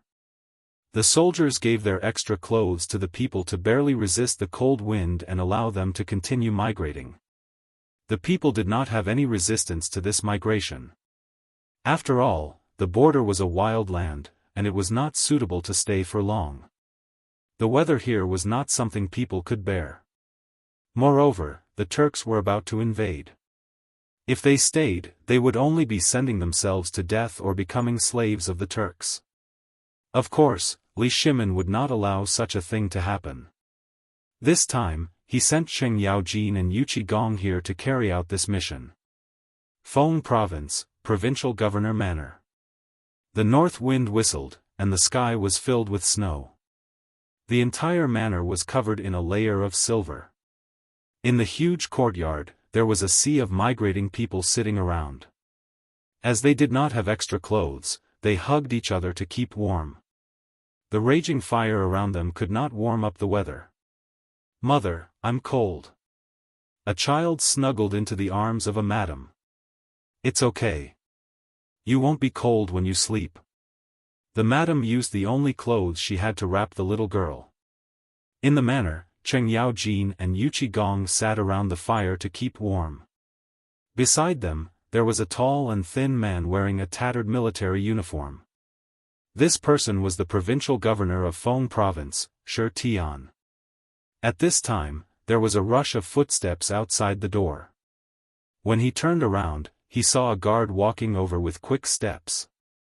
"Sir, the people near Feng Province and Shing Province are all migrating to our Feng Province manor. We can't take them all in." "What?" Shi Tian exclaimed, "How can there be so many people? What should we do?" He was no longer in the mood to keep warm. He stood up and paced around the hall. After a while, he finally stopped. He looked at Cheng Yaojin and Yuchi Gong anxiously. "My two high dukes, what is going on? Why are there so many people migrating?" "Sigh," Yuchi Gong sighed, "because we have to prepare for war." Hearing this, Shi Tian was shocked. He thought to himself, not good. Was something going to happen at the border? War? The soldiers of Feng Province did not even have enough to eat. They did not even have good military uniforms. How could they fight? Thinking of this, he could not help but put on a worried expression. "My two good Guogongduks, the soldiers of Fengzhou Prefecture don't even have food. They are all naked. If there is a war, we can't resist. Moreover, in this kind of weather, we will die if we go out. How can we fight? Why don't the two of you talk to His Majesty and transfer me back to Chang'an?" As he spoke, he glanced at Cheng Yaojin and Yu Qigong from the corner of his eyes. "Bastard!" Cheng Yaojin threw away the fire stick in his hand and stood up abruptly. He stared at Shi Tian with his huge eyes and said, "You bastard, as a soldier, how can you say such words of desertion? You're so greedy for life and afraid of death, are you still someone who pees while standing?" Looking at Cheng Yaojin's anger, Shi Tian was scared. His legs went soft, and he almost sat on the ground. However, when he thought about it, his life was the most important. He gathered his courage and said tremblingly, "My High Duke, it is not that I refuse, and it is not that I don't want to go. The key is that there is no military equipment, no food, and even no clothes. If you don't believe me, you can look at my guards." They immediately exposed their buttocks. After saying this, he pointed to the guards at the door. Looking at where Shi Tian was pointing, he was right. The guards were patched up from head to toe, and half of their thighs were exposed. They were just short of exposing their buttocks. Seeing that Cheng Yaojin did not speak, Shi Tian quickly continued, "You also saw that our Feng state is so poor that we can't even afford military uniforms.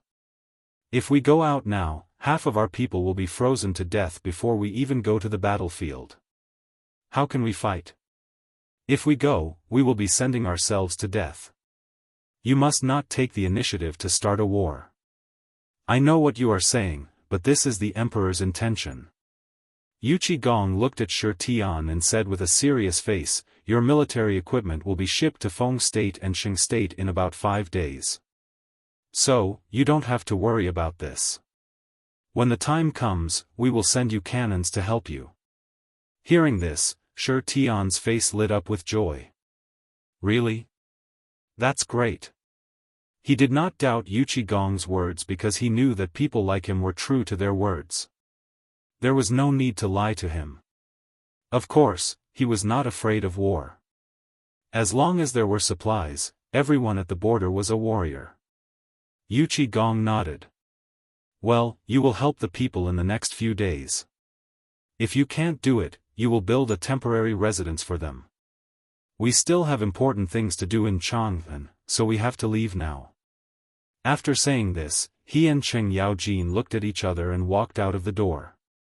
Outside the door, the military horses had already been reorganized. Cheng Yaojin and Yu Qigong mounted the horses and set off on the way back. The wind and snow blew in their faces, and the coldness pierced every soldier's body. However, they did not stop. Because they knew that the Turks were about to invade the Tang dynasty. This was the time for everyone to protect their homeland and make contributions. Chapter 1735. When they returned this time, they had to be ready to sacrifice themselves on the battlefield and die for the Tang dynasty. The soldiers rushed back regardless of the wind and frost on their faces. Finally, they returned to Chang'an on the 3rd day. Cheng Yaojin and Yu Qigong were not in a hurry. They took off their military uniforms and went straight to the imperial palace. In the imperial study of the imperial palace, Li Shimin had placed a stove in front of him. He was concentrating on correcting memorials to the throne. This was something he had to do every day, and it was something he had to do for the people of the world. Hurried footsteps were heard, and the chamberlain came in. "Your Majesty, Duke Lu and Duke Yi are back.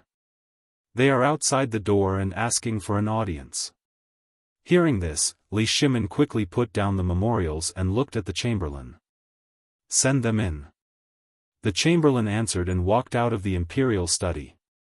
A moment later, Cheng Yaojin and Yu Qigong in military uniforms came in. "Your Majesty." The two of them bowed together. Li Shimin winked at Xiao Gizi beside him. The latter immediately understood and sent all the palace servants out of the hall. He also closed the door himself. "You're finally back. You've made me wait for a long time."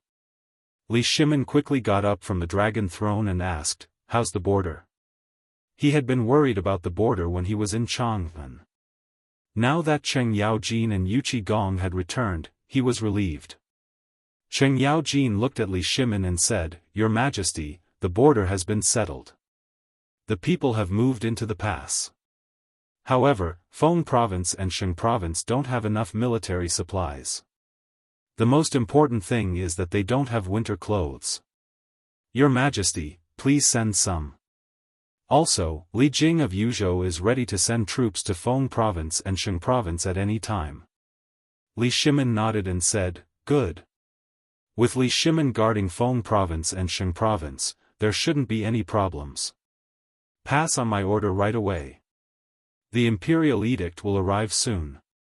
Gather all the cotton-padded clothes from all the prefectures and send them to Sheng Province, Feng Province, and Yuzhou. Also, announce that all the cloth merchants will help the Tang dynasty overcome this difficult time together. Those who disobey will be punished for treason." The border was one of the most important places of the Tang dynasty. If the border was lost, the Tang dynasty's empire would be threatened. Therefore, it was necessary to distribute the best resources to the soldiers at the border. "Thank you, Your Majesty." Cheng Yaojin and Yu Qigong cupped their fists together. With that, the two of them left the imperial study. Now that the border was in danger, they didn't dare to delay.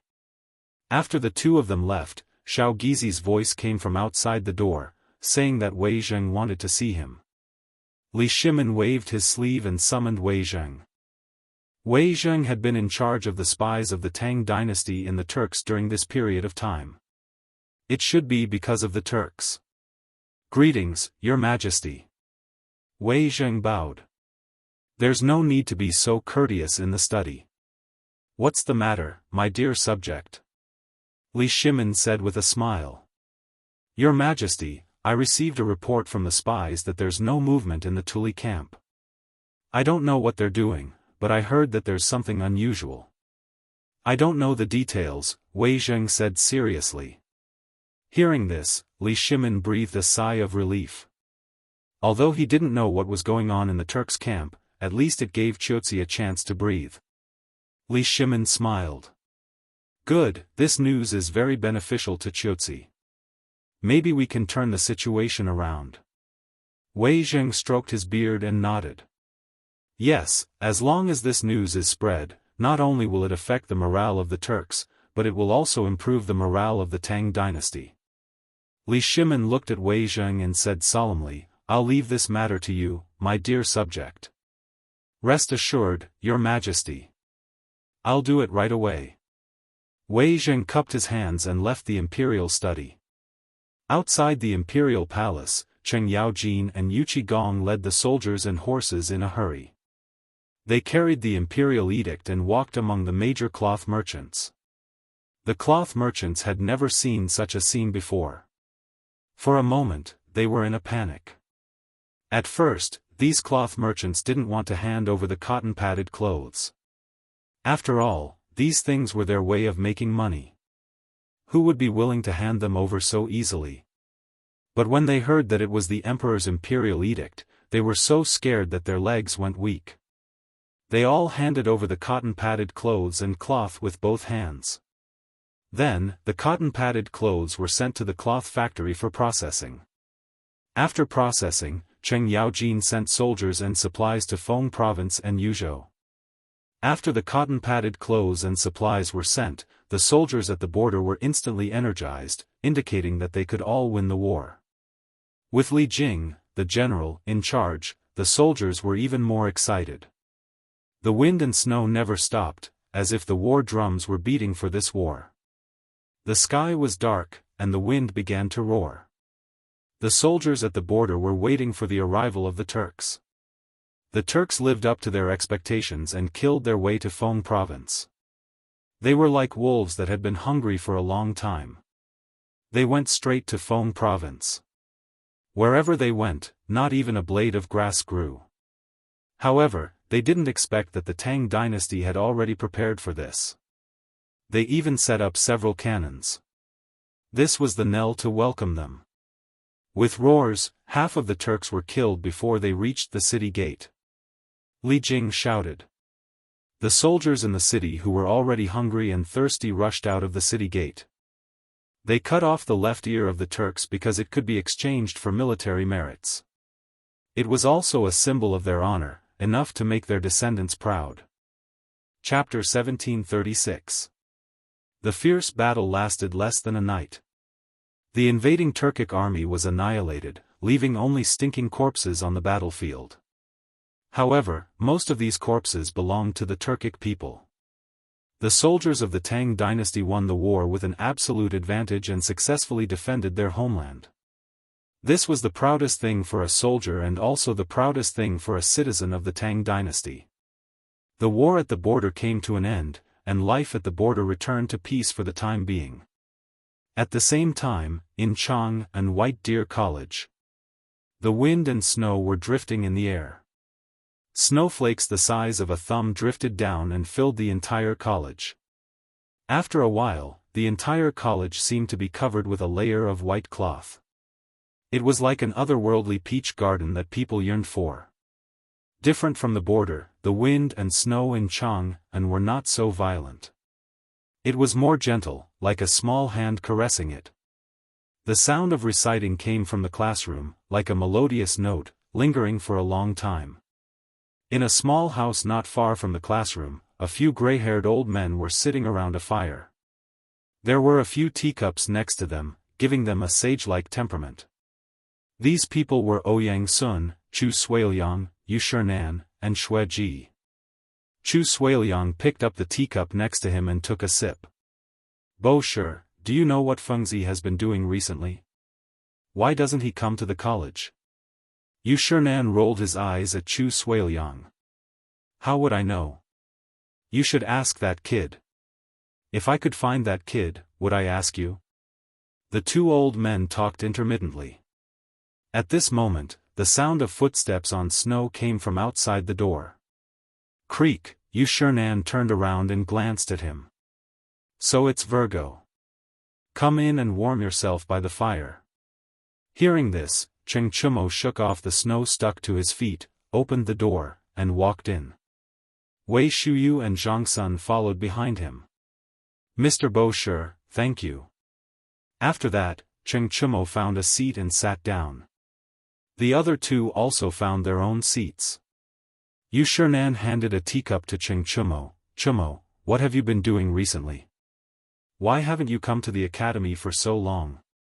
Cheng Chumo took the teacup and said tiredly, we are working on the equipment of the textile factory, especially the power of the unmanned textile machine and the water wheel. What is this? Yu Shinan asked subconsciously.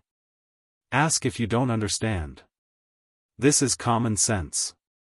Wei Shuyu, who was sitting at the side, interjected, I heard from Fengzi that this unmanned textile will uses physical methods to make it realize that it can automatically spin without people. I don't know the specifics. Then what is this thing connected to the water wheel?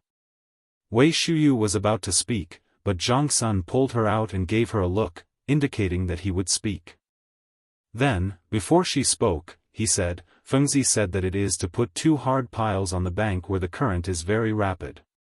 The upper half of the wheel is above the bank, and the lower half is immersed in the water, so that it can rotate freely.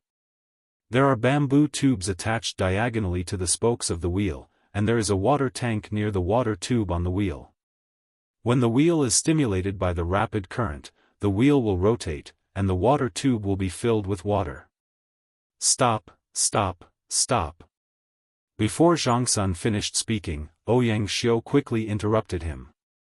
The old man really couldn't stand it. This guy never stopped talking, and he was always talking about things that others couldn't understand. He was even more long-winded than a woman. Ouyang Xiu glanced at the three people. Old man asked you, you just said that Fengzi, where is Fengzi? Where is he? Isn't Fengzi at home tending to cotton? Wei Shuyu was a little confused. Isn't this something that everyone knows? What do you know? Cheng Chumo rolled his eyes at Wei Shuyu. Recently, Fengzi is not only tending to cotton at home, but also making firearms. Firearms? Yu Shernan frowned. Chu Mo, how do you know? Chengchumo smiled and said with a mysterious look, that day, my father and Fengzi went up the mountain and saw that kid making a lot of weapons. The most important thing is, there is a thing called a gun. My father said that although the sound of that thing is a little loud, its power is not bad. I heard that it can kill a bird without a problem. After hearing this, Yu Shernan's frown deepened, and his eyes almost couldn't be seen. He glanced at Chu Suiliang, Ouyang Xiu, and Xue Ji and gave them a look. The three immediately understood that he wanted to continue to talk to Chengchumo. Chu Mo, besides these things, did Fengzi do anything else recently? Chu Suiliang forced a smile. Anything else? Chengchumo deliberately stroked his beardless chin. Also, this kid sells cotton-padded clothes and buys dried flowers. I heard that this kid bought dozens of dongs of flowers. What? Yu Shernan exclaimed, he bought dozens of dongs of flowers? Chengchumo slapped his thigh and echoed, that's right. Say, this brat not only destroyed all of retired emperor's flowers, he also bought these dried flowers. Isn't he idle? Yu Shernan looked at his two partners and communicated with his eyes. It seemed that Fengzi was led astray by Li Shimin again. Chapter 1737. Otherwise, why would this guy buy so many flowers at once? The three of them made up their minds and stubbornly put the blame on Li Shimin. The poor emperor was blacklisted at this moment. Ouyang Xiu waved his hand at Chengchumo and said impatiently, okay, we all know. You can go back to work. Once this guy opened his mouth, he would talk non-stop like a woman. If you didn't interrupt him, he wouldn't finish. Okay then. Chengchumo was a little disappointed, but in the face of the three masters, he had to listen. After that, the three of them walked out of the room resentfully. After the three of them left, Yu Shernan waved his hand and called his two companions in front of him. He said earnestly, Fengzi can't go on like this. Brothers, think of a way. Chu Suiliang frowned and said, that's right. Fengzi's talent and learning must be in the literary world and Confucianism to develop a better future. If he continues to follow the emperor, sooner or later, something will happen. In their view, Zhang Feng was like a piece of unpolished jade. Only in the field of literature could he become a perfect and flawless piece of jade. The imperial court was like a filthy place. It would only let Zhang Feng, this piece of unpolished jade, be contaminated with secular air and it would be difficult for him to become a talent. Ouyang Xiu nodded and said, you're right. None of those guys in the imperial court are good. Let's think of a way to bring Fengzi back. Xue Ji stroked his beard and seemed to have thought of something. Didn't Fengzi say that he wanted to organize a basketball game? Let's say that we help him organize a basketball game. He will definitely be happy. Ouyang Xiu slapped his thigh. Yes, Fengzi has been wanting to organize this basketball game for a long time. With us, there will be no problem. Okay, let's not delay. Let's go find Fengzi immediately. Yu Shernan suddenly stood up and couldn't wait. Chu Suiliang also nodded in agreement. In this way, the four of them hit it off and prepared to find Zhang Feng for an ideological lesson. At the gate of Zhang Mansion. At this moment, he was surrounded by a group of people. Looking from afar, it was as if there was no end in sight. Although there were many people, it was not messy. Instead, it was very orderly. They formed a long, winding line that connected to Zhang Mansion.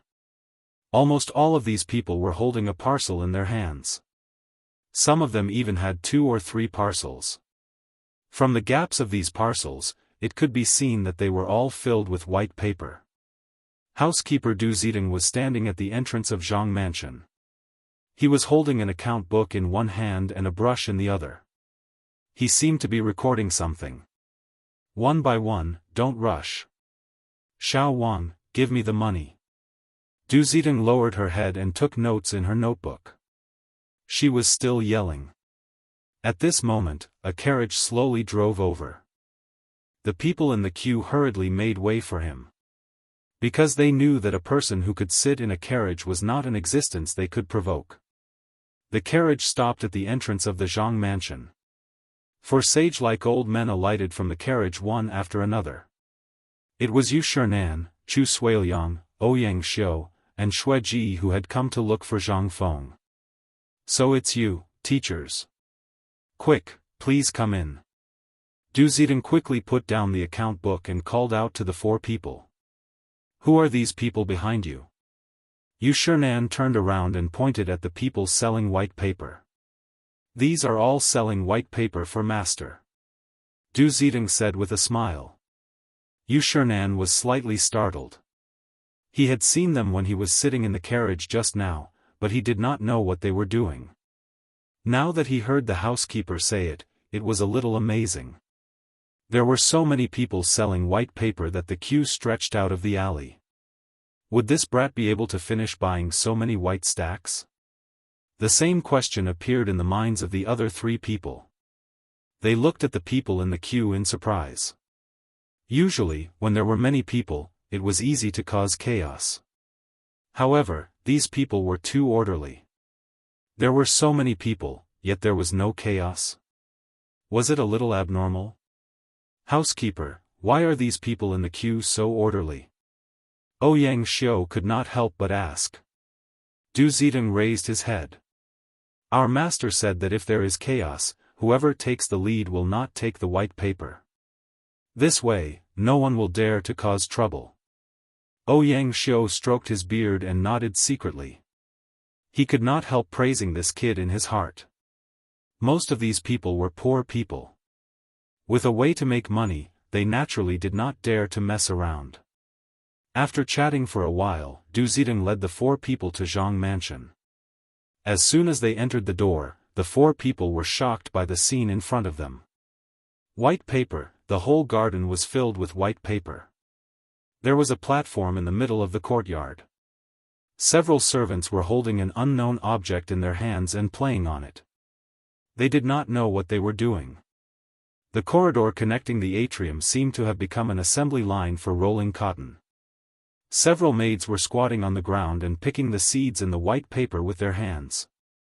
After picking, the maids handed the white paper to the servants in the courtyard.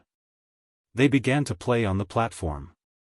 The whole process was smooth and coordinated. Everyone was agile and pleasing to the eye. However, the four old man's sons were a little confused.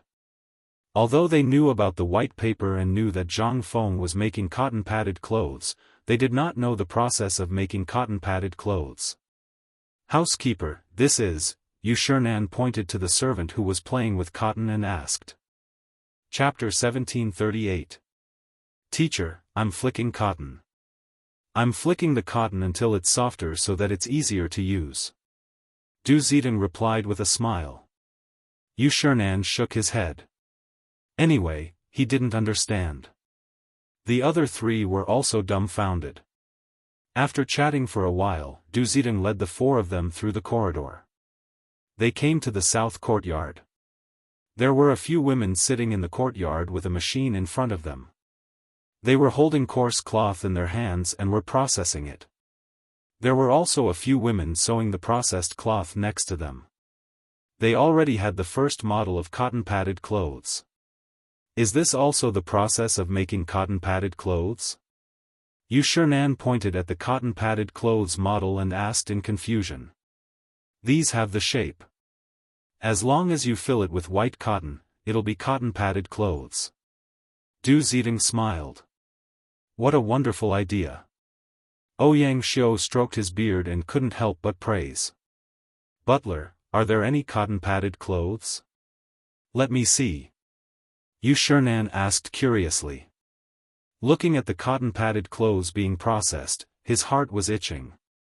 Speaking of this, the four of them looked at Du Zidong together. Of course, the cotton-padded clothes are being made in the north courtyard.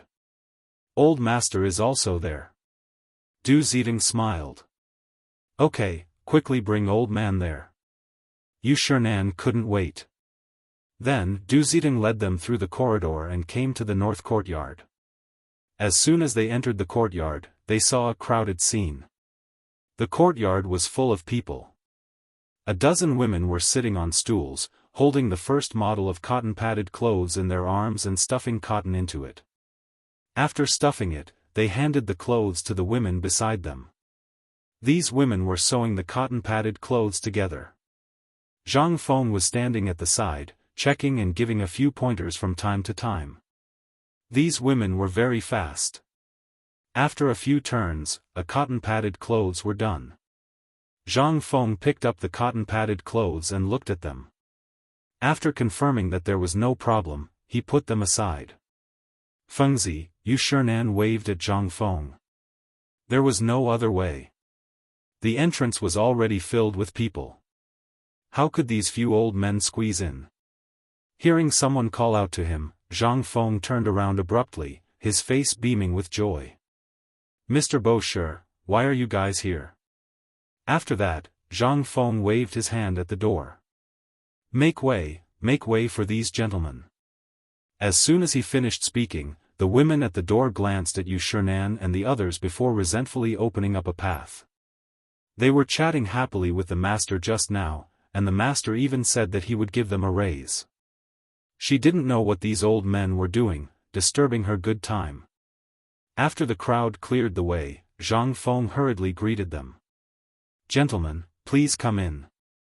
You came at the right time today. I just made some new cotton-padded clothes. Come and take a look. Yu Shinan stroked his beard and strode forward with the other three following closely behind. This is my newly made cotton-padded jacket and quilt. Come and take a look. Zhang Feng pointed at the finished cotton-padded jacket and introduced it to them. Touching the neatly arranged cotton-padded clothes and quilts, Yu Shinan was overjoyed. How nice would it be if everyone in the academy could have a share of these things? Especially the quilt, it was incomparably soft to the touch.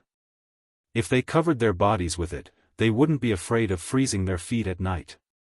Not only him, but the other three also had the same idea. They stepped forward and touched the jacket and quilt, wishing that they could put their hands in it to warm up. Zhang Feng saw the joy on their faces and smiled. It's rare for the four of you to come together today. I'll give one to each of you. After that, he picked up the jacket and handed it to the four of them. You brat. Yu Shinan took the jacket and looked at it carefully, his face full of joy.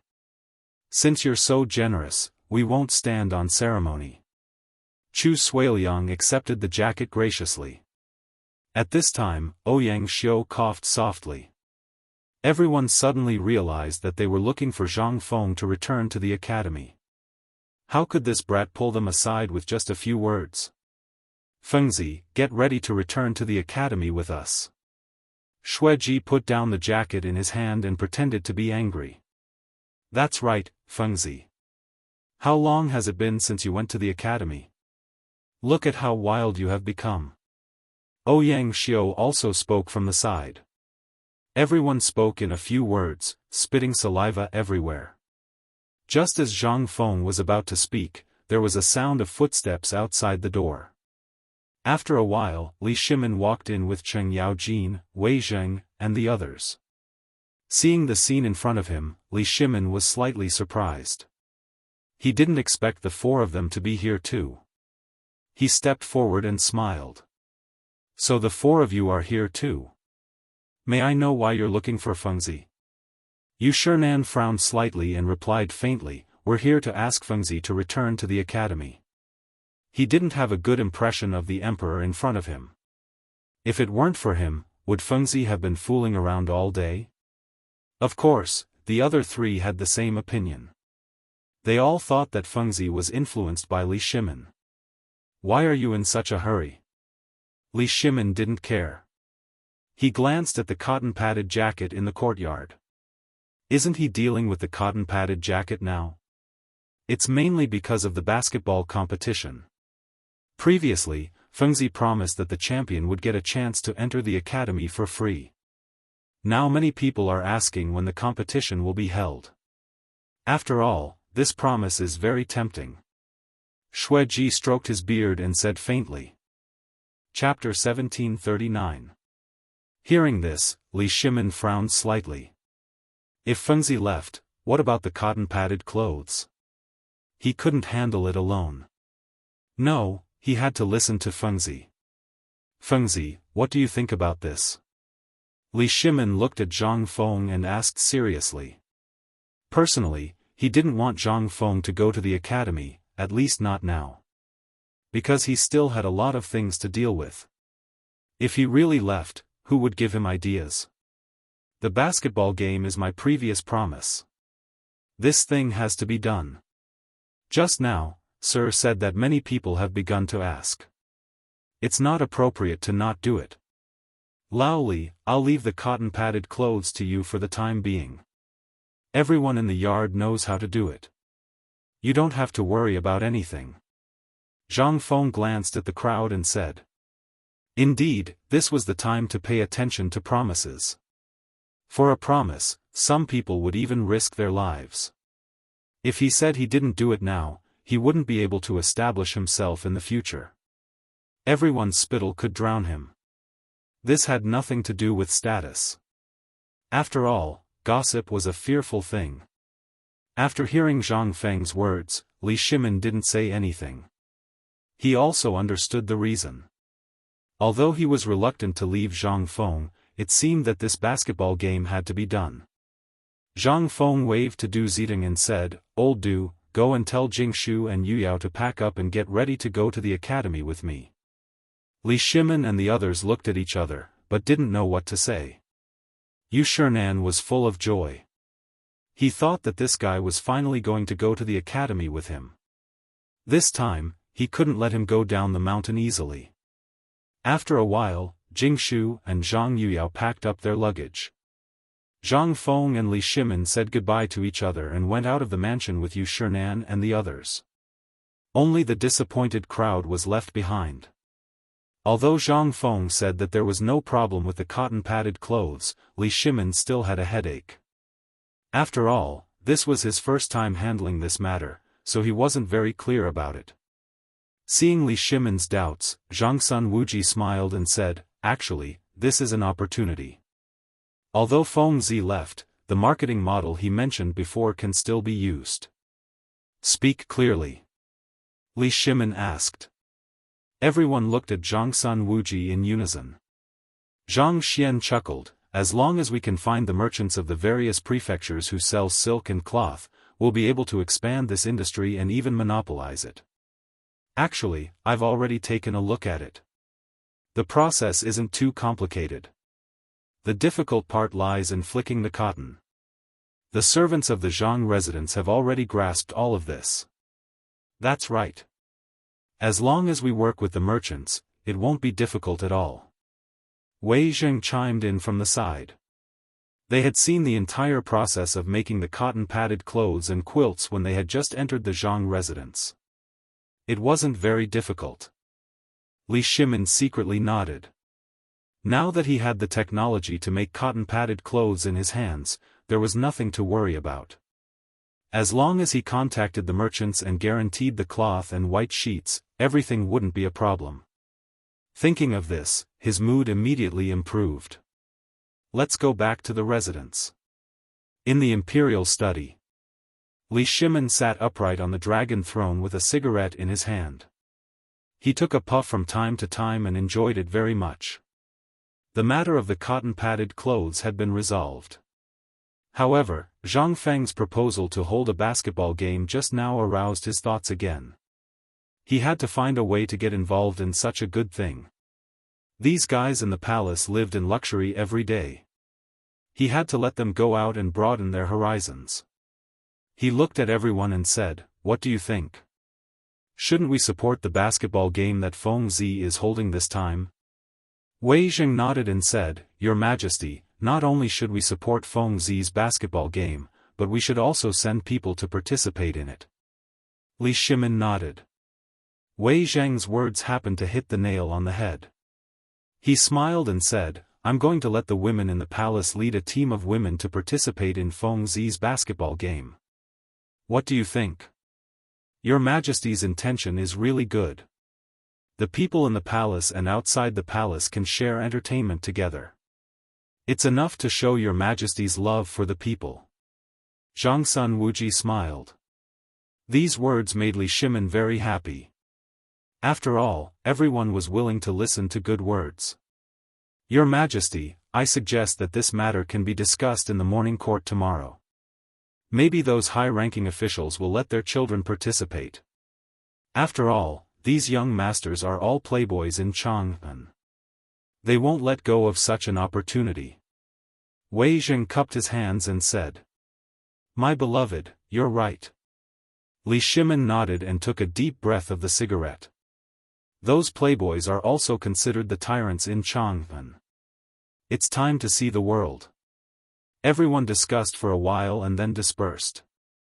In the morning court the next day, the officials came to the main hall early, holding white jade tablets and looking solemn.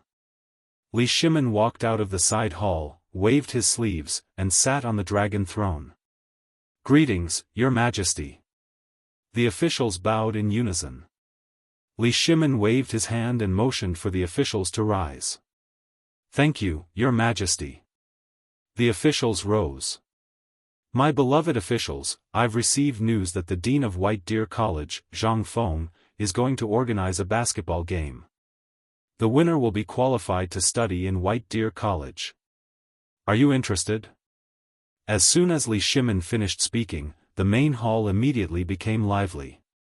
White Deer College is finally going to organize a basketball game. Old man has been waiting for this opportunity for a long time. This time, I must let my son participate. The ranking isn't important. The most important thing is to participate.